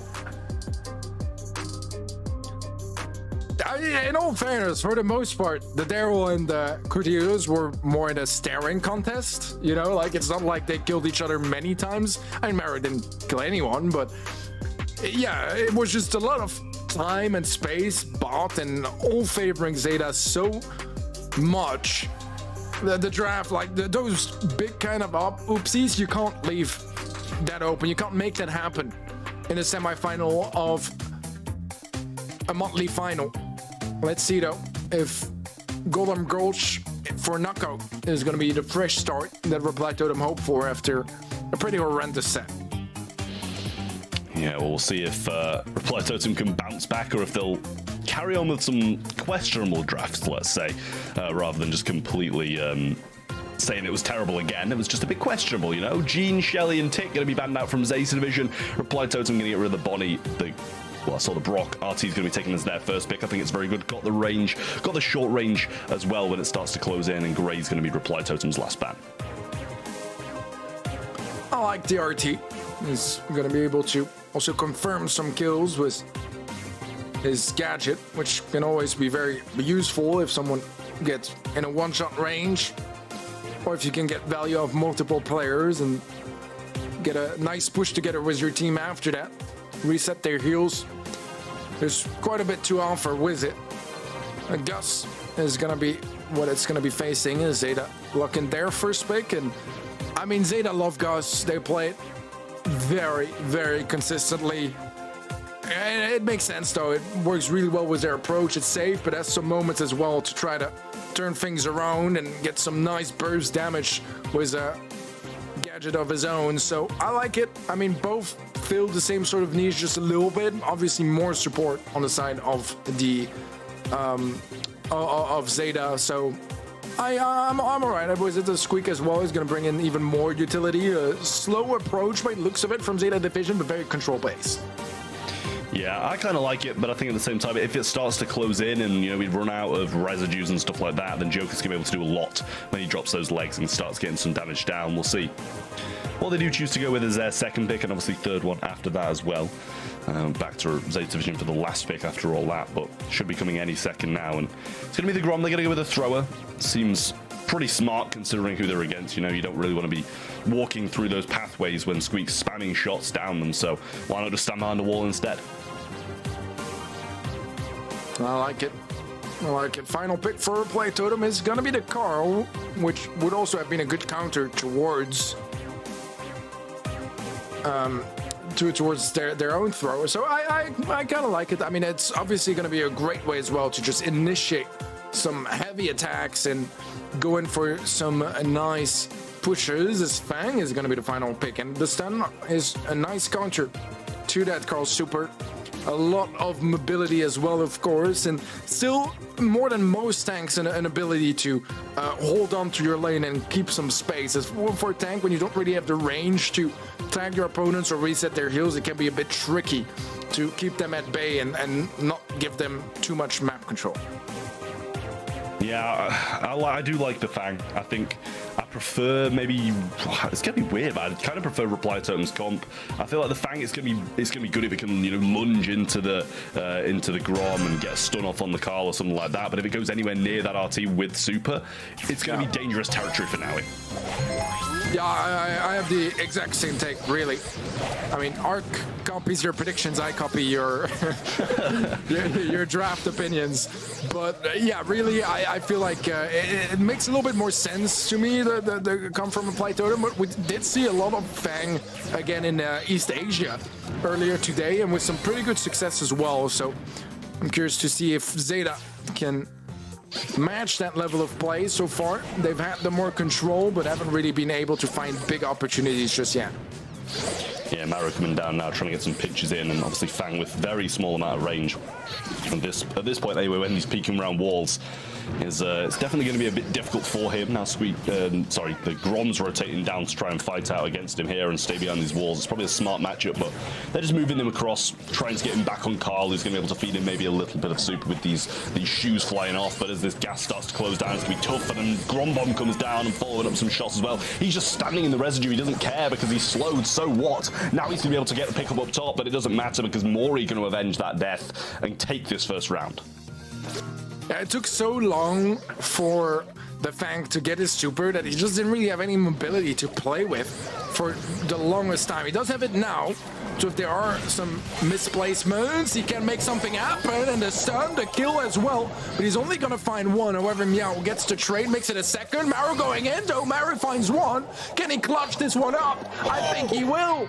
Maro turns it around and a Reply Totem take the game.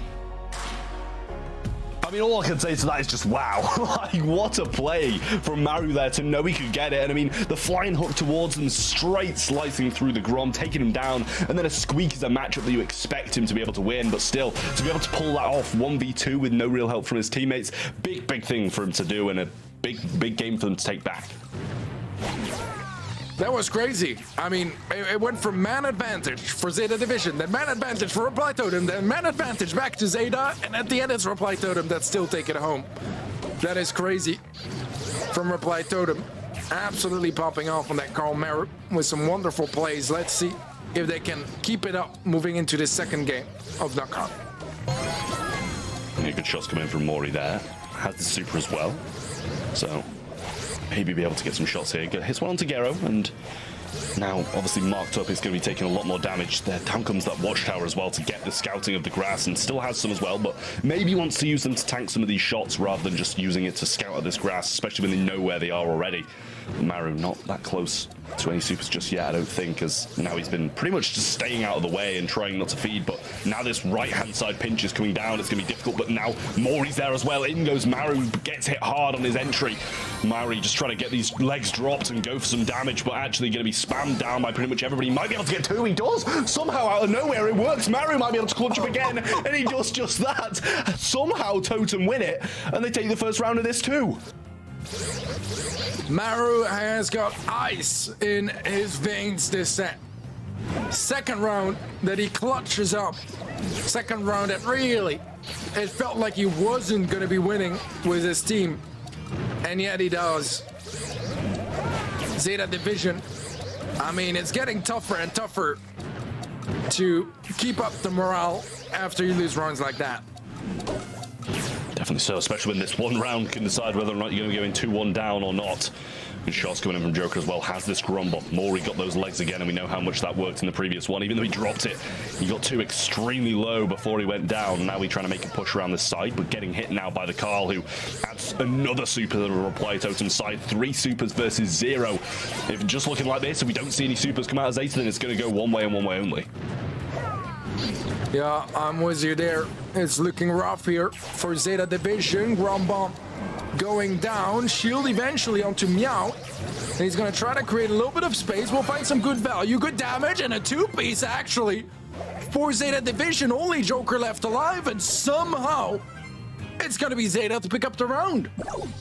Yeah, that was some really nice plays there from Zeta to be able to drag that one back, which looked like it was just going to go to Totem, but looks like we just didn't see any supers come out of Totem there. Carl still got his, RT still got his as well, and now trying to fly under the radar down this left-hand side, but eventually gets scouted out as well. Look at the lunge as well from Naui. He's waiting to try and use this, and with 3 of them there, it'd be some good bounces. Waiting for the best opportunity. So far, not giving anything away just yet. 3 supers on each side.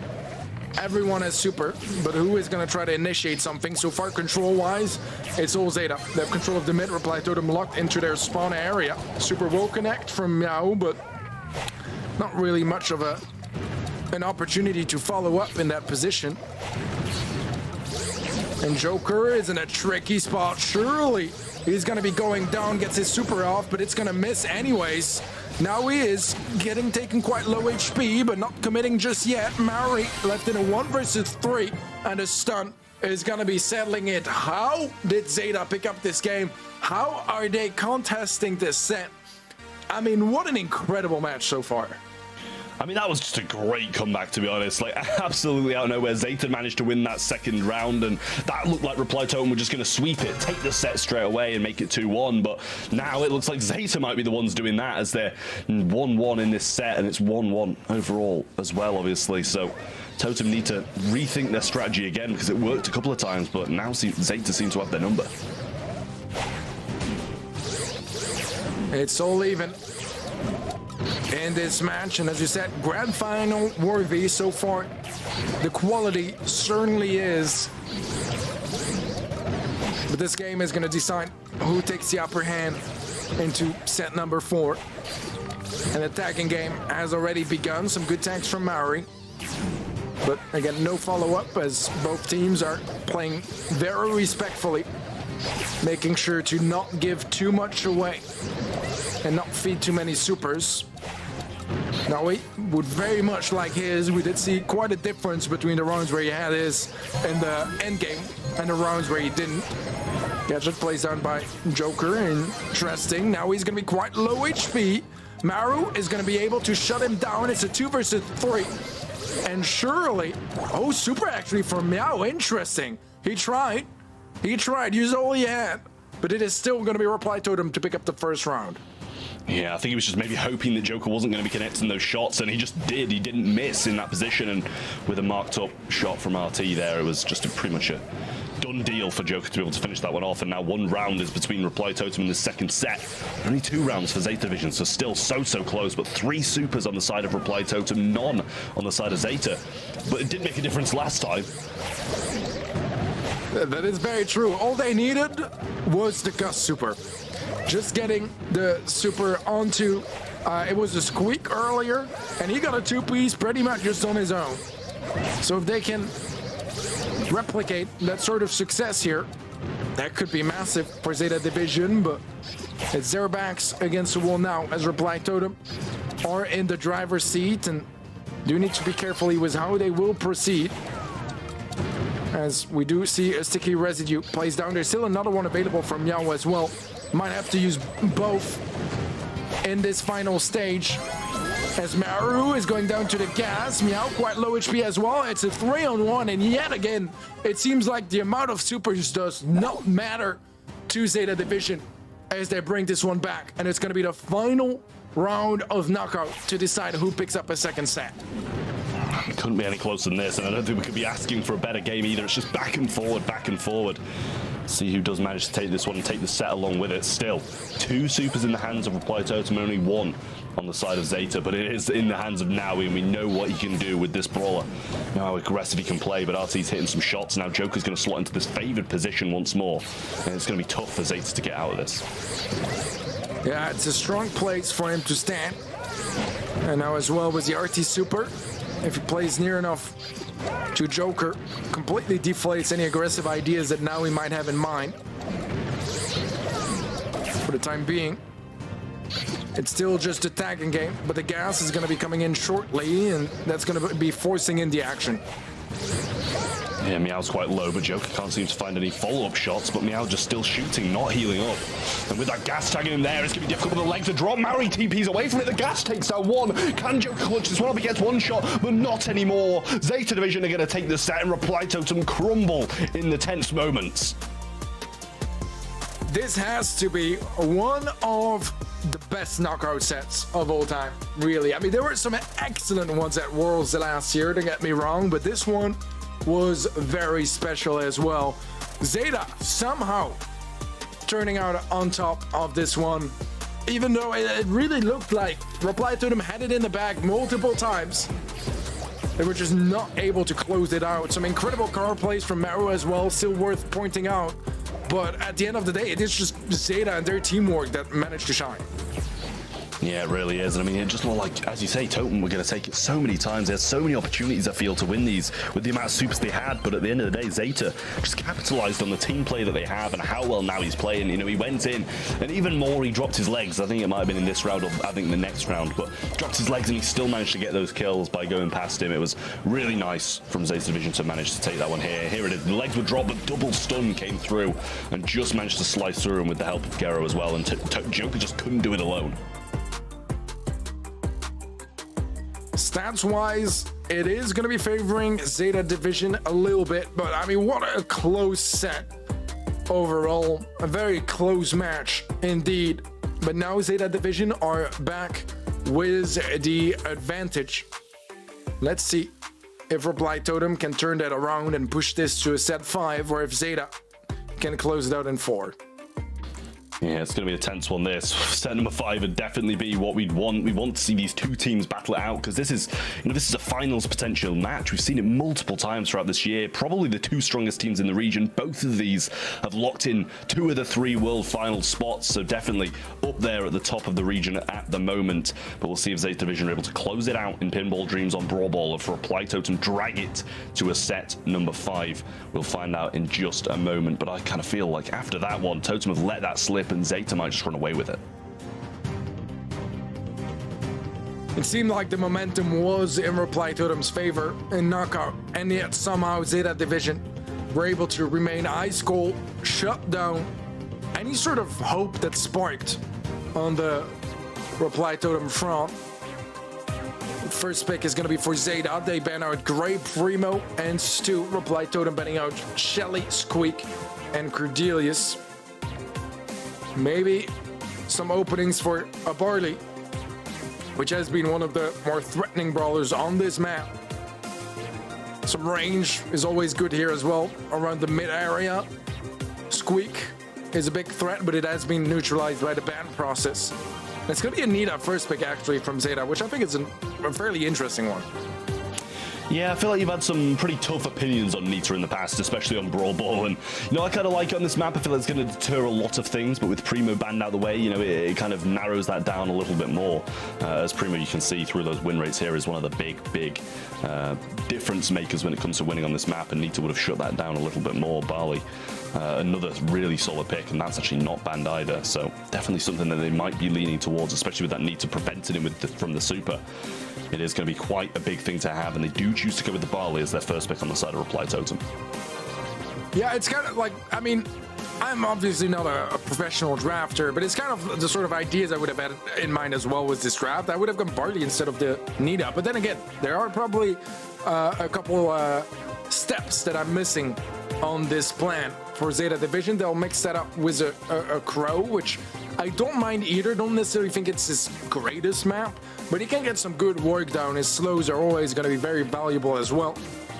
Let's see though this plan unfold from Zeta Division, because I feel like surely they got to have something in mind here if they decided to go Nita first pick over that Barley.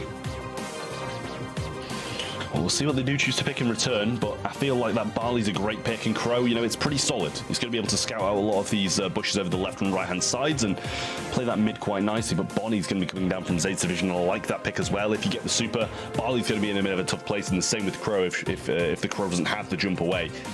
So maybe a decent pick there from Zeta Division. They still need one more, and you've got to question if they need something a bit more aggressive that can just go aggressive with a click of a button rather than having to wait for Bonnie to get that super. Yeah, I'm wondering if Willow might still be something they might consider here. Yeah, they'll go Willow. Okay, interesting. I mean, I kind of wish they went just Barley instead of the Nita, and then, they probably could have gone Nita later on or something else, because I do prefer Barley over Willow here. But they just needed something to make sure that Barley doesn't have a lane to just sit at behind his walls and harass the rest of the map.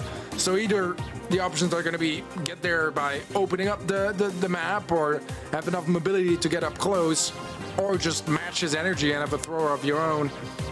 I don't know. We'll see the B as last. I was kind of expecting a B here as well, as EMEA does like to bring a B for the mid of Pinball Dreams. I don't mind it.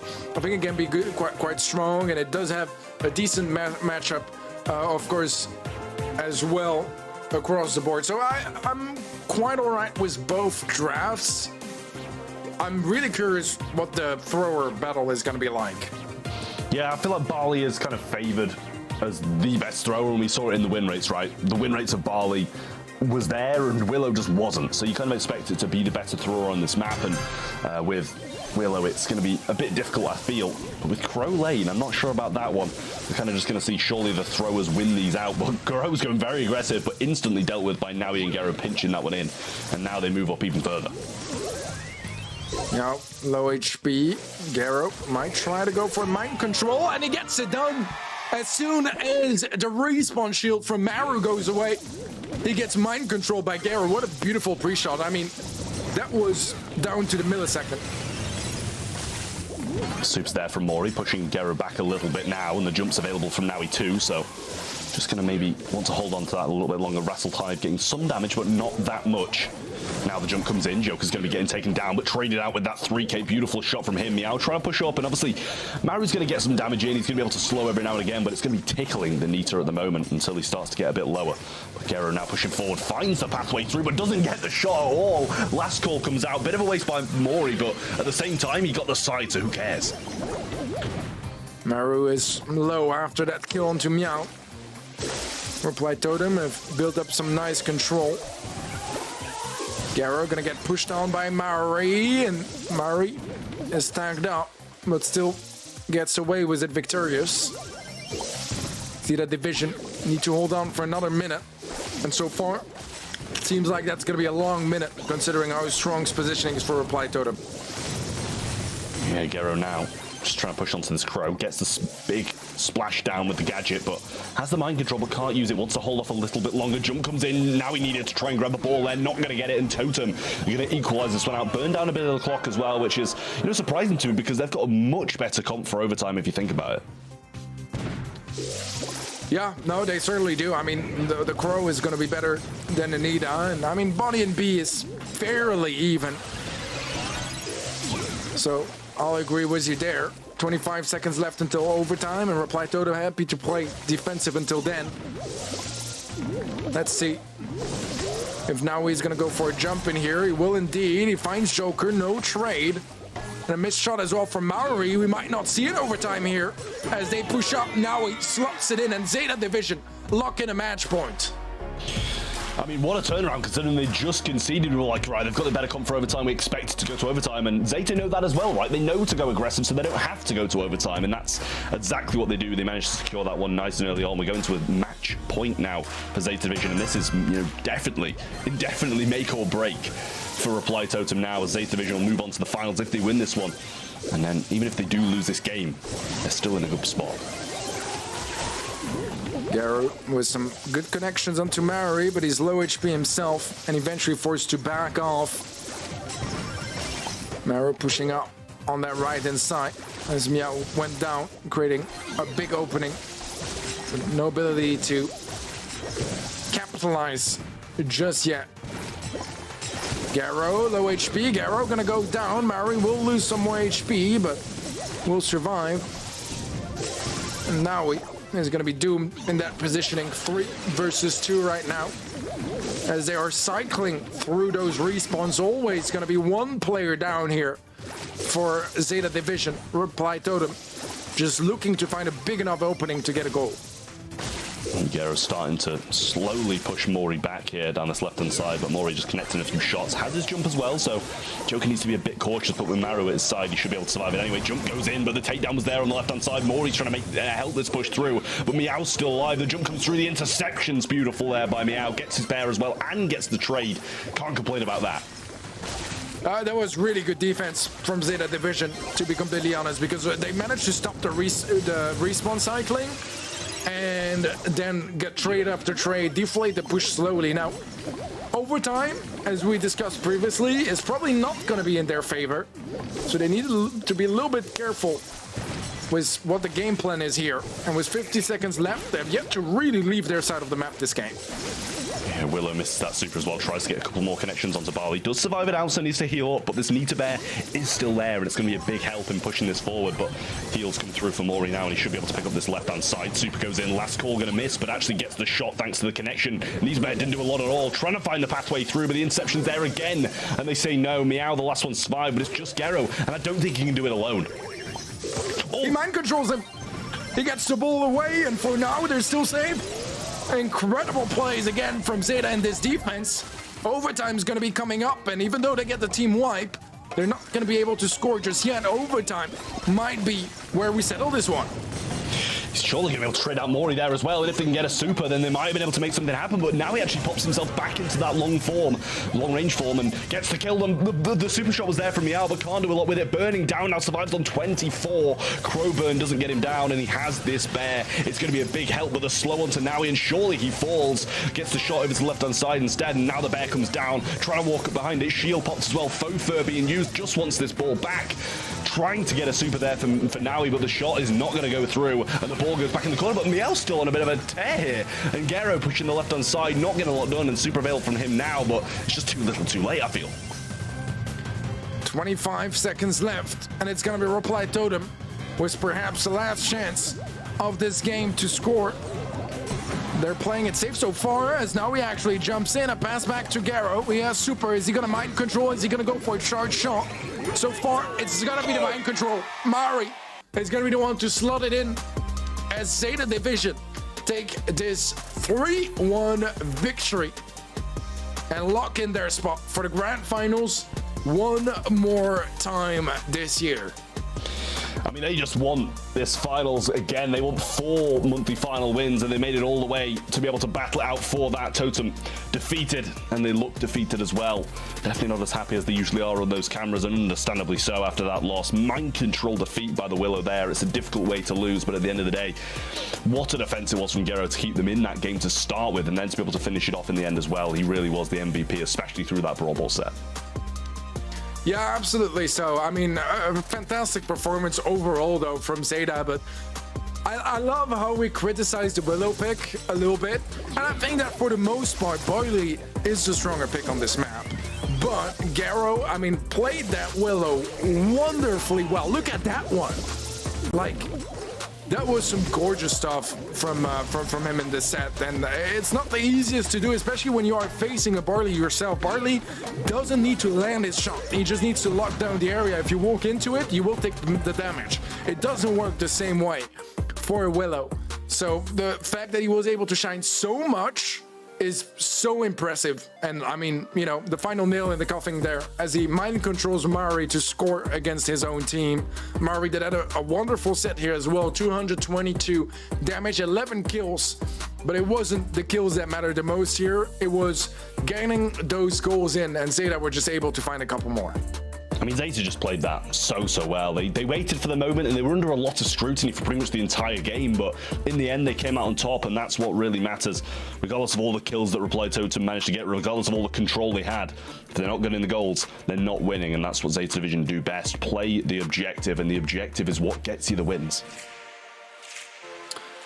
Your MVP voted at home is going to be on to Naui. And as much as I kind of would have loved to see Garo get it for that final set, now we had a fantastic series as well. It was really a team effort. I mean, Knockout as well, you know, was every single player from Zeta Division shining and getting so much work done. So I'll still take him as the MVP for this one. And overall, I mean, a fantastic series for our first semifinal. Yeah, I mean, we couldn't have asked for a better game, could we really? As I've said multiple times, that's a finals caliber game, and even at that, it's a world finals caliber game, you know, between these two teams. They're the two best teams in the region at the moment, and I'm sad we didn't really get to see them meet in the finals, but we will see who is going to meet them in the finals throughout this next game. But Zeta Division have successfully made it to the finals of this region. A&R versus SK Gaming is going to be up next, and it's going to be an absolutely phenomenal one as well. We saw A&R take down Foot Esports, which is a big decisive match. A&R trying to catch up with Foot Esports at the moment for that race for the world final spot. And SK and Humble, it's more of the same. They're in the race as well. Humble got cut short, but SK Gaming, they still have a chance. Absolutely so. I mean, A&R said they wanted to play against Foot Esports. They got what they wanted. They got the victory as well. I don't remember them tweeting they wanted to play against SK, so we'll see how that one goes. But my prediction was still with A&R just because of the sheer amount of confidence they showed against Foot. And I don't know. I feel like this could be their month to make it to the grand finals once more. Yeah, the thing is, A&R actually tweeted they wanted to play against Humble because of the reverse sweep that Humble managed to get on them last month. They wanted a bit of revenge, so I think they're quite sad that SK Gaming managed to pull through. We all know what Rama's like on Twitter, and if you don't, here's his act. Go and follow him. It's quite entertaining to see, along with Nob and Mebius on his roster. They really have been playing very well all year long, and, you know, up there with a few of the best teams. They're one of the only teams who has the capability of taking a team like Zeta down. We saw it in SPS, so we might be able to see it through the finals today. But SK Gaming, again, are standing their way first. Yeah, SK Gaming, a very strong roster as well. Not necessarily the loudest roster this year. I mean, they lost Semantic, so I mean, you know, that is gonna keep the noise levels in check. But Ikeos, Yoshi, and Ope, fantastic roster overall, and able to finally get some success this year after a very slow start to the year. They're in a much better place now, and they showed that early against Humble. Surely gonna be showing to do the exact same now against A&R. Yeah, surprising. It's weird to not see them sat around the table, the SK Gaming table, where they usually are month in, month out for their monthly finals bootcamp. But this time we're seeing Yoshi at home, so I imagine probably the whole roster is as well. And you've got to question it if or not that is going to, you know, help or hinder them a little bit more. Obviously, against A&R, it's going to be a tough matchup no matter what. Even if they're at the top of the game, even if they're together and communicating perfectly, A&R's never going to be an easy matchup. Absolutely. So I mean, A&R showed in SPS how deadly they are at the moment. They showed in the monthly finals as well that they can go very far into those brackets and take down any of the top teams. But they have yet to get that all precious victory, that success that they've been striving for all year long. I'm saying all year long as if they were new from this year. Obviously, all of those guys have been competing for years now. But this feels like the year where they have been the strongest, where they've been at their peak mechanically, and with some clever drafts and a bit of a big ego as well here and there. they're definitely a scary team to face because you don't know what to expect. Just a bit of a big ego. I think that's. I think you're dialing it down a little bit there, Teddy. If you see him on Twitter, you know he's got a massive ego, and that's just how it is. He has a massive ego for anybody else knowing. I know that's rich coming from me, but Rama on Twitter, it's just different, all right? That's just how it is. It's just different. A little bit scary to see, and I'm sure SK Gaming are going to want to, put a bit of a cork in it because he does talk a lot. And here we see Yoshi giving a bit of a homage to his. I guess he's still the fourth player, right? But at the end of the day, he's not really playing anymore. No, he's been on the bench for a bit now, focusing more on content creation, but he's been with the team for the longest time as well, and in SK's greatest moments too.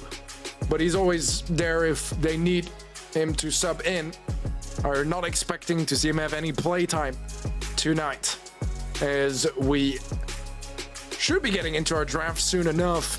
I mean, what else to say here but that SK, they would love to get a grand finals appearance once again. They've been a bit shy this year, but the year is not over until the end of the day, and they still have a chance here to make it to grand finals and maybe even win their first monthly final of the year.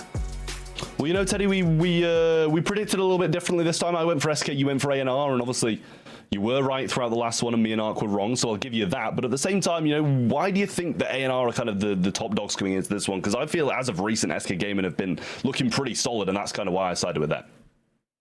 Well, I think it's a very even match, in all fairness. I predicted, according to my level of how scared I am of those teams, and I can already see a post of all of us predicting against ANR and ANR winning the monthly final, and I just can't see that. I just want to take that away from them. So I'm predicting in our own safety here. I'm taking one for the team. I think that SK is still the favorite for this one. ANR definitely got their chances though, but I'm avoiding just the controversies. I'm keeping us safe. Teddy's predicting ANR because he's scared of Rama. That's the first. That's the first I've seen for someone predicting. But bans are in. We're heading on to Infinite Doom. My favourite map. Definitely not being sarcastic with that. Poco, Bonnie, and the Squeak from the side of ANR. SK Gaming going to ban out the Squeak, the Cordelius, and the Shelly. So I think it's pretty clear to see, even without seeing on the screen, who's got the first pick after seeing those bans. But Crow's going to be the first from ANR, and we love a bit of Crow here.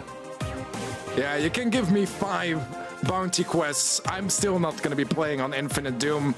Lovely bans across the board. Not bad at all. Taking out some of those very dangerous brawlers here. I'm thinking particularly of the Cordelius as well as the Shelly picks that can just be really, really up close and personal and dangerous. Tara is going to be the follow-up pick here. Don't mind it at all. The bushes are going to be great for her kit and get that mobility, and obviously the pulls as well. I kind of love as well how Gina's fallen off slowly across the last year or so, and we've been seeing more and more Tara to replace it and still bring that ability to pull and turn around games. So I think that is a really good addition here to their roster, as they'll go for the Brock as well for the wall breaks, and more often than not on this map, actually push breaks to just, make sure you have information on your opponents if they push up.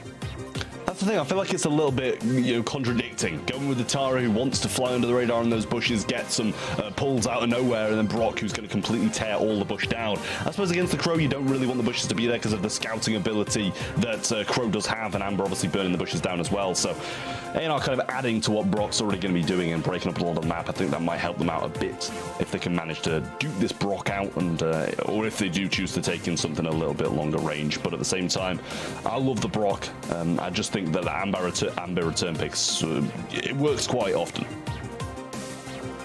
Yeah, I like it as well. I mean, it's going to be very efficient just at taking down those bushes, and that is kind of the name of the game on Infinite Doom. Similarly to Double Swoosh, to that extent, where making sure that you're either a terror in the bushes or that you remove them altogether from the equation. And Buster is going to be more the terror in the bush, in all honesty. Very scary if you get up close, very scary if you get in range of a pull.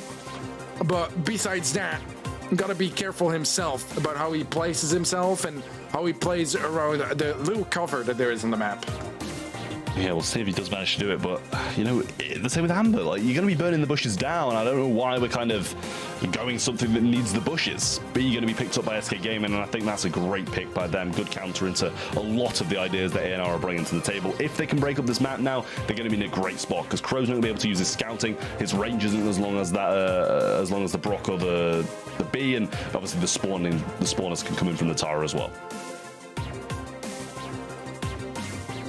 I don't know which side to side with more when it comes to this draft. I feel like I like some of the ideas on both sides, really. Feel like both could really come out on top with this one.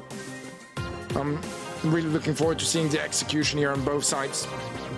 We have some interesting ideas, but also some similarities in the way they can both destroy some of those bushes, and already they have started the party. And they also both have pulls with the Tara and Buster, both having the ability to pull their opposition up close. And I mean, there we go. Okay, A&R. I mean, what an explosive start. Holy. Yeah, I think we kind of got to see a little bit more from SK here, breaking up the map, and he has obviously got some gadgets left in hand as well. Nob's going to pick up his super, though, as well, thanks to Mebius staying in his vicinity, but there's the 42 HP. Mebius is low. Super should surely come in, but actually doesn't. Burn down damage. A Crow's going to keep him quite low, but now the super comes in. Rama's falling so low, but actually survives out as well. Chaos needs to get him down here, or it's just going to get too far out of reach. There it is, and now the control's in SK's hands, too. 2 stars. Making the difference now. No, gonna try to get towards the super here. There are some big tags coming through, but Rama finds Chaos and extends the lead to 5 now. Ope flashing the pool, but not quite gonna commit to it just yet. They have some utility to work with. The Tara pool is there. The Rocket Rain is there for Yashi as well. And charge shot now too for Chaos. Someone gets in range, they could get punished, but so far, not quite able to find that connection. However, the wolves are going to be out of the picture on the central area of their spawn, so less cover for them to work with. Yeah, I feel like OP can surely pick this up with a double pull here and kind of go for it, but he's actually going to wait it out, just try and get a kill in the closing seconds, which is probably smart. Don't want to get hit by Crow here either, as he's going to get slowed down. There's the shot, and now the slow comes in. Doesn't actually get pulled in by that. I didn't even know that was a mechanic, to be honest with you. You've got the super, it completely cancels out a Tara pull coming in on you. But now SK just got no chance because the jump comes in from Mebius there and not getting anything done. Get the kill, but still 5 needing. I don't think it's possible. They might be able to do it though. Rocket Rain was there, but A&R hold on. I mean, beautifully done by A&R. I felt like it was really even for the first like 10 seconds, and then suddenly there were 2 kills, as well as a blue star, I believe, going the way of A&R. Lots of value all around, and the Buster being such a threat in the early game before those bushes get removed, and even afterwards. I mean, how we played around that Tara pool, like, it's not very often that Tara pulls you and you're the one going away with a kill and your life. Yeah, and also not feeding him much either, but the Rattled Hive coming out now from Chaos, just trying to get some shots in. Nob's going to survive this one out, though, but the control and star lead is now in the hands of SK, so it's going to be A&R who need to push in. The Pet's going to go down from OP and quickly dealt with, but that's actually 3 already used from him, but should be able to pick up Mebius here with a good pinch from his teammates. Rattled Hive being used once more, and there is the kill. 5-0, and A&R now are the ones in a bad spot. Great adaptation here. The pull will connect onto Rama, and that's going to be a kill. A follow-up as well from Chaos as he finds Mebius, and it's 9-0. We went from a dominant game for A&R to an even more dominant one for SK now. 9-0 is definitely not something that A&R expected to come into this game with. Rocket Rain goes over the top of that shield and gets some good damage in, but Ope just pushing forward, gets his super yet again, and now might be able to rotate over to this right-hand side and get some shots in, but I'm sure Mebius will scout this out nicely. Even more burn down, the pull comes through and not going to get any connection. Slow down there from Ope, from Mebius as well, but actually takes a few throwing cards to the face in return. Oh, taking a whole bunch of damage, and this game seems like it was over before it even started. 6 stars to Yashi's name as well. What a performance from him, a jump in from Mebius, and I mean, they'll get their first kill now, but they're still 12 kills behind, 12 stars behind rather. I mean, 6 of those will come from Yoshi, and maybe they get a team wipe and a bit more, and they might be able to bring it back. And I'm not even counting out at this point, but they need to avoid dying at the same time as well. Nob's going to get one burn down onto Yoshi here, thanks to the shots from Mebius. A&R's not going to connect anything other than that. Mebius needs to survive this one out now. Shots coming through, and there is the finish from SK Gaming. 21-7, and that is what we expected in the first. But A&R hold on. But SK had a better start in the second. Yeah, it might also just be that having the early advantage just kind of like steamroll, right? And snowball SK to victory in this one. I think this initial fight might be very important, especially as those walls and bushes get taken out of the picture. They really want to get those early kills, early stars locked in and play off that. But Nob is taking so much damage already from the B. Needs to be very careful. And the second gadget already popped by Chaos, but no connections on that one. That might have actually been his third. I'm not seeing any gadgets left from him or OP third. either. Wow. Yoshi's going to use all his gadgets as well. No more gadgets left for SK Gaming, and I'm sure quite a lot still in the bag for A&R. Bouncing back shots as well. Surprised they actually took some shots at him there, but at the same time, they're only 1-star up, so need to deflate some of this push, as it could go bad for SK Gaming, and it is going to go bad for them. SK OP is going to pick up his pull, but not really getting anything in return for it. Let's see if they can find something on the side of SK. I like that A&R pushed up, keeping some of that space that they managed to earn in a challenging way. The Tara pool is something they need to be very much aware of, as it could turn around the lead very quickly. It's only 1 start separating both teams, so a single kill will turn things around if it's not traded. Yeah, you're going to have to think twice about pulling in here. Nob's not going to be able to get pulled in. 2 of them do, though. And the follow-up is not even going to be damage pet on that one either. Now the lead's taken back, and Nob overextended a little bit. I mean, not really a lot could be done, because he needed to defend his 2 teammates who got pulled in. 3k hits onto Mebius, and Chaos has got all the stars. Well, he's all they need for a turnaround, but the pull comes in, and that should be Nob down as well, and that extends the lead to 6. Great situation here for SK.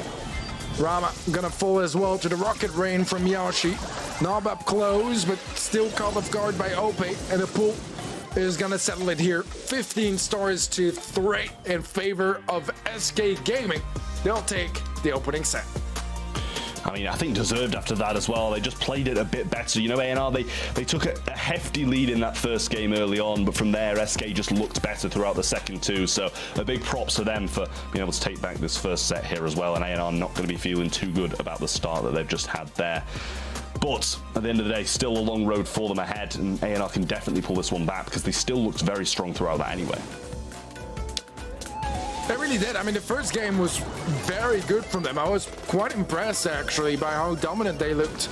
But games 2 and 3, a completely different story, really. SK Gaming just reacting so nicely to A&R's game plan and able to counter it to near perfection. I mean, game 2 was perfect from SK Gaming.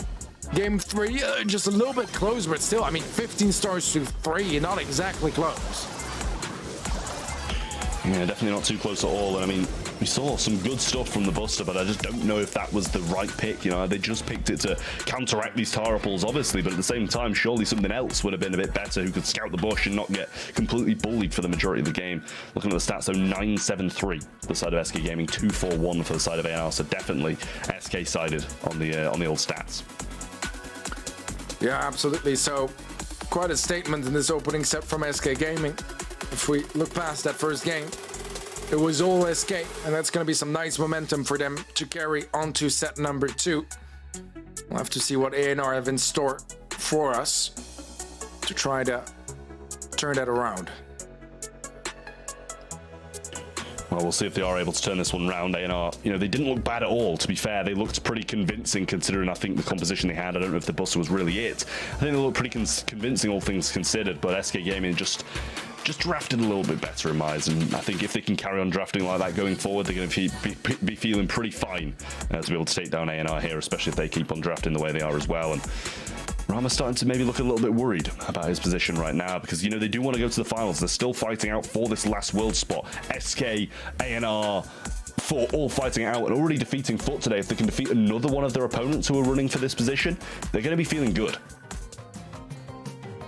Definitely so. Ring of Fire coming up next for some longer range hot zone action. Although it can still get close and messy in those bushy areas and with some of those walls around the mid as well. Down the water slide as we head into set number 2, and a chance for a fresh start for ANR was just, yeah, I kind of agree with you. It just wasn't quite the draft they were hoping for in set 1. A chance here to draft anew as Shelly, Crow, and Stu are going to be the bans from ANR. SK Gaming have first pick. They banned out Bonnie, Stu, and Pam, and Squeak is going to be their first.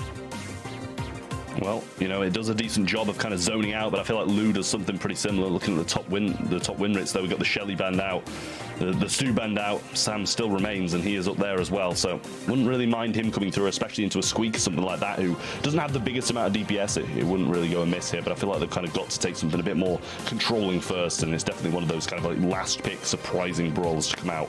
We'll see if ANR do choose to kind of switch things up and go a little bit more aggressive, though. Not that Buster isn't aggressive, we just didn't really see him going too aggressive. Poco's going to come down as the first, and you know, I don't mind Poco, but as a first, I feel like that gives SK a lot of capability of just countering this out.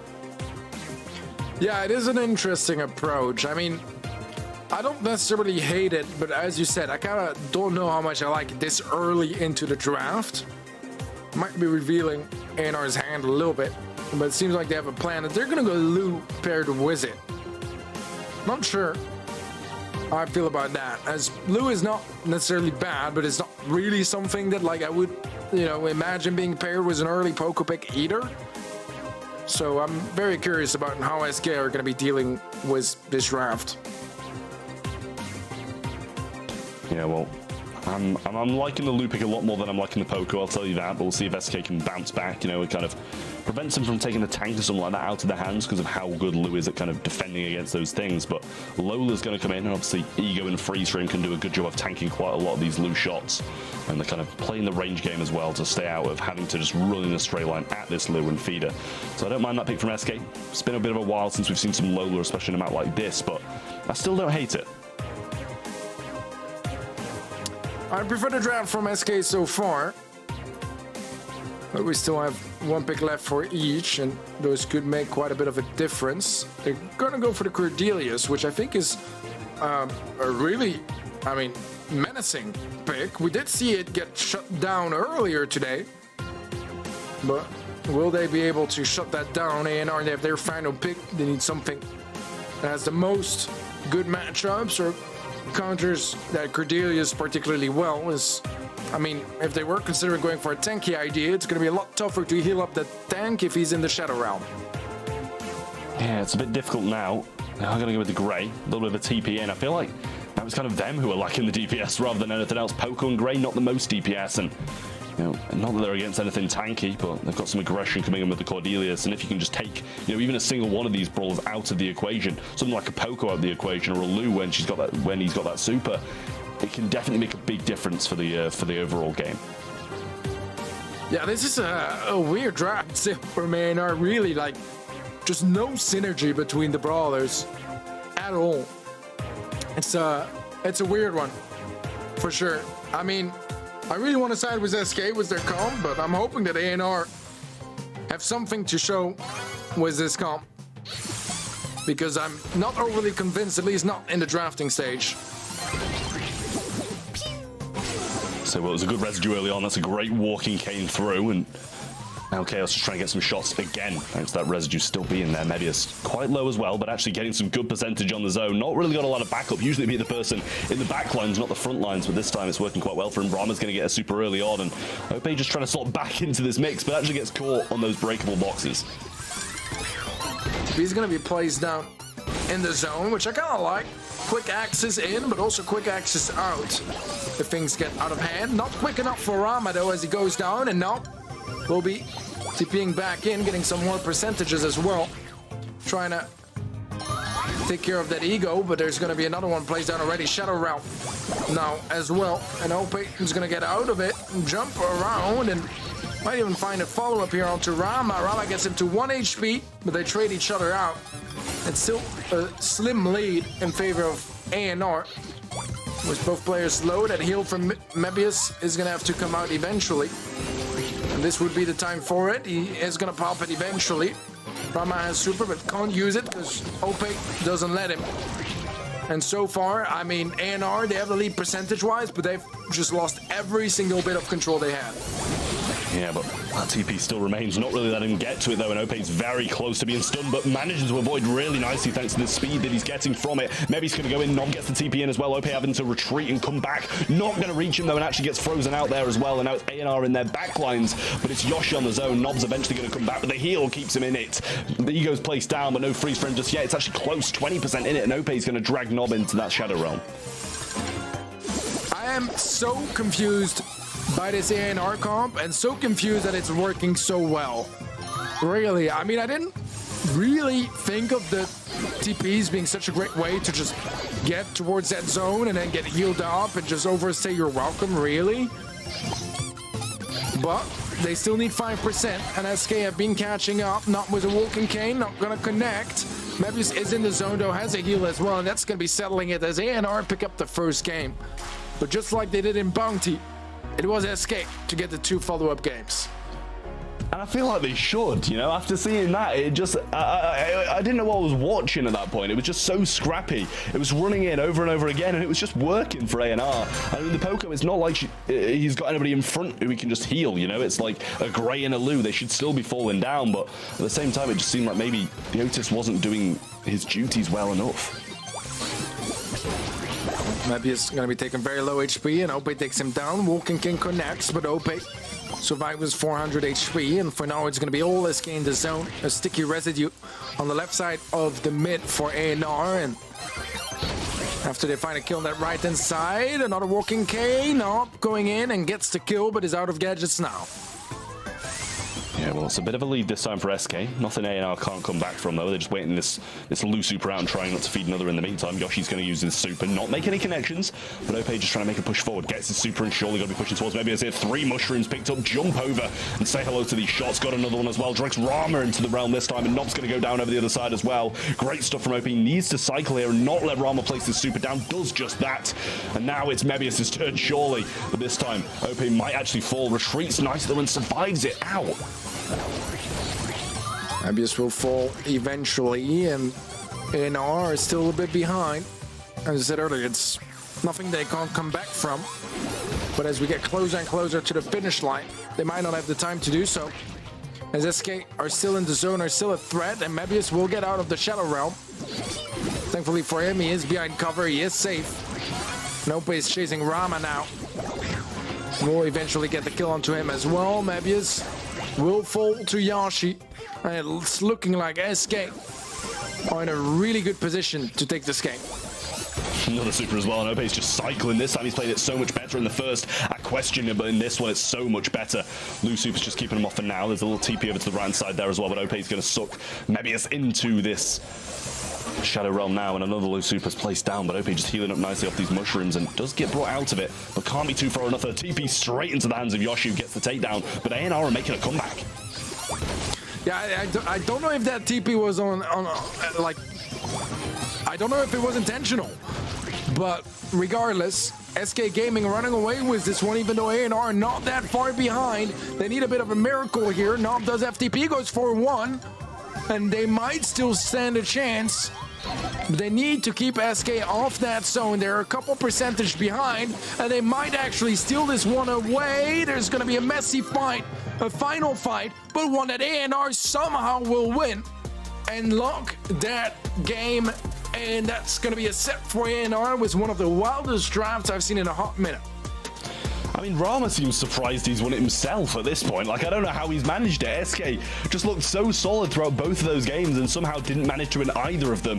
I felt like the Cordelius at the start of that one was really popping up. Ope was doing a great job in that second game. First one, not so much. And then towards the end of the second game, he seemed to go back to his old ways and kind of not be, you know, fighting in those backlines, dragging people out of important fights. And I feel like that was the issue.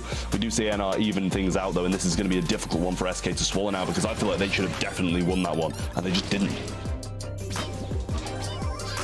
They had some good chances, but somehow ANR made that comp work.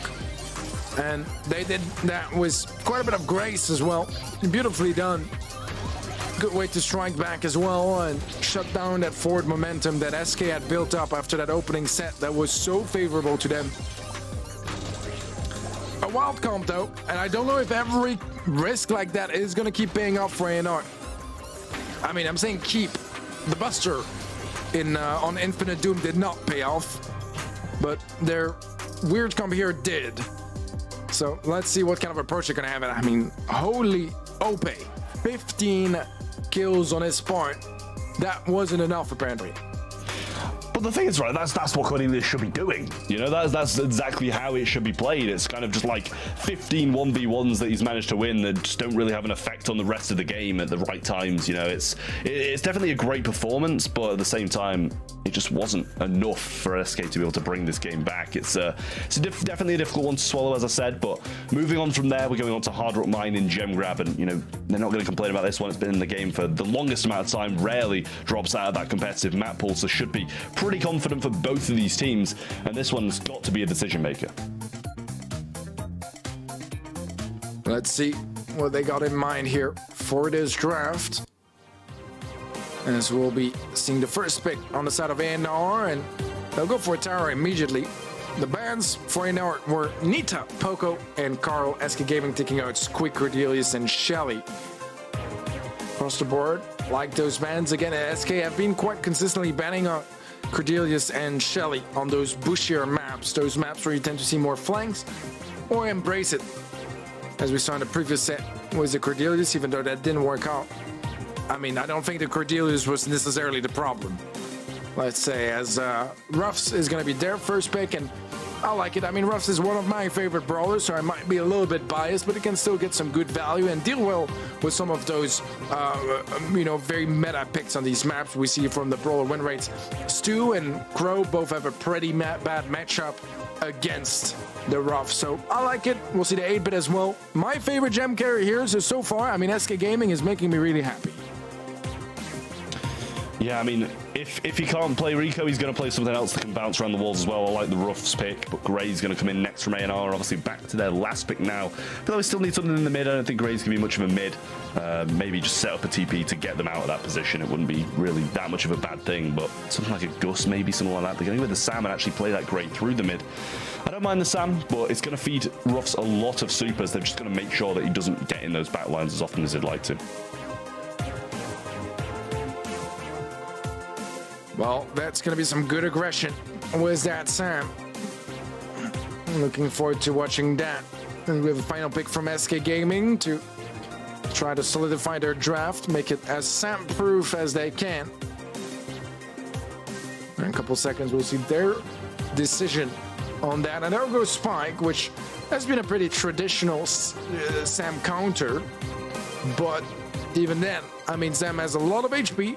Will heal it up quickly as well, and if he manages to hit his super against the Spike, that's still going to be taking about 60% of his health away, so not sure if that's going to be enough. They do have some good damage. 8-bit deals a good bit of damage as well, and they have some wall break as well, but overall I feel like, I mean, if it's played well, the Sam here can still be a threat. Yeah, I think so too. It's just whether or not, if he can get in the back lines, you know, Spike's not going to be able to do anything anyway. It's the same with Ruffs. If it's pushed back against the Sam, it's going to be very difficult regardless. Just got to keep his lane and make sure that Sam's not going to get up. We do see the matchup of the Spike versus the Sam, and he is getting up straight away, straight into those back lines, but it's going to be SK. You've got to deal with him quick. Gets the pullback and gets the kill, and now he's in a good spot. Yeah, this is a really solid start here from A&R. Every gem that's been spawned has been in their pocket. Eventually, OP does find Knob, so it's a little bit of a light here for SK Gaming, and that's going to help as well that they have a damage booster now available as well, and they lose the gem carrier. Rama out of position, gets punished heavily, and suddenly every single gem is on SK's pocket. Yeah, Nob's going to go down as well. Rama trying to make a fight in this mid here versus Yoshi. He's just going to retreat, fall back. He doesn't really mind if he loses that turret. He's got another in hand anyway. Maybe he's coming down this left-hand side and just trying to let Nob play out in a little bit of an easier matchup against that Ruffs. And he does get the control, same as last time. Pull comes through, gonna get spiked down, but not sure if that's really worth it. Yoshi alone now might go down, and Sam picks him up. Can he get out, though? Obe's surely gonna be able to wipe him straight out here, and does just that. But now he's got 8 gems, and he's not the person who wants them. Yeah, it's quite a squishy brawler to carry them as well, and doesn't really have any mobility to work with. Does have fertilizer that could come in handy. The Knob is going to get melted down by Ope. So far doing a really good job. A TP back to safety from Rama. Joined with a pull as well, but not enough apparently to get that kill. And it's going to be a countdown locked in by SK Gaming. 15 seconds for ANR to interrupt it, but they already lost Knob. And this push is quickly deflating.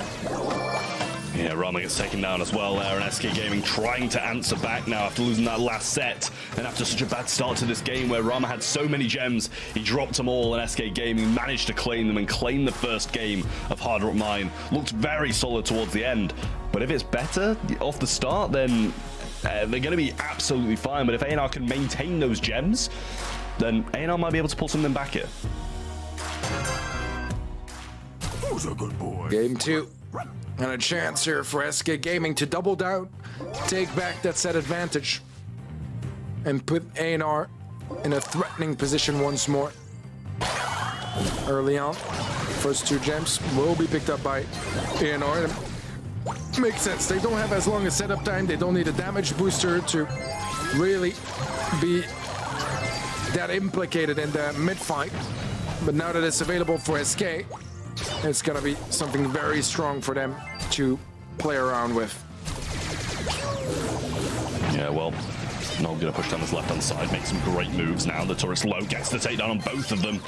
And Yoshi managed to clean up, but Walking came through there, didn't do too much because those walls can't be broken, but oh, he TP'd out. I was so confused if he just TP'd in and got melted. I was like, what just happened? But now Nob's going to TP in. Mebius behind him as well, gets the TP through, but instantly melted off the map. Pretty close, but Nob's going to go down, and now it's a 3v1, and Rama not in a good spot. Yeah, definitely not much you can do from there either, and another rough Skagit in the final one. Gonna be buying some extra time as well. A nice gem lead for SK Gaming.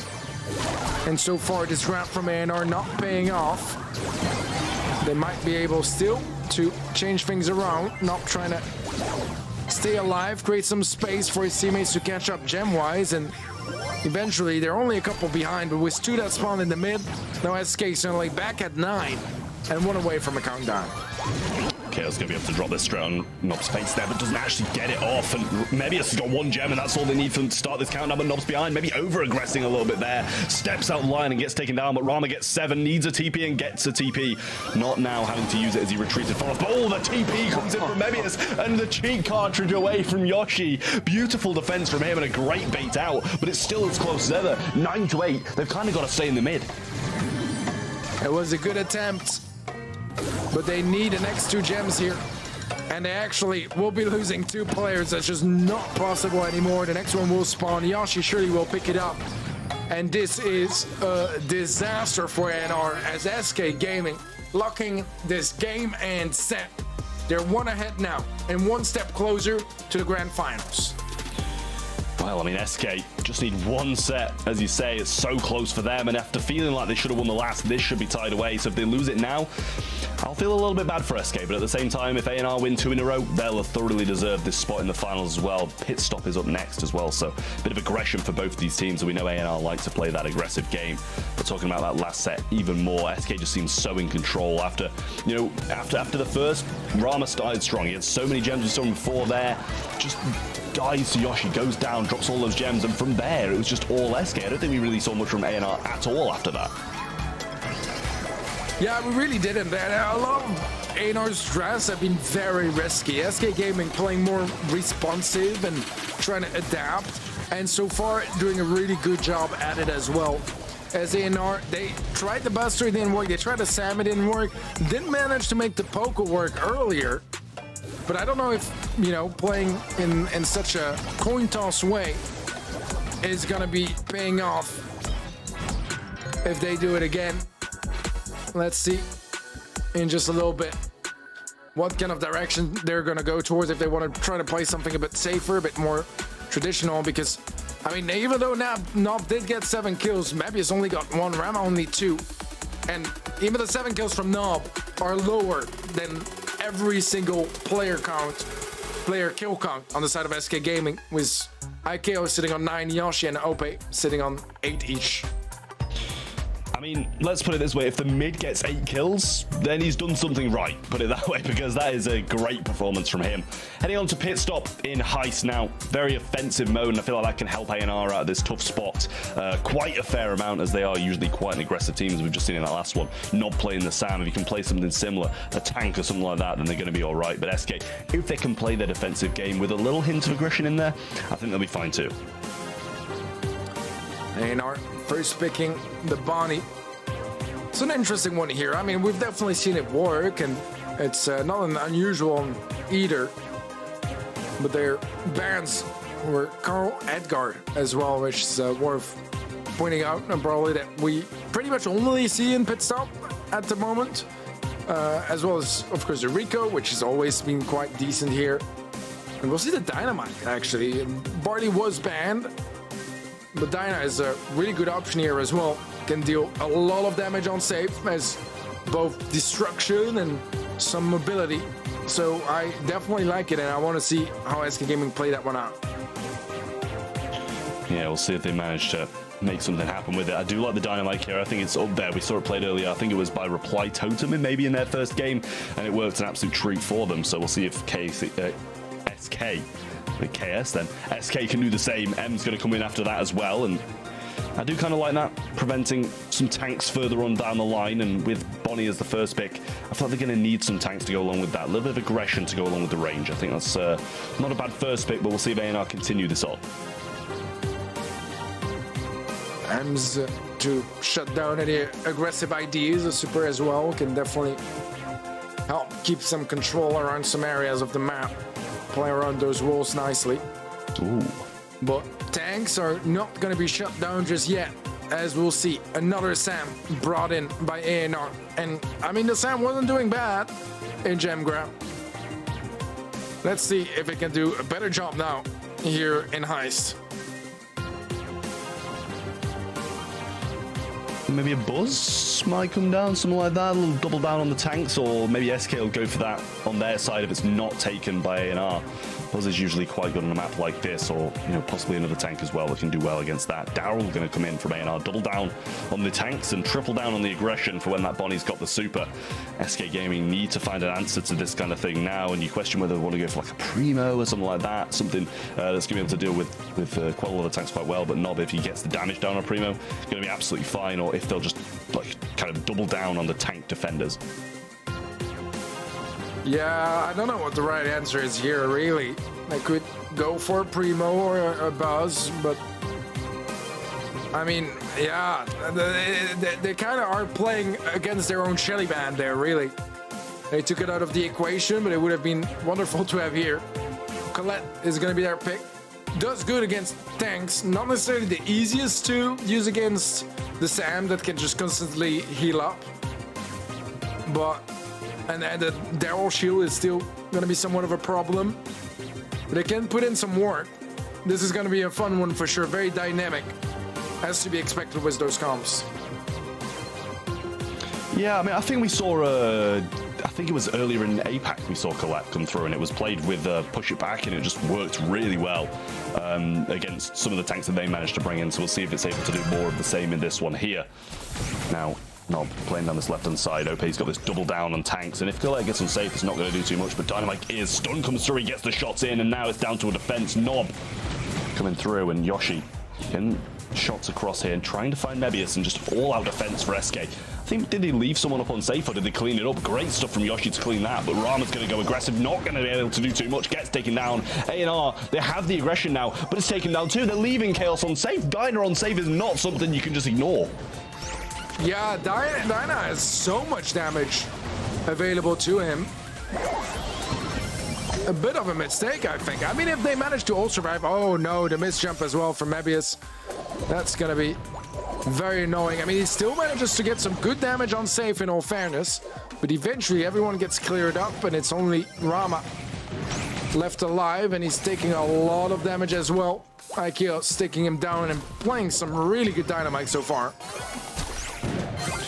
I think I'm a little bit scared for A&R now because it's going to be very tough and the shots are not stopping from Chaos and Colette. Beautiful pinch from them. Rama's low as well. He's going to be burned down by this super from Yoshi as well, and now Dyna's unsafe. All they have to do is kind of defend him out, and Nob's just going as well. He's leaving the Ems and Dyna unsafe. I think maybe he's either accepting defeat or accepting that Mebius are going to be able to defend this one for the rest of the game. Maybe a questionable decision there, but Rama's just going to go and he's not going to get far.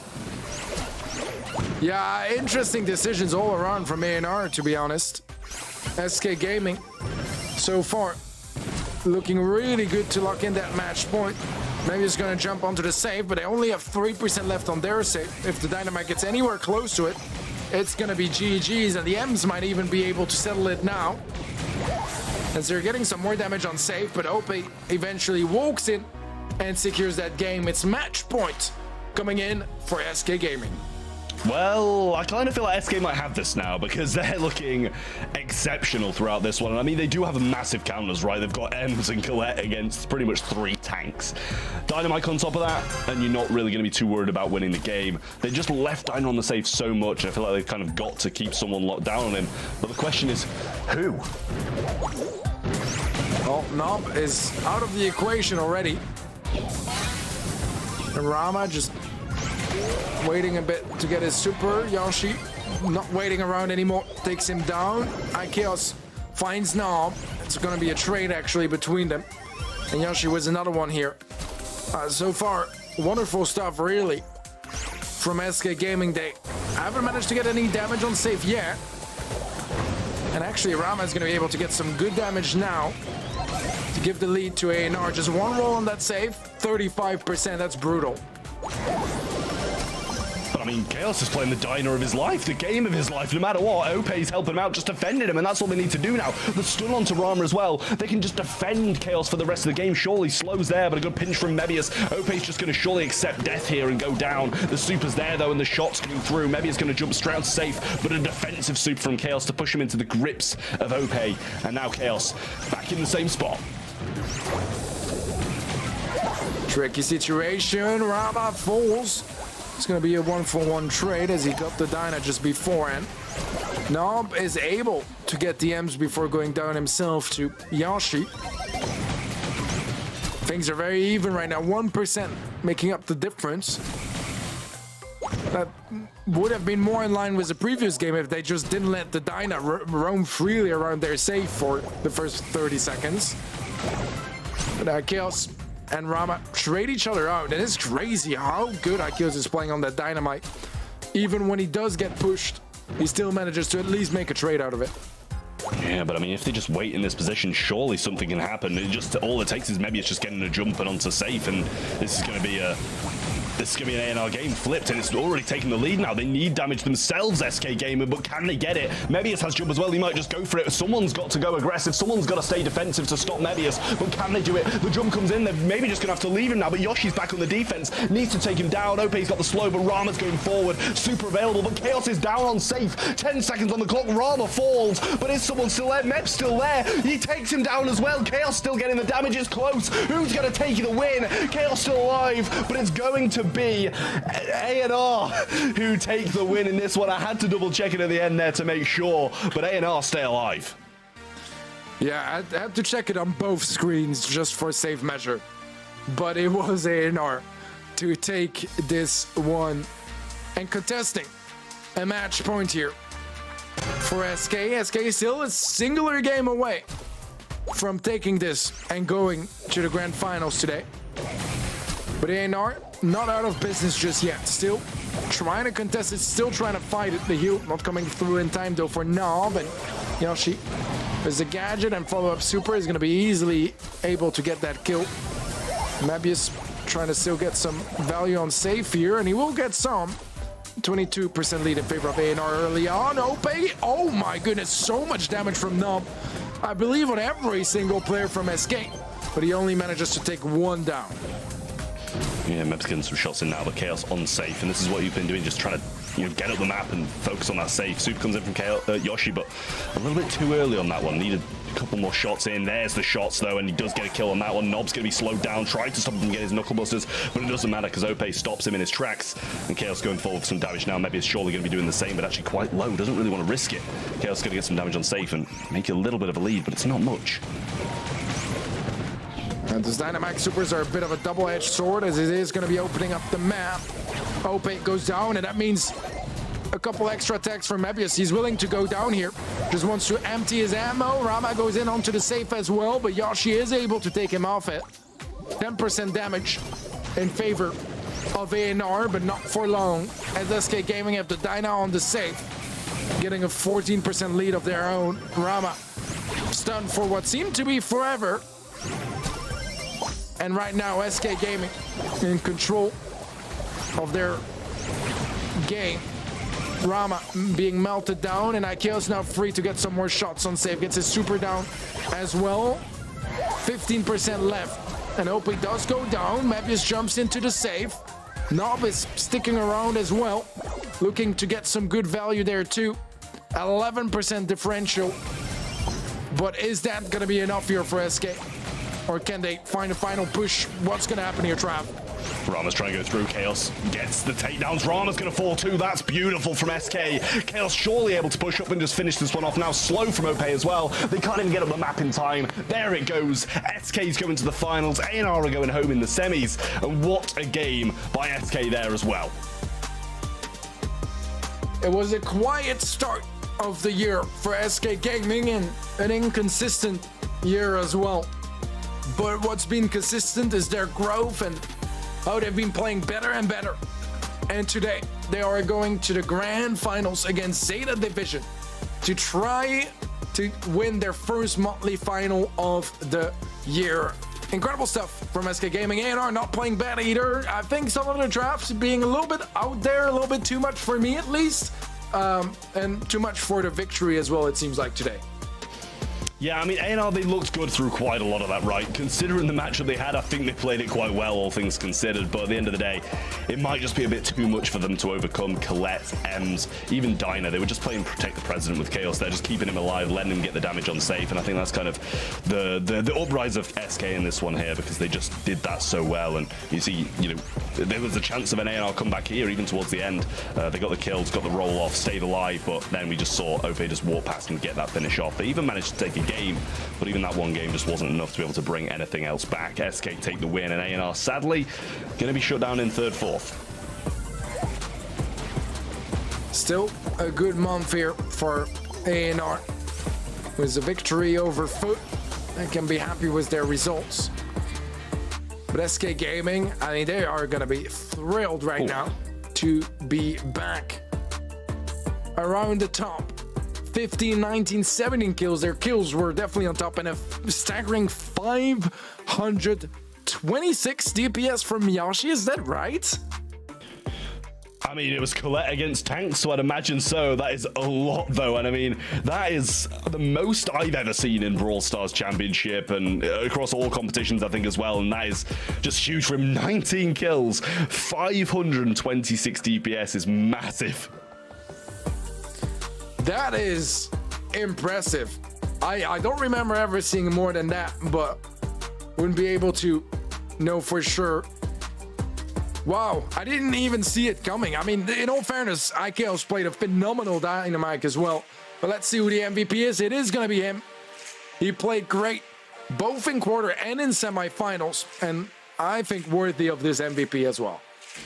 I mean, I think so too. After seeing that Dynamite, it was just a little bit scary. And I think if it went to anybody else, I'd be questioning it. But at the same time, 526 DPS and 19 kills, I wouldn't have complained about Yoshi having it either. But I think Chaos pretty much all the way through played a very, very nice game. We're gonna be welcoming back one of our least favorite people. And there's his face. It's Ark. Wow. The welcomes have gone downhill here, haven't they, really? I'll be honest, I still can't get over that DPS, man. I mean, my jaw literally dropped when I saw that. I think that's the most I've ever seen in the BSC. And we saw in East Asia earlier pretty much that exact same idea with the Colette into tanks. And I think it was about, like, in the 500s for sure. Unbelievable stuff. SK are looking so good at the moment. It's quite scary. Very jealous as well watching that Reply Totem Zeta match from the sidelines. Nonetheless, we'll take a look back from the course of today. It was Zeta with a fantastic run of things, isn't it? They've only dropped one set today, and that one set to Reply Totem of all teams. No easy feat whatsoever. But sadly, that's as far as they made it. On the other side of things, for Esports, with that huge upset earlier to A&R, who didn't go any further against SK Gaming those semi-finals. Sadly for Humble as well, didn't proceed past those quarterfinal stages, and they were in a real contentive spot for the World Finals position. Sadly, not having made the SPS, though, means that they are now pretty much out of the running, leaving up Grand Finals for today. Zeta Division versus SK Gaming. Set to be an absolute banger. I mean, coming into today, SK Gaming won 227 points. I mean, if they were to do the unthinkable in the Grand Finals now, get 100 more points on top of things, and have SPS still to come for those Challenge Finals in Cologne, I mean, that's looking like scary stuff to me. But EMEA is that region that always delivers, and today has been just that. Going to take a look at our predictions as well, as yeah, for the most part, smooth sailing for most of us. I mean, me and Trav behind though. Teddy's looking right out on front here. I think we're even. Is it? We're even because Even, actually, yeah. Use your eyes. Use your eyes. Sorry, Trav, are you sad that I didn't come to you with this? Listen, the thing is, right, I'm just gonna put my point across. This is Arc changing up because I called him out. Well, go on then. Go, give us your point. I mean, my point is that SK are just looking better at the moment, I feel. It seemed more comfortable, and to be honest, you know, A&R, they can take down take down Zeta. SK can take down A&R. By the process of logic, SK win.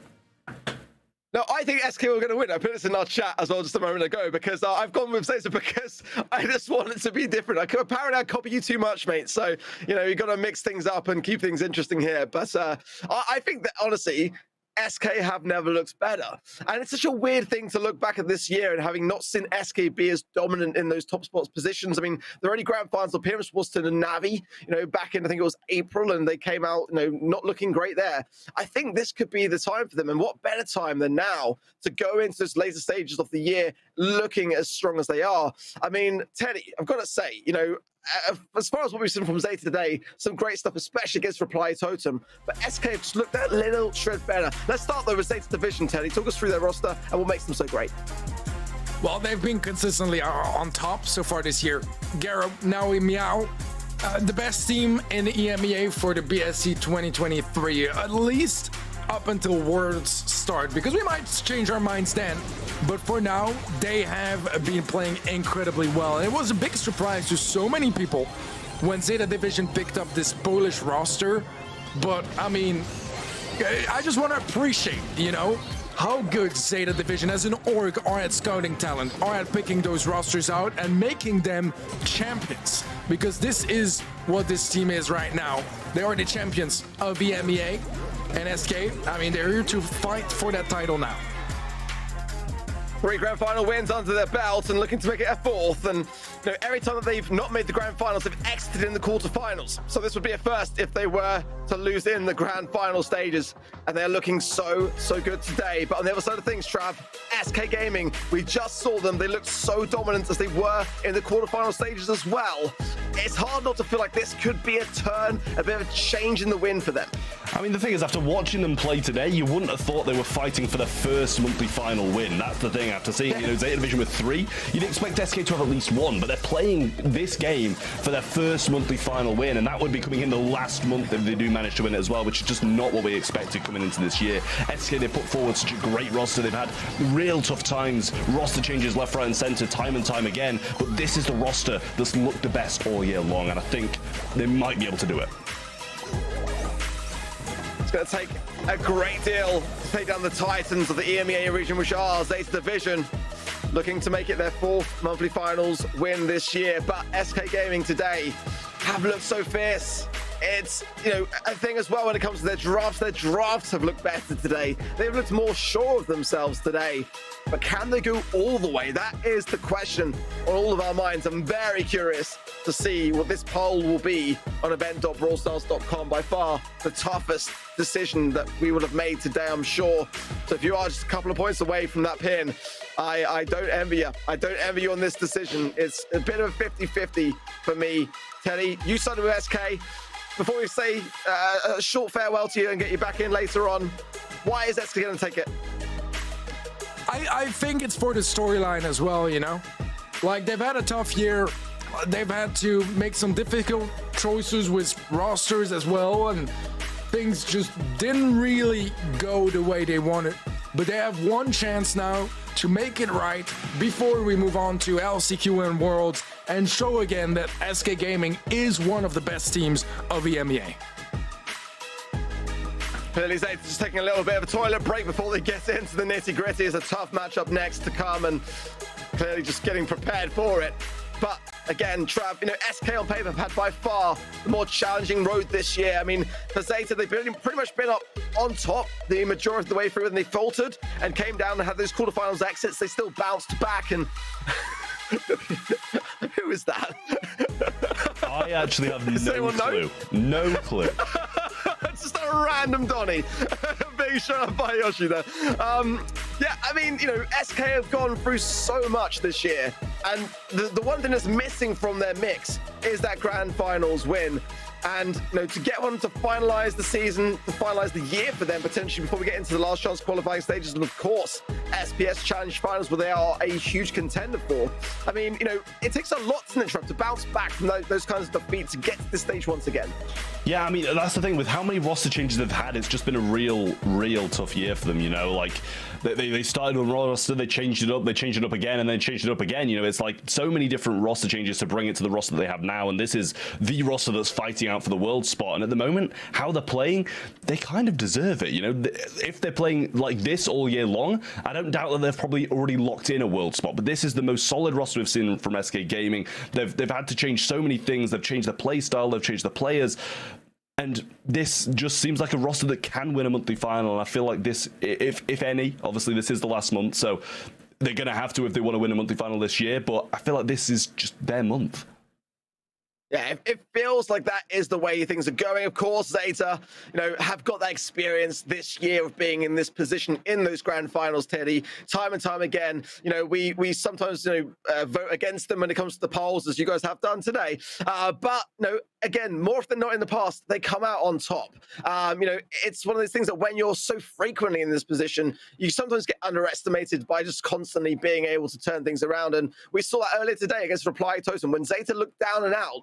They turn things around, especially in that knockout set, I seem to remember, and just keep bringing those surprises in. Zeta, like, as much as, you know, there's a lot of hype around the SK right now, Zeta are still the overall favorites, right? They've had the more success this year. They've been in the better form throughout the year. But I don't know, I feel something about this momentum for SK Gaming that just drives me towards predicting for them. But hey, there's only going to be one way to find out. There is. Teddy will catch you just in a moment. 79% on event.brawlstars.com for Zeta, 21% for SK Trav. I said it was more 50-50, as did Teddy. I think you'll probably be on side despite going with SK for the polls. What do you think of that? Yeah, I think it's close to 50-50, but I can see why the majority of people would go for SK, for Zeta. You know, like, in my eyes, 50-50 could win, but at the same time, you know, like, I understand why people predict Zeta Division because they've got 3 wins under their belt and SK had 0 this year. So we'll see how it plays out after this short draft. Bans are there of the Gene, Brock, and Gray from the side of Zeta Division. SK Gaming going to get rid of the Tick, the Shelly, and the Cordelius. RT going to be the first pick, and I do quite like it. Yeah, I think the ban's necessary here. Eradicating Tick is just so annoying and just whittles down that HP. I think you've kind of got to add that to the equation, but Squeak's still available, I think, if I'm not mistaken here. Guts coming in for SK. As we've seen, that shielding is just so key here to have. Bonnie as well. Very SK picks. And that's one thing we can say for today is that when SK have brought in what they just feel most comfortable with, it has worked out more often than not for them. And I do quite like their starting hand here. Back over to Zeta, though, and the RT's not a bad start. I don't know whether it's my first pick material, but nonetheless, a chance now to back out with 2 others. Yeah, I mean, I don't mind those. I don't mind the SK picks. I quite like the RT pick as well. But I think, you know, Gus and Body's a little bit better than this, or at least the RT off the start. But Sprout's definitely repaired it a little bit for me, I feel. If Body can get jump, it's going to be pretty decent against that Sprout. But at the same time, if RT's there defending, drop the legs and one-shot, it's not going to be the same story. But Zeta Division's still got a pick here as well. And SK obviously having a bit of an upper hand, having this last pick, whether the Zeta Division need to kind of take into account that they might take something like a Carl or something like that. They can go so aggressive on the Sprout just with the click of a gadget. And depriving it, of course, from SK, who would just be so dangerous with it. No doubt waiting for it in that third and final pick stage and deprived of it. I quite like that. For Zeta, Bell as well, always going to be a safe pair of hands. And the nest egg could get some good value, but Eve still available here. Could be on the minds of SK. That's just something to have on the bottom side of this map, but I don't know, not ready for me necessarily, but nonetheless, some aggressive ideas still very much available here for SK. Carl on the cards as well. I think that can definitely show its worth and have that moment to go in on the aggressive when everyone's at their weakest and come out on top. Going to be going for control. I don't necessarily mind that at all. Surely the healing tonic though on the Barley is just going to keep that survivability in check when it comes to knockout.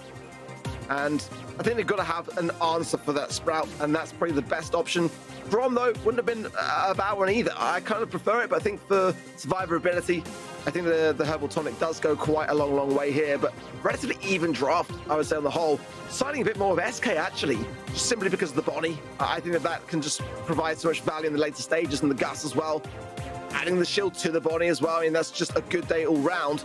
But Zeta are so good in knockout. We saw them earlier today. They're just so relentless and so good at keeping the spirits high when all is against them. It was hard not to side with them just a little bit in terms of that, but let's see who gets the upper hand as we go into our final match of the day. It's the grand finals, ladies and gents. Zeta Division versus SK Gaming. And Yoshi's being tapped pretty hard off the start there by Gero, who's pushing up nicely, and now managed to get a few evades and heal up himself, Yoshi there. And with this mark over Chaos's head, obviously he's got to try and avoid these Sprout shots like so heavily. Gadget being popped by OP now, trying to push forward. Heals coming through from the Barley as well, pushing behind him, jumps there, straight onto now. He gets the takedown, and now Gero's next for the taking. It's low, but with no help from the Gus there, Chaos could not take him out.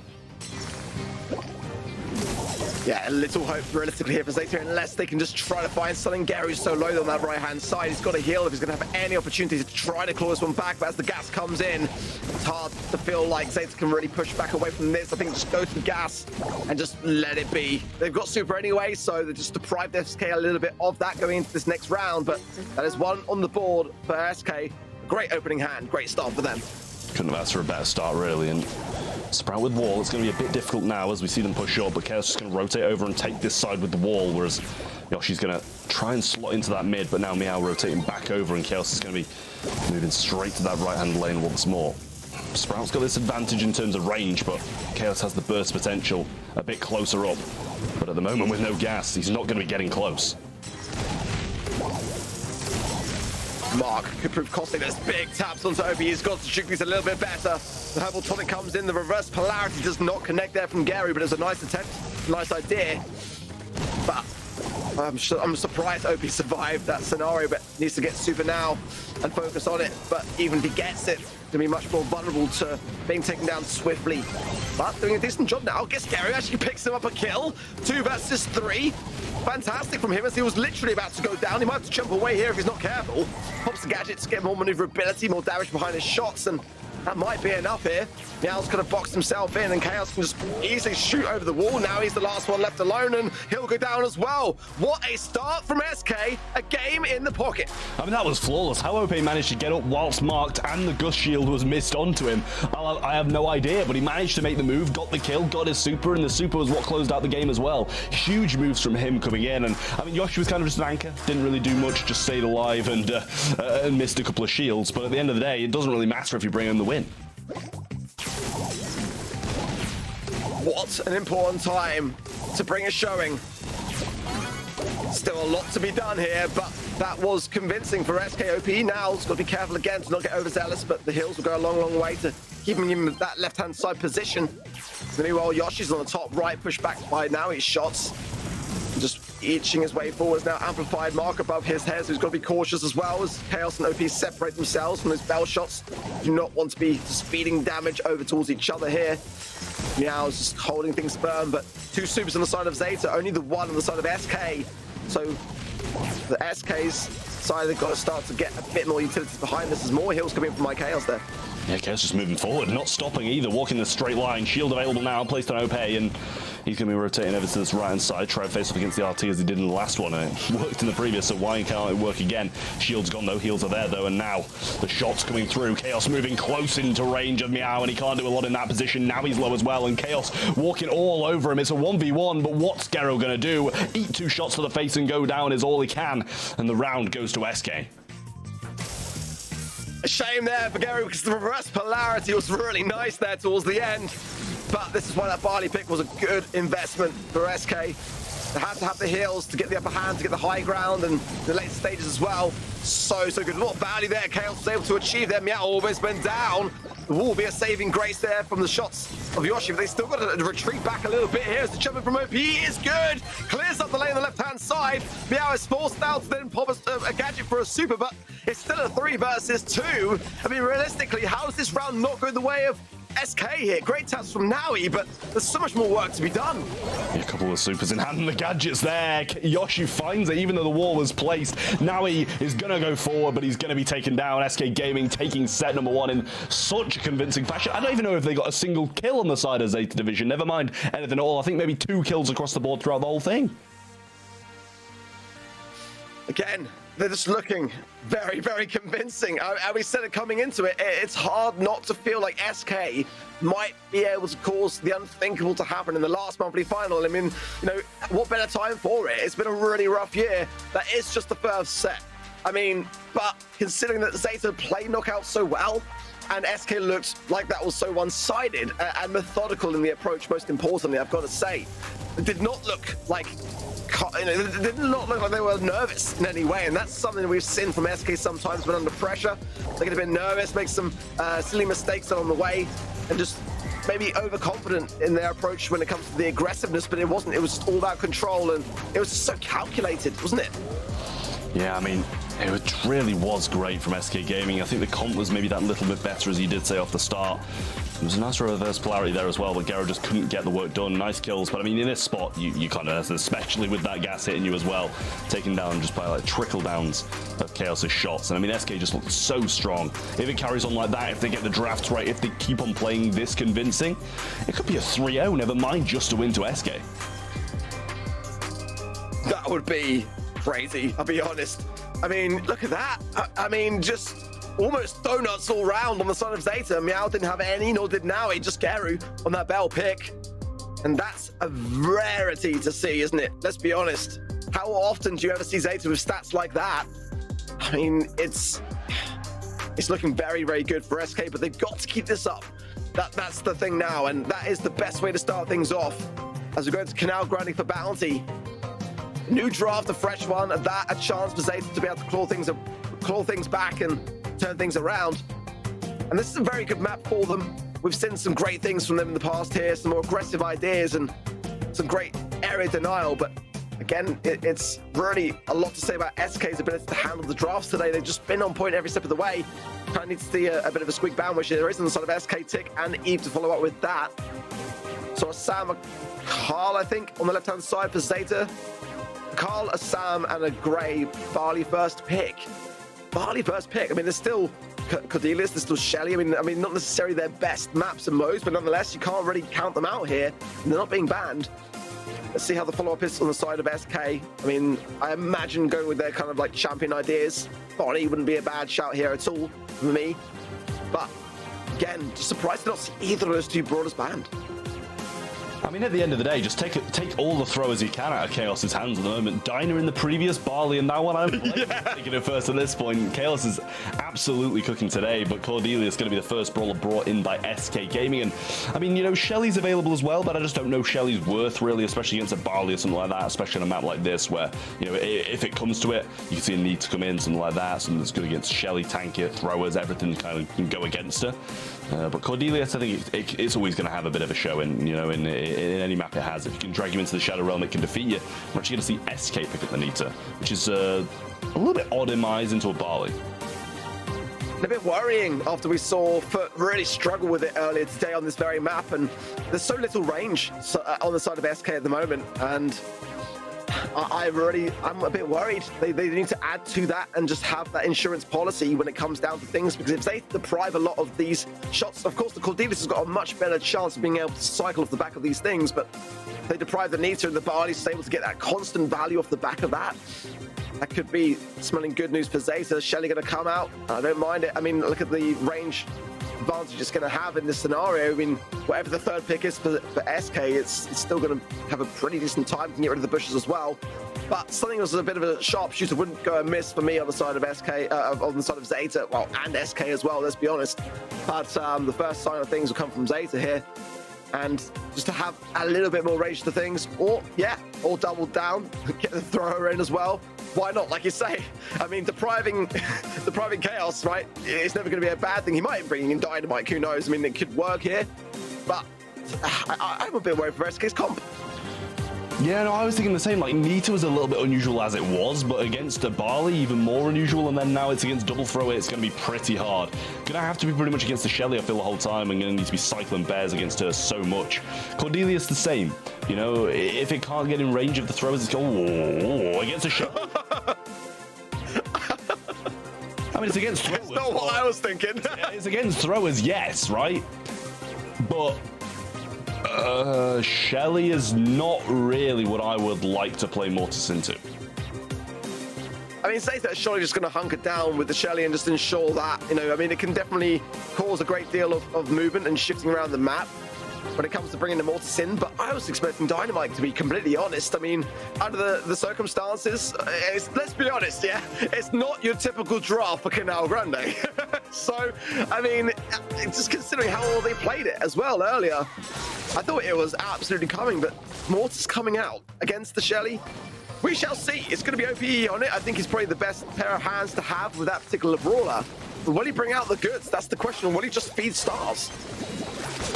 No pace. Great start, that's all I'm going to say. What else do we expect at this point? SK, they're going to need something special here, I feel, and, you know, Shelly should just be following the Mortis around or staying with the throwers, because even if they just sit behind this wall with Shelly here, the throwers can deal with those two, Shelly can deal with the Mortis if they come in for a pinch, and I don't know what they can do. They're going to have to make a move or make some space or something, because we literally called this was going to happen the second that we saw the Mortis pick. They're just going to stay with the Shelly the entire time. I mean, SK were going to have to time this absolutely perfectly, and even then, I mean, it's one button for now, just to put OP's mind at rest and take the stars and run away with things. I mean, it's going to take a lot. I mean, this could be a pretty stalemate affair until we see OP make a move, and then when he does, it's got to really land the mark. Yoshi's low, Paradise low, goes down, 4 stars in the blue star with Zeta, and SK haven't had a look in. I mean, Obe, he's doing a great job here, really. He just stood there waiting to be killed by a Shelly. There's not a lot he can do. Even the mind control's there now from Meow too, so they're going to have another defensive measure in case, you know, someone else comes in. Tries to bait out the super and actually does do it quite nicely, but Clay Pigeon might have been able to finish it off. Last call over to that side, and Yoshi surely can't escape this, but does just narrowly. Now Ope just running for his life, and this is not good for SK. It's really not. I mean they could have gone with so many options, and kicking Mortis into Shelly just wasn't quite it, but we could be speaking too soon. There's 10 seconds remaining.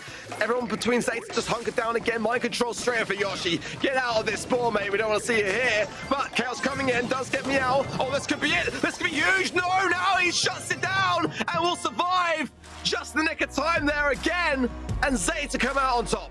I mean, I don't know if dragging him into the realm was a bad thing there, maybe. He wouldn't be able to get the damage from Chaos if he's in the realm, and if he is, then he's going to be able to get a pinch coming in from the bear and the Nita, so I'm not sure if that was the best play. I'll have to look at it back a little bit later on, but Zeta Vision just hold on, but that was definitely a bit sketchy considering the rest of the game that we've seen.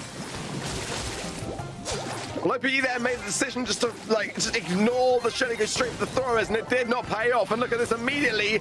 SK are just handing stars over on a platter. I mean, you can't do this. Not in the grand finals. I mean, this set is pretty much chalked unless SK can really find something that we're missing in this comp. I mean, Yoshi's just creeping around the right-hand side, but can't go anywhere. He can't even close the gap enough to get Super to be able to cycle it in the first place. If he does, that might be the one looking, as I just don't see where it's going to come from anywhere else. Yeah, I really don't know either. But Yoshi trying to make the play down this right-hand side. The shot's not lingering long enough, and Meow's got this mind control. If someone comes in, and they're going to be able to use it. But Chaos not able to get too much done. He's the only one. I feel like we were kind of doubting Nita, but now he's the only one who can actually do something. Needs a bag, but kind of needs to throw it in front of Ope when he goes in and let it tank the Shelly Super. But at the same time, I don't think even that would work.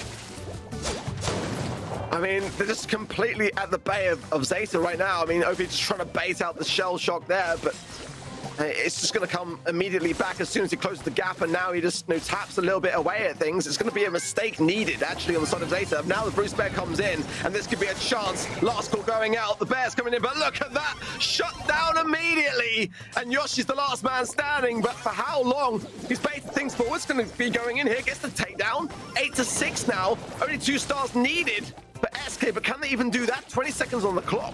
I mean, looks like they might be able to. A pinch comes in. Yoshi needs to drag someone into, and he misses his super. That's actually the worst thing that can happen. The one chance to get for the super from OP. He gets it, but the blue star's still there. Straight into Naui. Can they get the finish off? Now he goes down. The leads with SK somehow. They retreat, and they win. SK fight back, and now Zeta, after all of that, are at risk of being 2 sets down. I don't even know how that happened. My eyes went somewhere for a split second, and I didn't even see where the stars shifted. But I don't know. I don't know whether SK can do it again. I don't know. I really don't.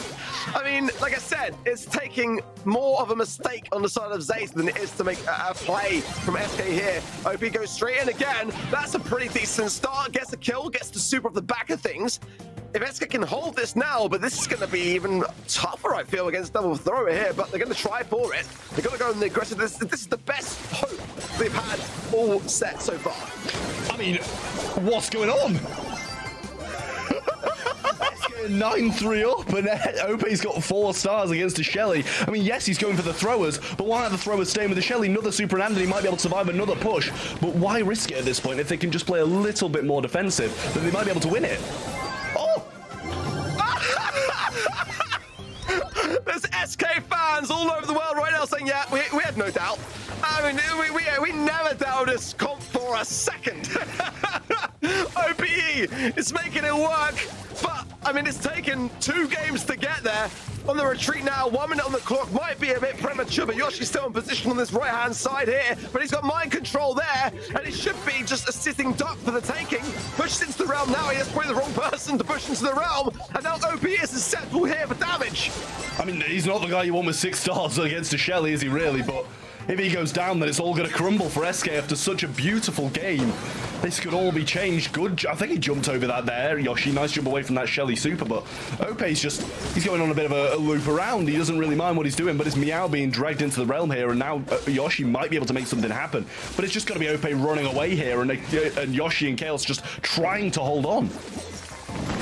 It's just such a high-risk moment. He can't afford to go on the aggressive, which is going to allow Zeta to go on the aggressive, pushing things around to the left-hand side now. Now it's creeping. The Bruce Bear comes out. That will seek them out. And OP might even be trying to go for something there. It's going to run away from the thing.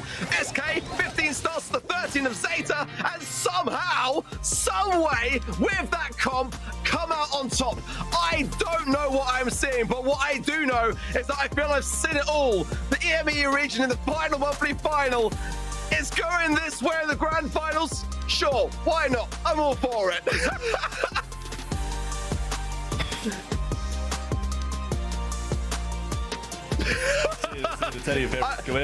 Mind blown out of existence there. We wanted his live reaction on it as well. But I mean, honestly, that was crazy. Really, it really was. I mean, I don't know how that's even happened. Zeta, you got to take a look in the mirror and question how.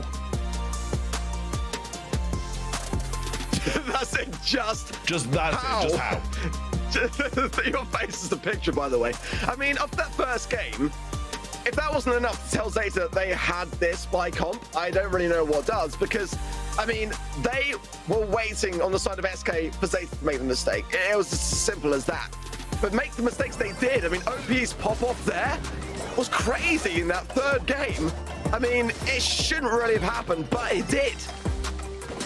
I don't know how they let him get away with all of this, to be fair. Like, this is just crazy, really. Like, I mean, Ope played the start beautifully, right? He got supers, he chained them. That's what you need to do against the Shelly. The only hope you've got is supers. And I think maybe we didn't even see him get a super in the first game because of how dominant Zeta were. And then from there, maybe he learned. Maybe something was a little bit different. There you go. And again, 6 stars were over his head.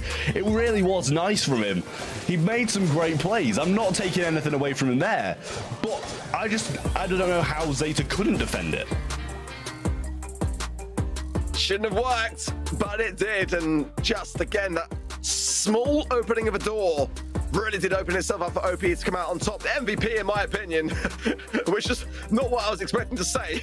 But on the other side of things, now he got 258 DPS and 6 takedowns. I mean, for all intents and purposes, that was the set going the way of Zeta, and that begs the mind, doesn't it, that if they can't gain it there, can they realistically gain it in double switch for gem grab? I mean, if going into this set off the back of that kind of defeat, can you really pick yourselves off the floor to really, be able to make something of it?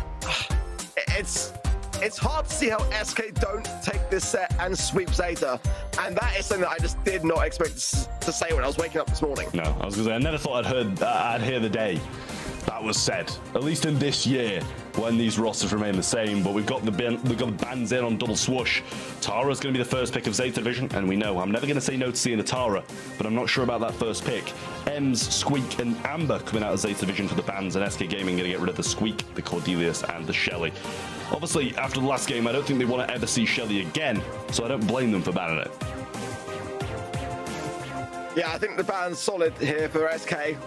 And when it comes to that mid, that's the question realistically here for me. And SK played some very out there ideas today. I won't be at all surprised as they kind of shocked me yet again, but I still think a Gina or a Bo is probably better for me, but Gregor to come in for SK, that might be their mid even, and that's very interesting stuff. I mean, ultimately, if you can get the TP working for you to have that escape both in and out and gain those hills off the back of it, I'm all for it. Morgan Kane as well can really open things up in that mid and give yourselves a better matchup. So it's really nice. I feel like this is like the month that SK are just bringing out some great things from the back pocket that they've been holding on to all year long, and just now seem to have a bit more confidence behind actually, making them work out and implementing them successfully. So they do need to have that aggressive.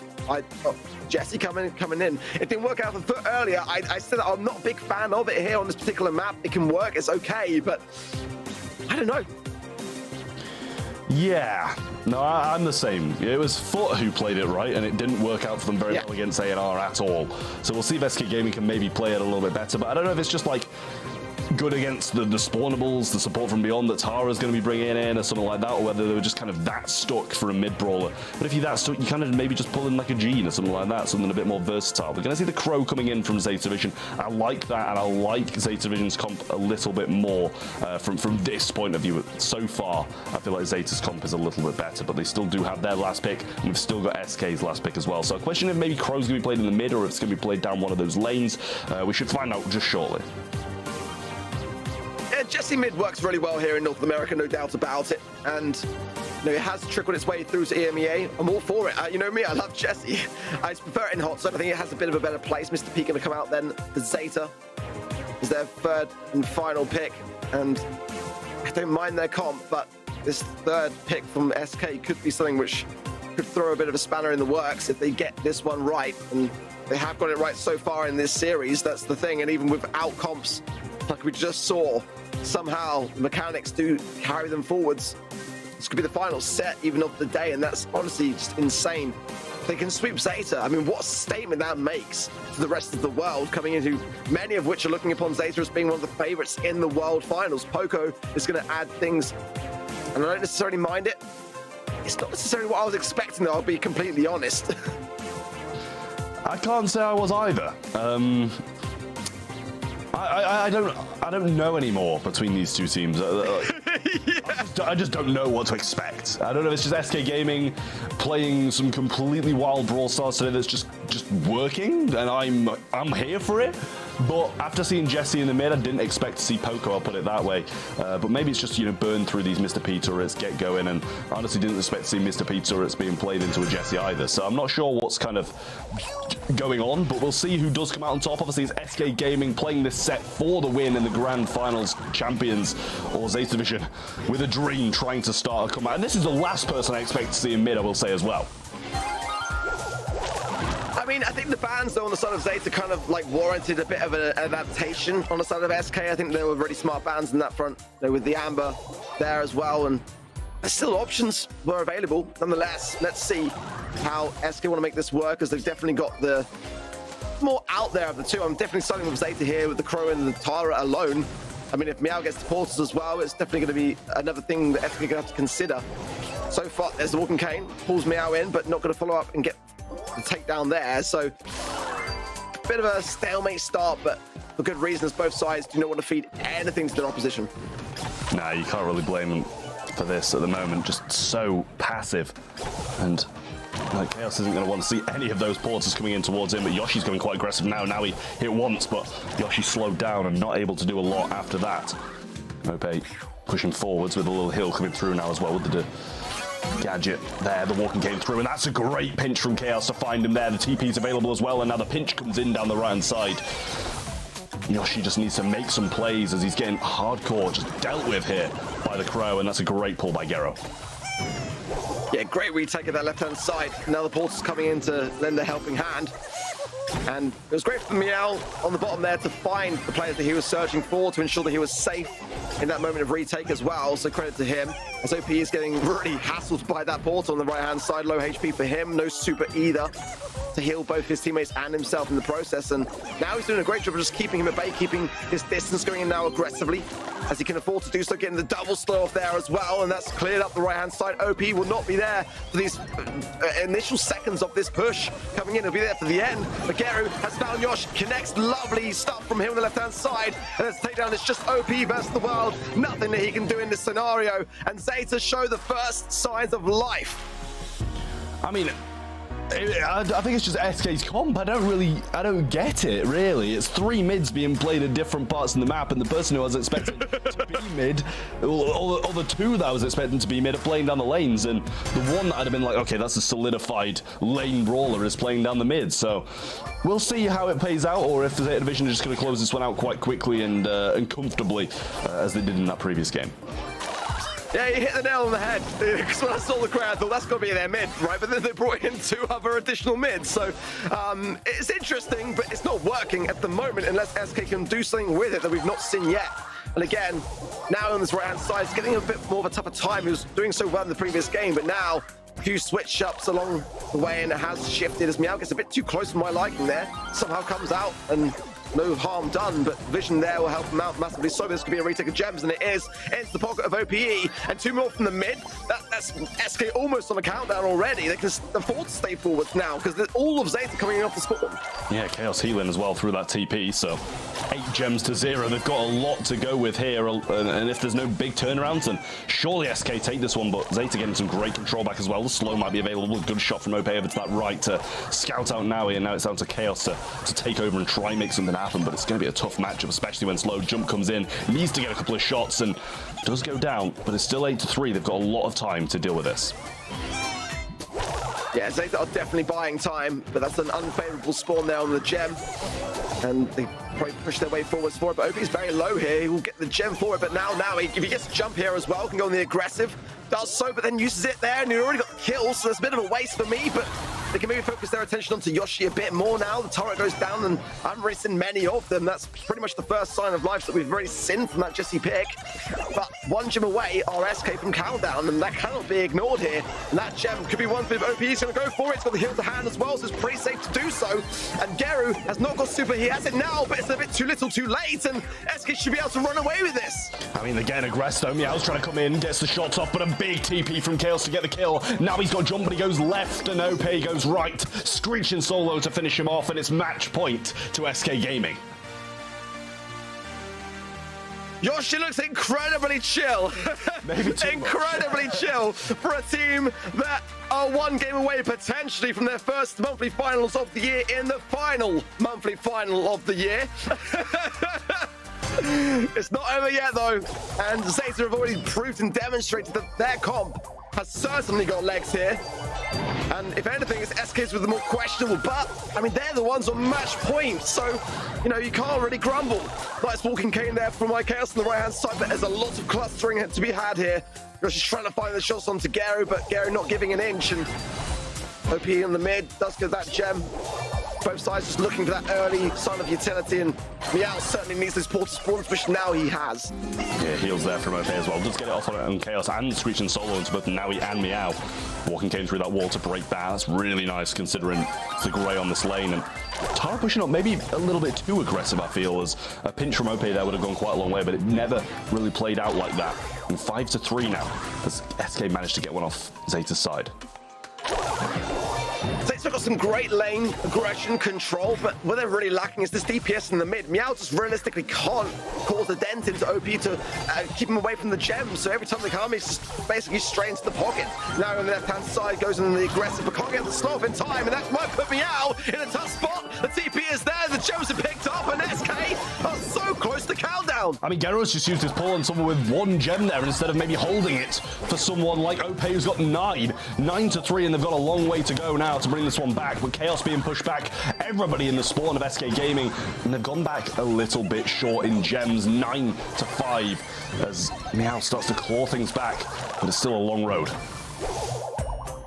Really is, but good connecting shots from Garo mean that he can't be far away from us, so they've got to be very careful on this Gene TP from Chaos.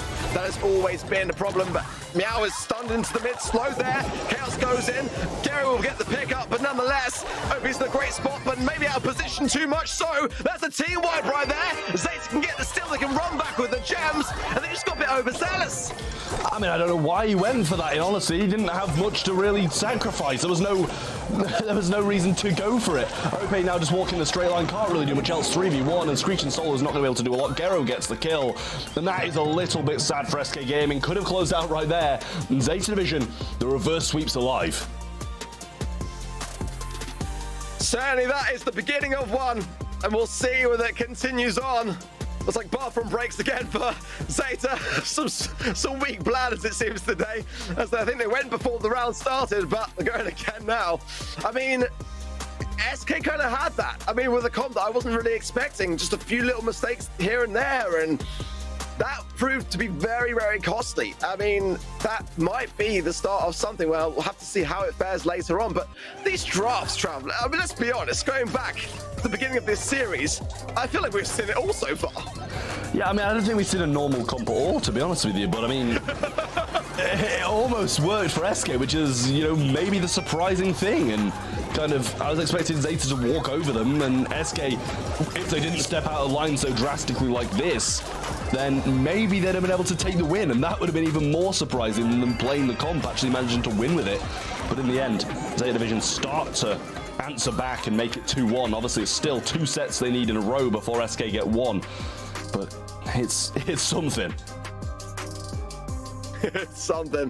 DPS on the side of Zeta very much kind of even across the board and higher than SK's as well, and I just felt like they had the lane sides. As we were saying before that matchup really kind of commenced, it just felt like SK had 3 mids, didn't it? And they were just kind of looking, I guess, in their strategy to be able to kind of mix and match, maybe, but they didn't seem to do that. OP was pretty stern and stubborn in that mid on that Pogo pick, but I mean, why not? It was kind of working. It was just that little bit of a misplay there, that bit of out of position moment that's proved very costly, as now the match point taken away, and we are now resetting. Zeta got an opportunity now, and maybe still a bit shell-shocked from the way that this series started, being 2 sets down and immediately looking against, you know, what has been such an immensely successful year, dwindling away now, back under some form of control, but they do need to take a breather and relax themselves into things, and remember that they've been here many a time before.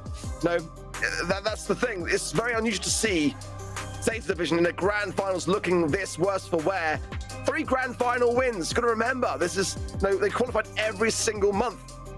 It's it's scary. It's really scary for them, but they have stopped SK in their tracks. They've broken that momentum, most importantly. And now what happens next will be a real opportunity to take this to the 5th and final set for Zeta. Yeah, I mean, it's definitely going to be tough for SK if they do lose this one now. That slight step out of line from Ope there. And I mean, don't get me wrong.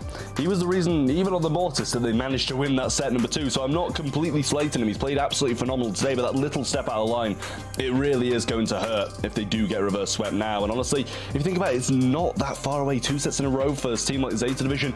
It's difficult, but if you expect anybody to do it, it's Zeta. Going in then to our next set, Heist, Kaboom Canyon. This is realistically a map that caters a lot to an SK draft, when it's an SK draft, and like not sort of the avant-garde ideas that we've seen today.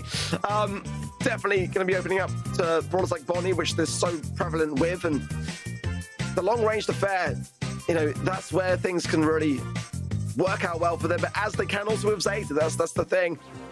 Let's see what the bans are. Most importantly, Tara, Squeak, and Bonnie for SK, Crow, Bonnie, and Amber for Zeta. So, yeah, I mean, they're really solid bans off the mark. I think Bell and Brock certainly going to have a very high pick rating here when it comes down to things. If either side want to kind of go with those ideas, I think they're the safer of the bunch, but nonetheless, I've seen crazy things with Kaboom Canyon. There's no Shelly ban, there's no Cordelia's ban, but are they the best maps for it? Yeah, I think the safer pair of hands are going to be brawlers like Bell and Brock. That's for me, but who knows? Yeah, no, I do agree. I like the Bell as a first pick. It kind of prevents a lot of the other ones. Slower tanks, 8-bit, that kind of thing. And with Bonnie banned out of the way, it becomes a little less valuable because obviously it's easier to hit those shots than something like a Bonnie who's slow. But I still think that Bell's a great pick. We're back into Zeta Division for 2 now. And looking at those brawler win rates, we've still got a couple of those, well, one of those, Colette, available. And I feel like Colette only really wins when it's picked into something like a Bonnie, like an 8-bit, that kind of thing. We're going to see the Eve coming in, and obviously the ability to float over the water is going to be huge on a map like this. I think Eve's a good shout under the circumstances here because, again, there's a lot of big brawlers banned out of the mix, but I'm curious to see whether 8-bit will show as well, because I think that's a really good, solid shout. A bit risky, though, sometimes, a little bit with a slow and sluggish pace, but certainly a B pairing wouldn't be a bad thing for Zeta here, because they've got the Eve on their side. Well, they might leave it open to have SK make that kind of mistake, but it's a bit of a tough thing to have. Cordelia's going to come in, but, I guess they're just placing it in there now, in the eventuality that SK combine it with a Dower or something along those lines, because that's basically where Cordelius is really able to thrive, just to really alleviate those threats when it comes down to the big tanky brawlers, making that push through and taking them away from the objective. It goes such a long way here, but it's going to struggle massively so in terms of range, so it's going to be a credit to how Zeta choose to play it, to close that gap more often than not, and be that problem in the mid, and that might then open things up to wall breaking ideas from SK Brock. For that reason, yeah, I think this is the best pairing that SK could really have hoped for, really, the Bell and the Brock on their side, and now a third and final as well. I think SK got a safer comp for sure already, even having not seen even the third and final pick from Zeta, and that makes me feel like SK might have the edge now because they're going back to their roots. Yeah, well, I do like SK's picks, but at the same time, Cordelius, anything can happen, so it's really a little bit worrying. Shelly's still on the table as well. We've seen Shelly being played on Kaboom Canyon a considerable amount of times, and I think that's a big thing with Clay Pigeon. But they're going with the Jessie again. Like, I don't mind it, right? I feel it's all right, but I kind of feel like there might have been a better pick. Yeah, I'm kind of with you on that. I mean, it might be 8-bit now for Zeta, to be honest, but the Energize and the Recall Spring on the side of the Jessie really is where the threat lies, and even in the middle, not bad for scouting purposes as well, to have those ricocheted shots, then kind of give you a bit of an indication as to where a second might be lying. But Carl, yeah, I mean, that's a really nice final pick for Zeta, and one that can really cause a huge problem to Jessie. I mean, you can just go in and just dismantle her so quickly, and I probably wish they played really well on their side also. If anything, I think that could have been an SK pick right there to be had, didn't it? I mean, that would have been like the perfect comp of the circumstances, Bell, Brock, and the Carl. So a bit of a saving grace in favor of Zeta in that respect, and the Eve definitely going to have a great matchup into a lot of some of these ideas. But I mean, it's the Cordelius that I've got a bit of a reservation on, actually, to be honest, because if SK keep them at bay in terms of the range and don't find themselves down the luck, then this could be solid comp. But nonetheless, Zeta need this set to take it to the 5th and final set to try to get the reverse sweep alive. SK Gaming potentially looking at a match point scenario in this set if they get this right. Yeah, so Gero didn't last very long off the start, but instantly back up now. He's quite low once more. Rocket Fuel comes in, not going to make a connection, but breaking up the grass. They're going to be pretty pleased about that. The mark onto Cordelius as well. Going to jump forward, but actually go down anyway. Good shot from me out there as well. Might be able to pick up 2. Little spawnable comes in and do actually get the kill, but Gero's going to use his 3rd flying hook already. And really, he might get a couple of kills, but no damage to show for it just yet. Should be able to get some now, but that's a lot of utility wasted early on. And now he's got super, pops the nest egg on the left-hand side, and not necessarily the worst time to do just that, but the hatchlings on the side of Eve will do a similar thing also, so Chaos lands one on the left-hand side. I hope that for Zeta's sake that they've kind of blocked that. Now he brings OP into the realm, and whilst he's doing the Rocket Rain as well, cancelling out the super. I mean, beautiful stuff from Naui. Going in again, won't find it onto Chaos. So all 3 members of SK still alive and in a great spot for damage, and now starting to claim things back. The Incinerary is going to tear through the safe, and they've got to find OPE here realistically. Tries to get some turret damage there, but not really going to be doing anything. Don't think he even got the gadget off. Spin forwards now from Gero and the jump in. Oh, coordinated attack coming from Zeta. But Yoshi's actually going to pick up the Cordelius. It's close in terms of damage. Zeta have a slight lead, but it just seems like the control wave is so fast and it's back and forward. So it's anybody's game. The way as well that Zeta really valued that Jesse turret to eradicate it from his existence so quickly speaks volumes to how much that brawler can do in terms of damage if left untouched. Oh my word, beautiful taps from Meow. Take care of the left-hand side and no piece, 1 tap away. That is solid stuff as Zeta really are starting to now come into their own a bit more. They are still in a good spot in terms of damage, but would like to get a little more. Let's be honest, they've got the lead, but with 20 seconds on the clock, they do not want to waver from this position. They've got to stay firm and solid and keep the pressure on. Do not allow SK to get a solid counter push. Yeah, I mean, that's exactly what they're doing. Takedown should be there. Gero gets the kill. Chaos in the Shadow Realm can't do anything himself, so SK just going to accept the defeat in this one. First gadget, I believe, there being used by Yoshi as well, and when he's used the turrets, they've been taken off the map so fast prior to that one. Zeta Division, ever so close to continuing this reverse sweep. They turn the lights off as well, just to really get in the zone, get in the mood. And I mean, I'll be honest, you know, the fact that Zeta are doing this is very, very concerning, as SK had so much going for them now. They don't look like the same team all of a sudden, and I think it goes to speak volumes as to how Zeta are handling this kind of comp, because ultimately the Jetty is where the value is provided for SK, and they just were, like you said, able to take care of it so quickly. Cordelius going in does get a lot of value for it, and I think this is the time to realistically try to churn in some of that value. As Gary just get a takedown for it. Probably won't be able to find Yoshi, no, but the turret now goes out. And it was misplaced. I mean, there's got to be a misplacement, right? I don't think so. I mean, it's good behind the wall, right? You can apologize. I feel like they always do it behind the wall now, but now the wall's going to be broken up anyway, so not going to get that much value. Gero is marked up on that left-hand side, and shots coming onto now. He just trying to keep him out of range. Great stuff from SK, and this is pretty much already more damage than they did in the previous game. Keeping control and yet to take a single shred themselves. Good kills from Yoshi, has another super to hand, cycling really nicely for me. But the takedown is down to now. He's going to provide more pressure onto Zeta, who've got to make a choice to defend. This turret goes out, but taken down equally as swiftly.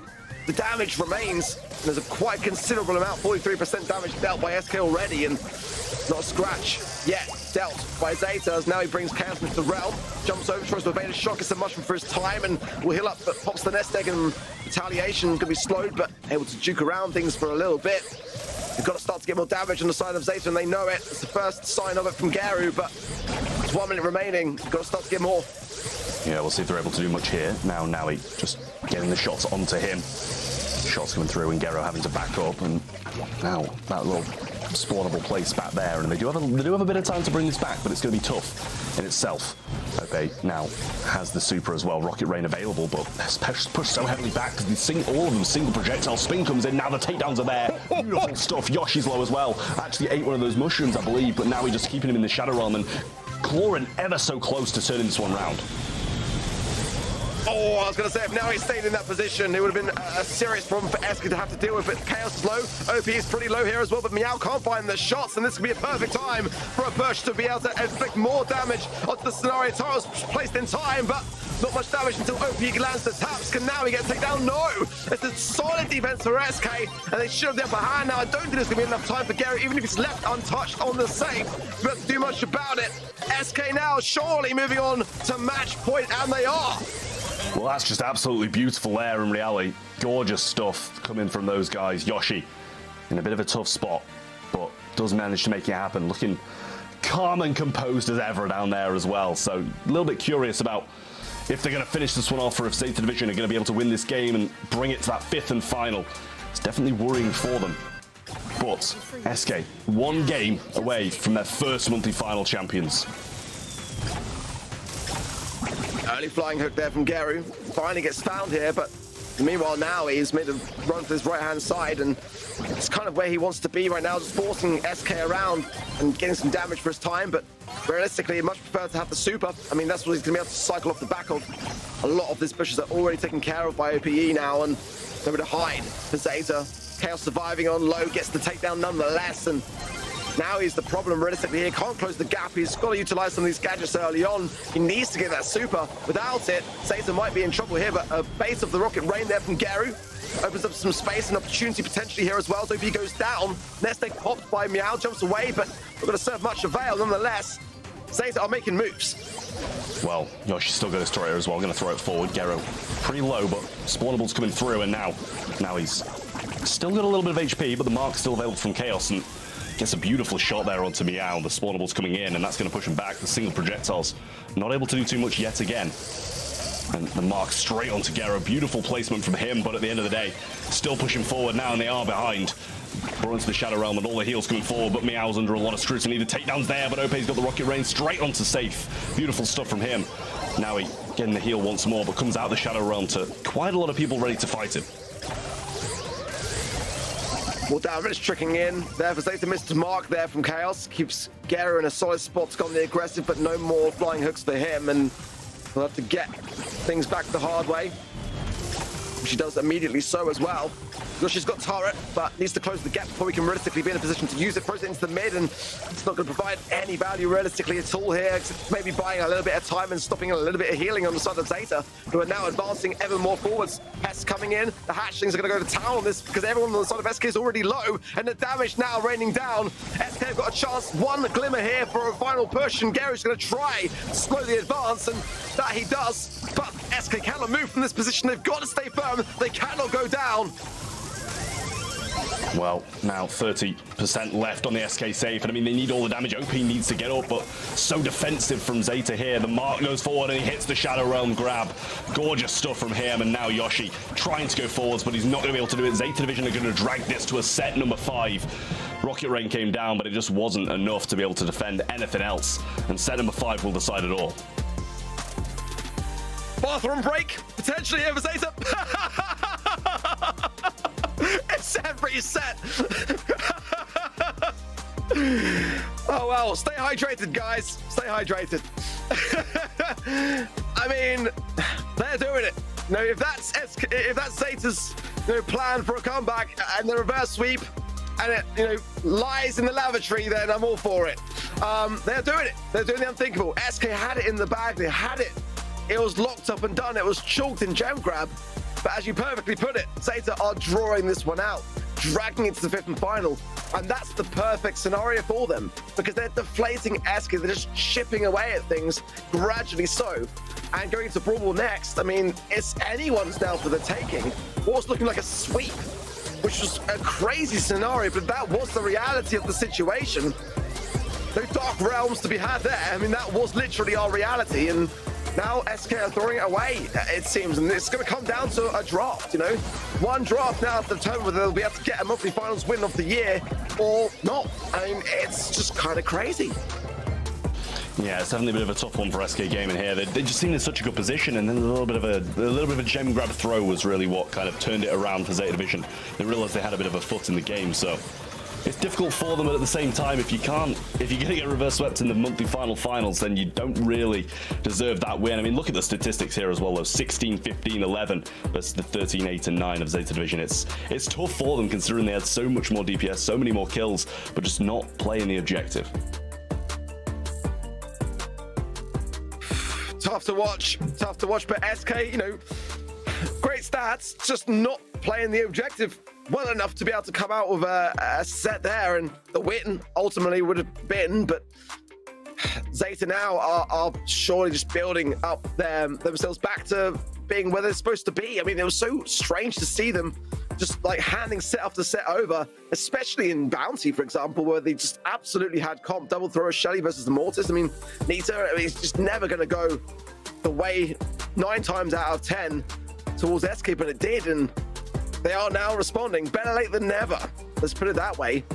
This 5th and final set now is what it all comes down to, and it's going to be one of two things. Let's be honest, it's going to be a 4th grand final win for Zeta, or it's going to be SK's first. And I think if SK do win this next set, I mean, Zeta have made them work for it, and that's the way that I want to see out EMEA for the monthly finals as far as I'm concerned. Of course, many things still to be decided from the LCQ, many things to be decided, of course, prior to that in the SPS Challenge finals in this specific region. But nonetheless, it wouldn't be right to end the monthly finals of EMEA without a 5th and final set grand finals. And it's going to be it in Brawl Ball. Field goal is where we're going to finish. No further after that. That's what we know for certain. This draft is such an important one now for both of these two teams to get right.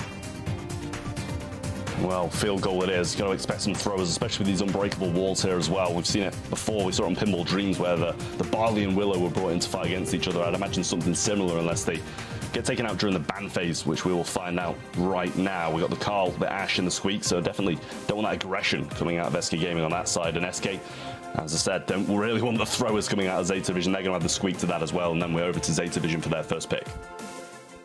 Shelly Cordelius, question mark. I mean, they're both available here. I don't know why. But we'll see. Maybe that's the plan. Maybe there's a strategy behind things. It's going to be Zeta's first pick coming in. And it is a solid one on this particular map, and we've seen Nita play time and time again in places where I don't really feel she works. This is a place where I feel she absolutely does work. M's for the mid, B for the mid. I mean, if there's so many options still available here alongside the Cordelius, alongside the Shelly. Throwers, as you mentioned as well, for sure.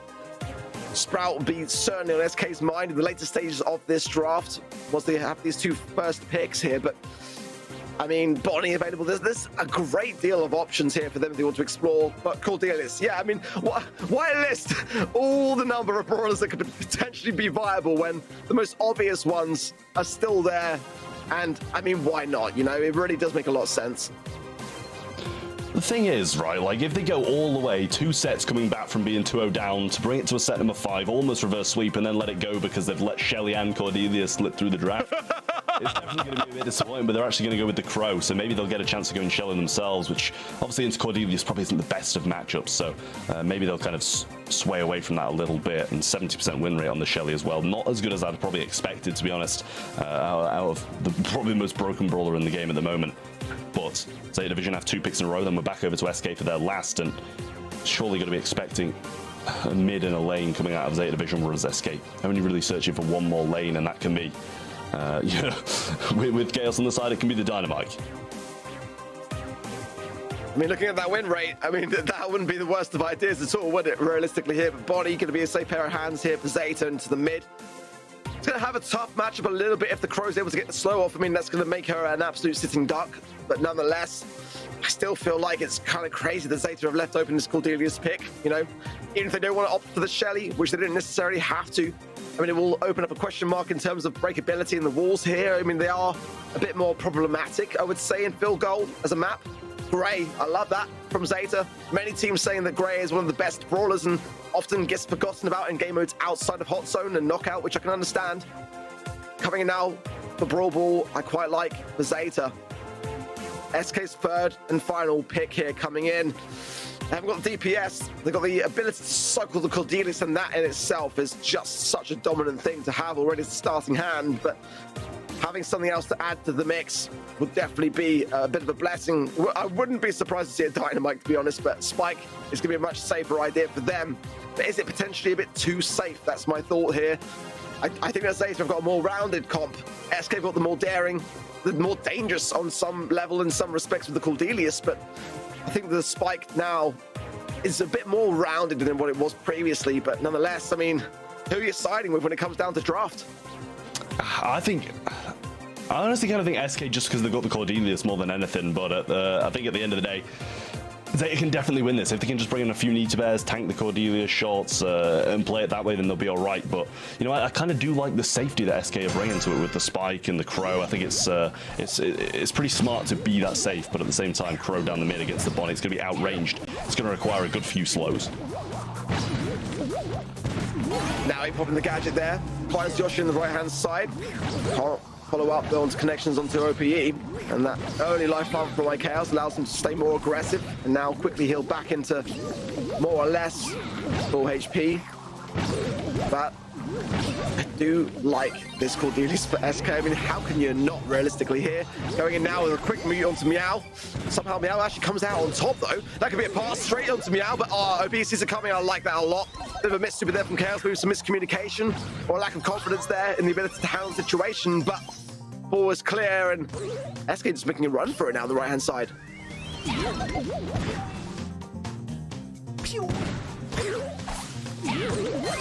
Meow the Bruce Bear as well to hand on the right-hand side now. Could potentially be making a move, pushing things back, and there it goes. The jump from Now he is there, gets some good damage for his time. The pickup is there from Geru as well, and it's going to be an opportunity for the Saints if they can just find and close things out. It's going to be off the line to pass away for safety into the hands of Yoshi, and now coming back in.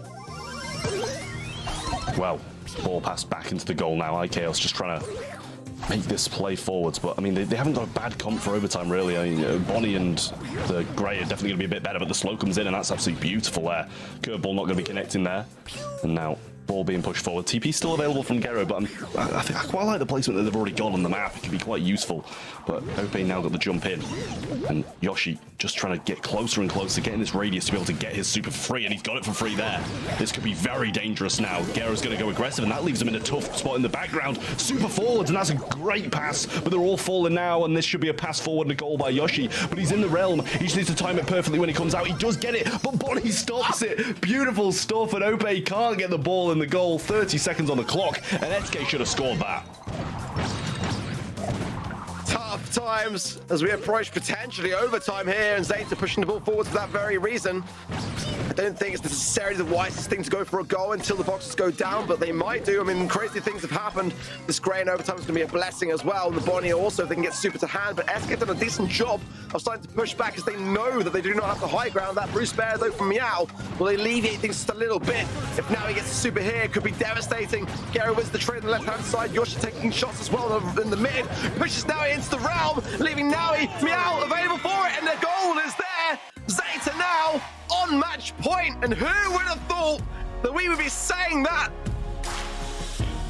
I mean, I would not have thought this 2 sets in coming into it, maybe so, but this is definitely not something we expected after being 2-0 down. What a comeback this has been, and I swear this room gets darker every time we see the camera, but we'll see. They managed to win this game. Just one stands between them and their 4th monthly final win now. The secret to success for Zeta is just getting everything darker in the room. Just turn off the lights. Just have everything focused and make the screens even brighter.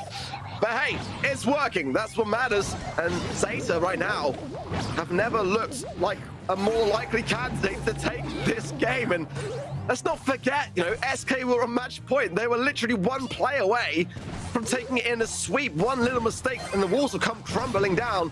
But Zeta are now clustered, and SK are starting to close in. There's the TP to hand for Gary, so an escape mechanism is available for him, but goes in on Yoshi, gets some good damage for his time as well. Not out of the woods by any means at all. With the jumping from OP is strong. The pass can be through here as well. Now he survives, so 3 versus 2, and surely SK can't push this. I mean, they're going to be trying to go for it. The super's there as well. That's great from them. The shots come through, but he catches on the line. Another super, though, and this should be a goal for SK. The slowdown's too much. Yoshi gets his super as well. Chaos can't be too far off either, and they're getting this 1-0 up. Beautiful stuff. It really was from SK. That is not an easy thing to make work, but Chaos absolutely landed the value from those supers, and SK are not done yet. Yoshi forcing now into the realm. Another super runs straight onto the head of Meow, but actually goes into the realm. Maybe the best play there, but nonetheless, get off the line, supers it away. My word, the defense is there for Saints, but is it going to continue on with that jump? It may just have bought enough time. Well, he can't get the super shot towards the goal now and has the Shadow Realm available still, but the need to bears can be placed directly onto him, brings him into the realm and takes him down. That was so fast. Ope still available to get the jump off here as well, so, I mean, they are 1-0 up, so 40 seconds just playing defense isn't going to be the worst of options, but that's not the best of jumps from Ope. Just puts him in a terrible position, and they can't do much about that, but ball should be heading straight for the corner thanks to Yoshi there, and they haven't got a bad defensive comp either. Let's be honest, it is SK, and that is where the majority of their wins come from, but Zeta are that aggressive team, which will go in for it. Chaos, though, having super is quite key here. Just going to buy his time down as long as he can, and then place it directly onto the ball, and Zeta have got to make their move prior to that moment in time, and now he forced into the realm there by Yoshi. Is the perfect time for that, because he would have been the best candidate to go in to get the ball out, and great defensive measures from SK. They didn't even need half the utility which they had for it, and they still used it nonetheless for safety, as you probably should in what could be your first grand finals of the year, in the last monthly finals of the year. It is match point, match point. Next game takes it all.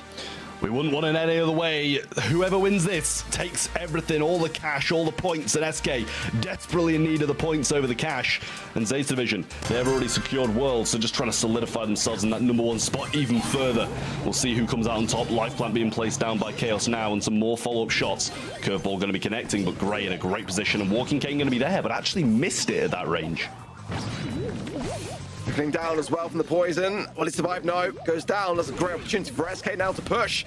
Now he's going to be in a tough spot, but OP now low as well. Forced back actually from that position there, and allows Chaos to take the front of things and getting some good value from now. He gets a super his time as well. He places that at just the right time onto Gary, who's not got a TP out. All but now the aggressiveness of now he pays off, and Zeta are starting to fight back here. It's neck and neck, tied game still, no goals yet, but Zeta have got a much better position on the mid. Meow just shooting into that right there, and now the curveball trying to connect. Slow comes in on them there as well, and that should allow some shots through from the spike. Yoshi just playing a slow game. Walking Cane's there, but not really going to drag him through any walls, so I don't really see the point in doing it now. Gets the mute off as well. Shots coming through. Jump forwards from Naui, and that's going to be a goal. 1 minute 30 between them and winning it all. There's still time for it, but SK have got to move and make something happen. Big connections there from OPE, but no gadget to get the slow off. It's surprising that he's already exacerbated them at such an early stage in the game, and now an opportunity potentially if Yoshi can just make something happen off the back of the Shadow Realm. It goes such a long way here, but is being hesitant to close the gap.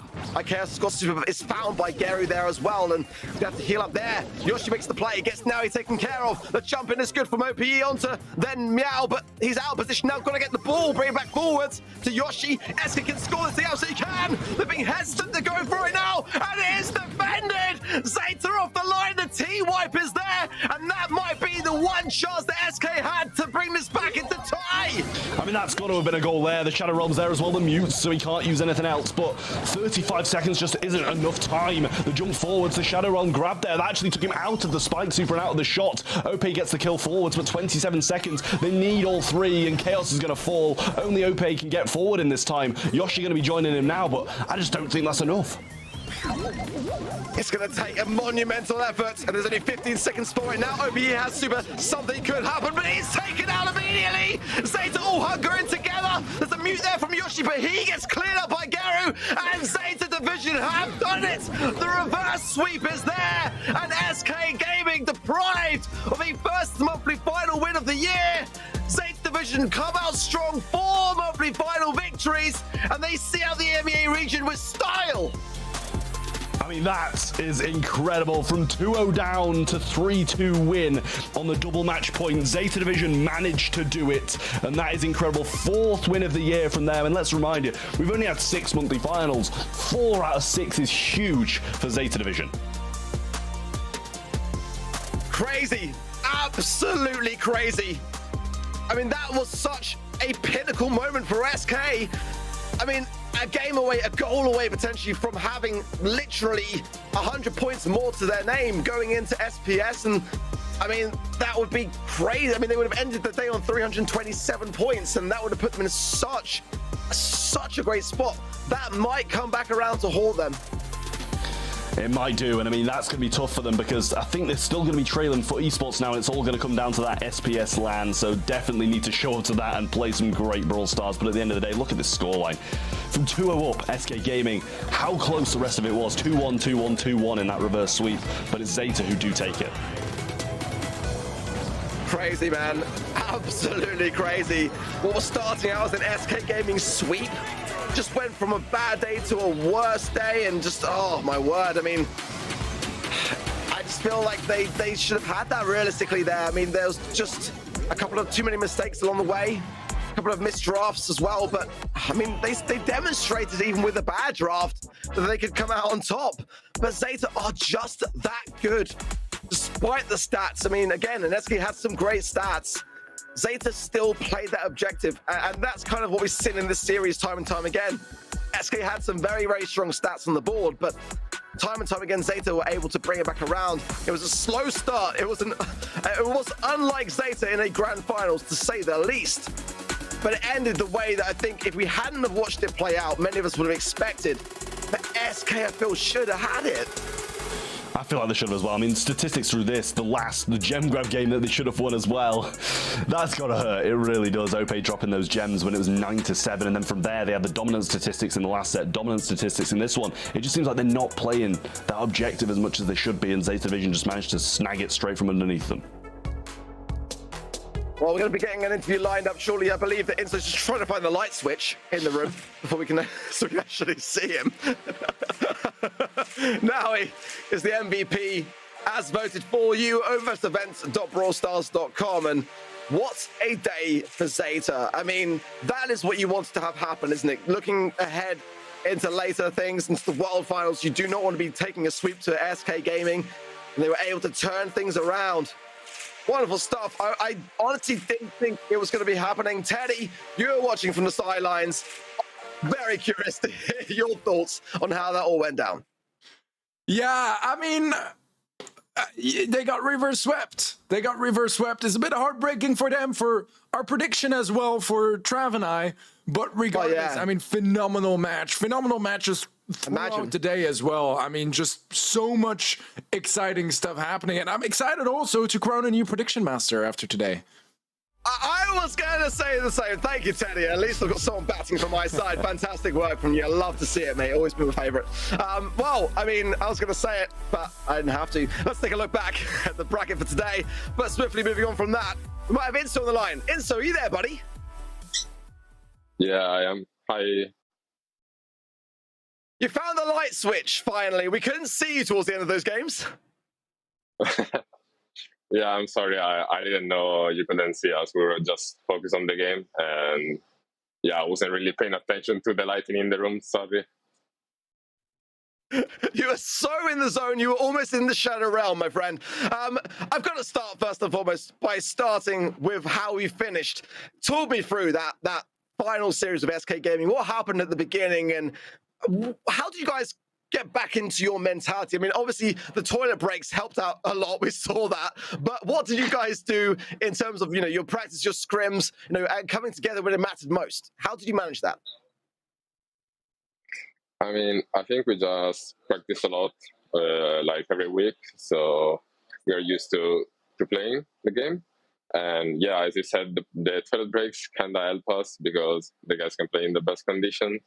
And also, I think that we never really lose hope, because every time when we play a match, we kind of struggle a little bit at the beginning, because I think we lost the first set 2 versus Totem.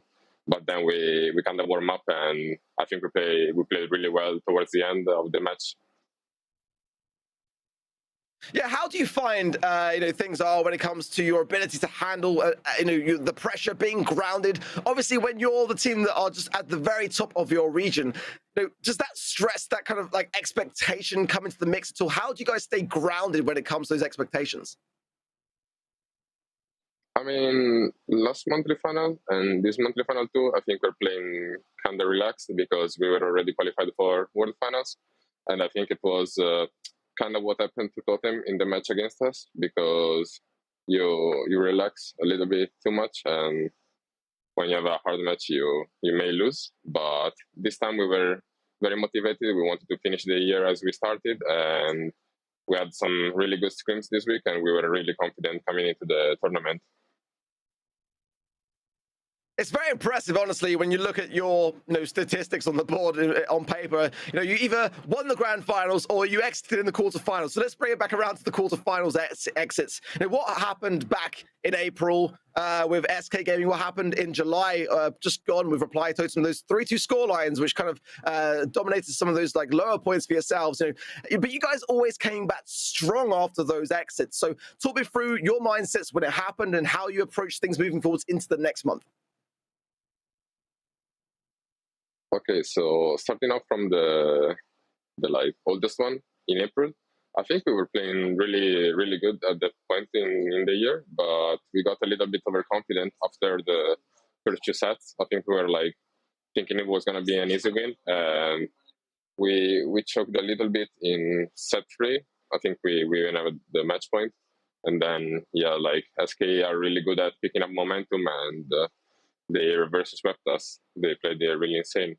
And against Totem, I think it's a little bit of what I answered you in the previous question, that we were like playing very relaxed, and we didn't really have a lot of motivation coming into the monthly finals. So we weren't really that focused. And of course, Totem is like an insane team, so they played really well and managed to beat us for the first time in this year's BSC. There were your down moments, but let's focus on your best moments, because again, you have been at the top of this region from pretty much start to finish. There was never a doubt, realistically. When there was doubt, you were able to overcome those hurdles. So looking ahead, I'm not going to talk about LCQ because obviously you're not even going to be in it. I'm not going to talk about SPS because I'm sure you're going to be giving it your all, but World Finals, you were the first team in this region to qualify for it. How do you guys keep your eyes on the prize there? How do you plan? How do you prepare for that kind of event? And kind of like, what are your expectations of yourselves going in? I think we're gonna take a really good advantage of being at the SPS LAN, because it will be our first LAN event of the year, and we will try our best to get confident playing on stage and playing with like different devices. It will be like a really good challenge to get into the World Finals mindset. And regarding World Finals, I think we will also do a long boot camp. That's like the idea, maybe like 2 weeks or 10 days, something like that. So like come together, have the same like goal, winning the World Finals and getting like prepared and ready for the main stage. One final question, a quick one. One word from you, Inso. Who do you fear the most at the World Finals so far? I mean, I would say Crazy Raccoon probably, because watching... Crazy Raccoon, sorry. And so any final shout outs to your fans and following, and of course many congratulations to the players, give them our best. Any final thoughts before we close out the interview, mate? I mean, thank you for supporting us, to our organizations, the division, to all the fans watching our games, and like everybody that's been coming and facing us too, because they always push us to like play our best level, and I think that's really great. Awesome stuff, my friend. Well, we will see you in the SPS Challenge Finals, and then after that at the World Finals. Go and put your feet up. Have a bit of a congratulations to yourselves and your teammates in the background there as well. Enjoy the rest of your day. You've done good. Thank you. Bye, guys. Welcome back, Trav and Teddy. Watching from the sidelines there. What do you think about what Inso had to say there, Trav? Anything that sort of resonates with you at all? I mean, the fact that you only allowed him to say one word kind of took Crazy Raccoon out the situation, right? That's 2 words, so I don't know what was going on. I wanted to keep it short and swift. Not allowed to say Crazy Raccoon because it's 2 words. Sorry, it's not. True, that is true. Let's take a look as well at the regional point leaderboard for today, because that's changed a lot here, Teddy. Talk us through it. Well, in first and second place, locked in for the World Finals already. We got Zeta Division and Reply Totem leading so far for the third World Final spot. It is Foot Esports, but they are not locked in just yet. However, themselves, Humble, SK Gaming, ENR, and Navi are locked in now for LCQ. There is still a little bit of a battle that's going to be happening at SPS for that final world spot, mainly for Foot Esports being in the lead, having the biggest chance, but there is a chance perhaps for still some turnarounds there, but they are going to be the favorites to lock in that third spot. It's still the favourites, but A&R and SK certainly are hot on their tails. Make sure you tune in for the SPS Challenge Finals, where we get the conclusion of who will get that final last World Finals spot. Plays today, Trav, have been in abundance, but there was one in particular today in our matchup that we were discussing with that draft in the final grand finals set. Talk us through this from OPE. I mean, to be honest, I'm not sure if I want to watch it again. I will say, you know, like, it gave me enough stress watching it the first time, but he did play it very well after the first game. He came out of shell and started playing it a lot better. You see, you know, like pinching in, getting the supers off, and just playing it a lot better than he had done to start with. It was just a matter of kind of trial and error until something worked. Cycling the supers, you know, the supers are what's going to be able to take down a Shelly if you get a couple of throwers caught up along with it as well. And you see that's pretty much the only plays we're watching, the ones where he's got supers, or where he gets the super in his face by the Shelly as well. So really, overall, I have no clue how he won it, but he managed it, and you've got to congratulate him for that. It was spectacular to pull off. I mean, against all odds as well. That was a set that was surely Zetas, and somehow SK were able to do the unthinkable. But, I mean, you know, when you bring in Immortus to pick up those kind of circumstances, you know, it's better late than never, for sure. Teddy, this is the World Finals race. Many of these teams already locked in. North America, of course, still going to be going on. Talk us through it. Well, earlier today, if you guys watch East Asia, well, Crazy Raccoon has been qualified for a bit now, but they are qualified. Zeta Division, Reply Totem are qualified as well. Foot Esports, not quite, but on the way to. FA Mini Pekkas also qualified for SA East. NA West and NA East, I'm not entirely sure if they are fully locked in, but they are ahead right now. It's Luminosity Gaming and Chasma Gaming NA, and from the Chinese mainland China qualifier, it was United Trick of China that managed to qualify. It's bittersweet as things are getting tied up in a nice, neat bow, but nonetheless, there's a lot still going on in the LCQ race as well. Tribe Gaming and STMN at the moment.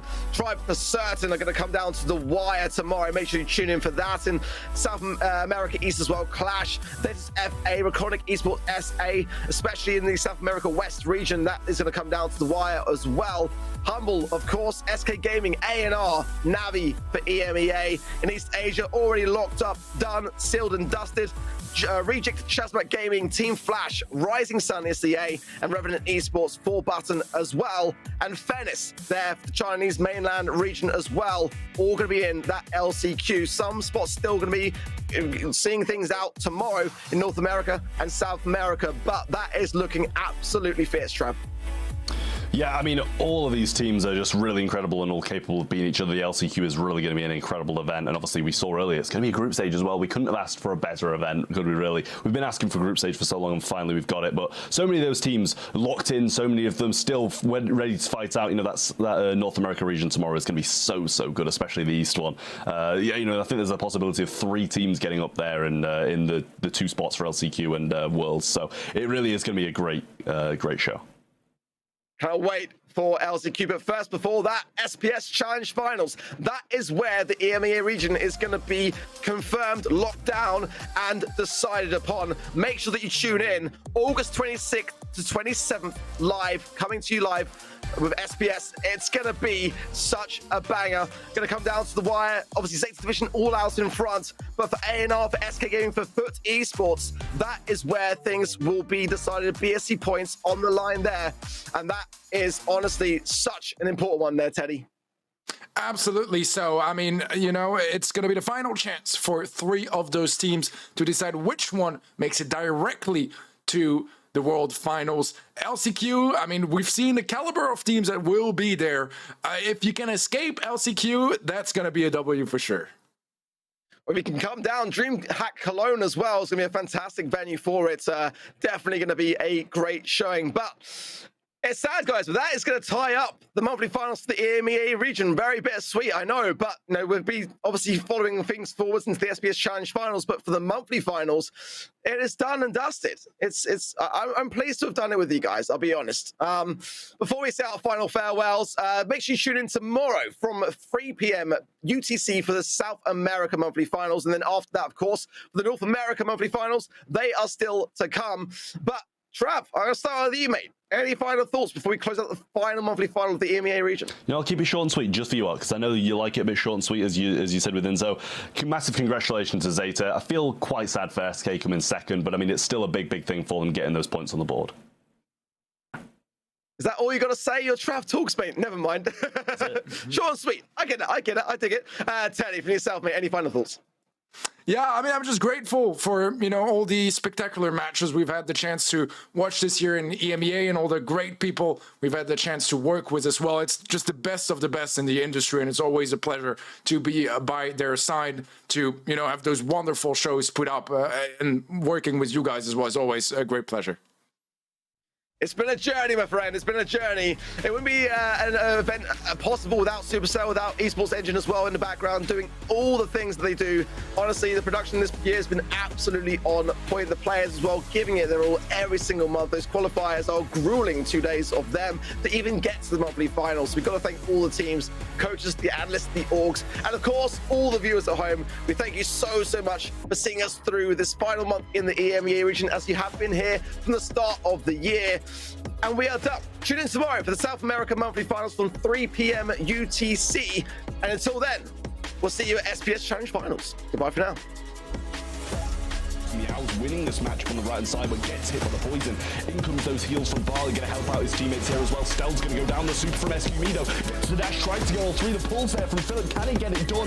He gets the pull, can't get him finished. Zeta win, and Navi locking the LCQ. Great bomb there from Mary's, continuing on, gets the stun follow-up as well. And that's just wide open goal for him, but the slow is there. And that's going to allow Mr. Dostar to respawn. But Whitehouse have got to be able to whittle this down even more so. But Mary continues on.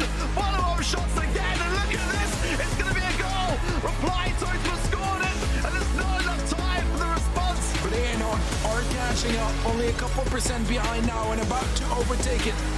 Can they lock this one in? Semantic trying to stay in the Shadow Realm, but this is not gonna be happening here for Foot Esports.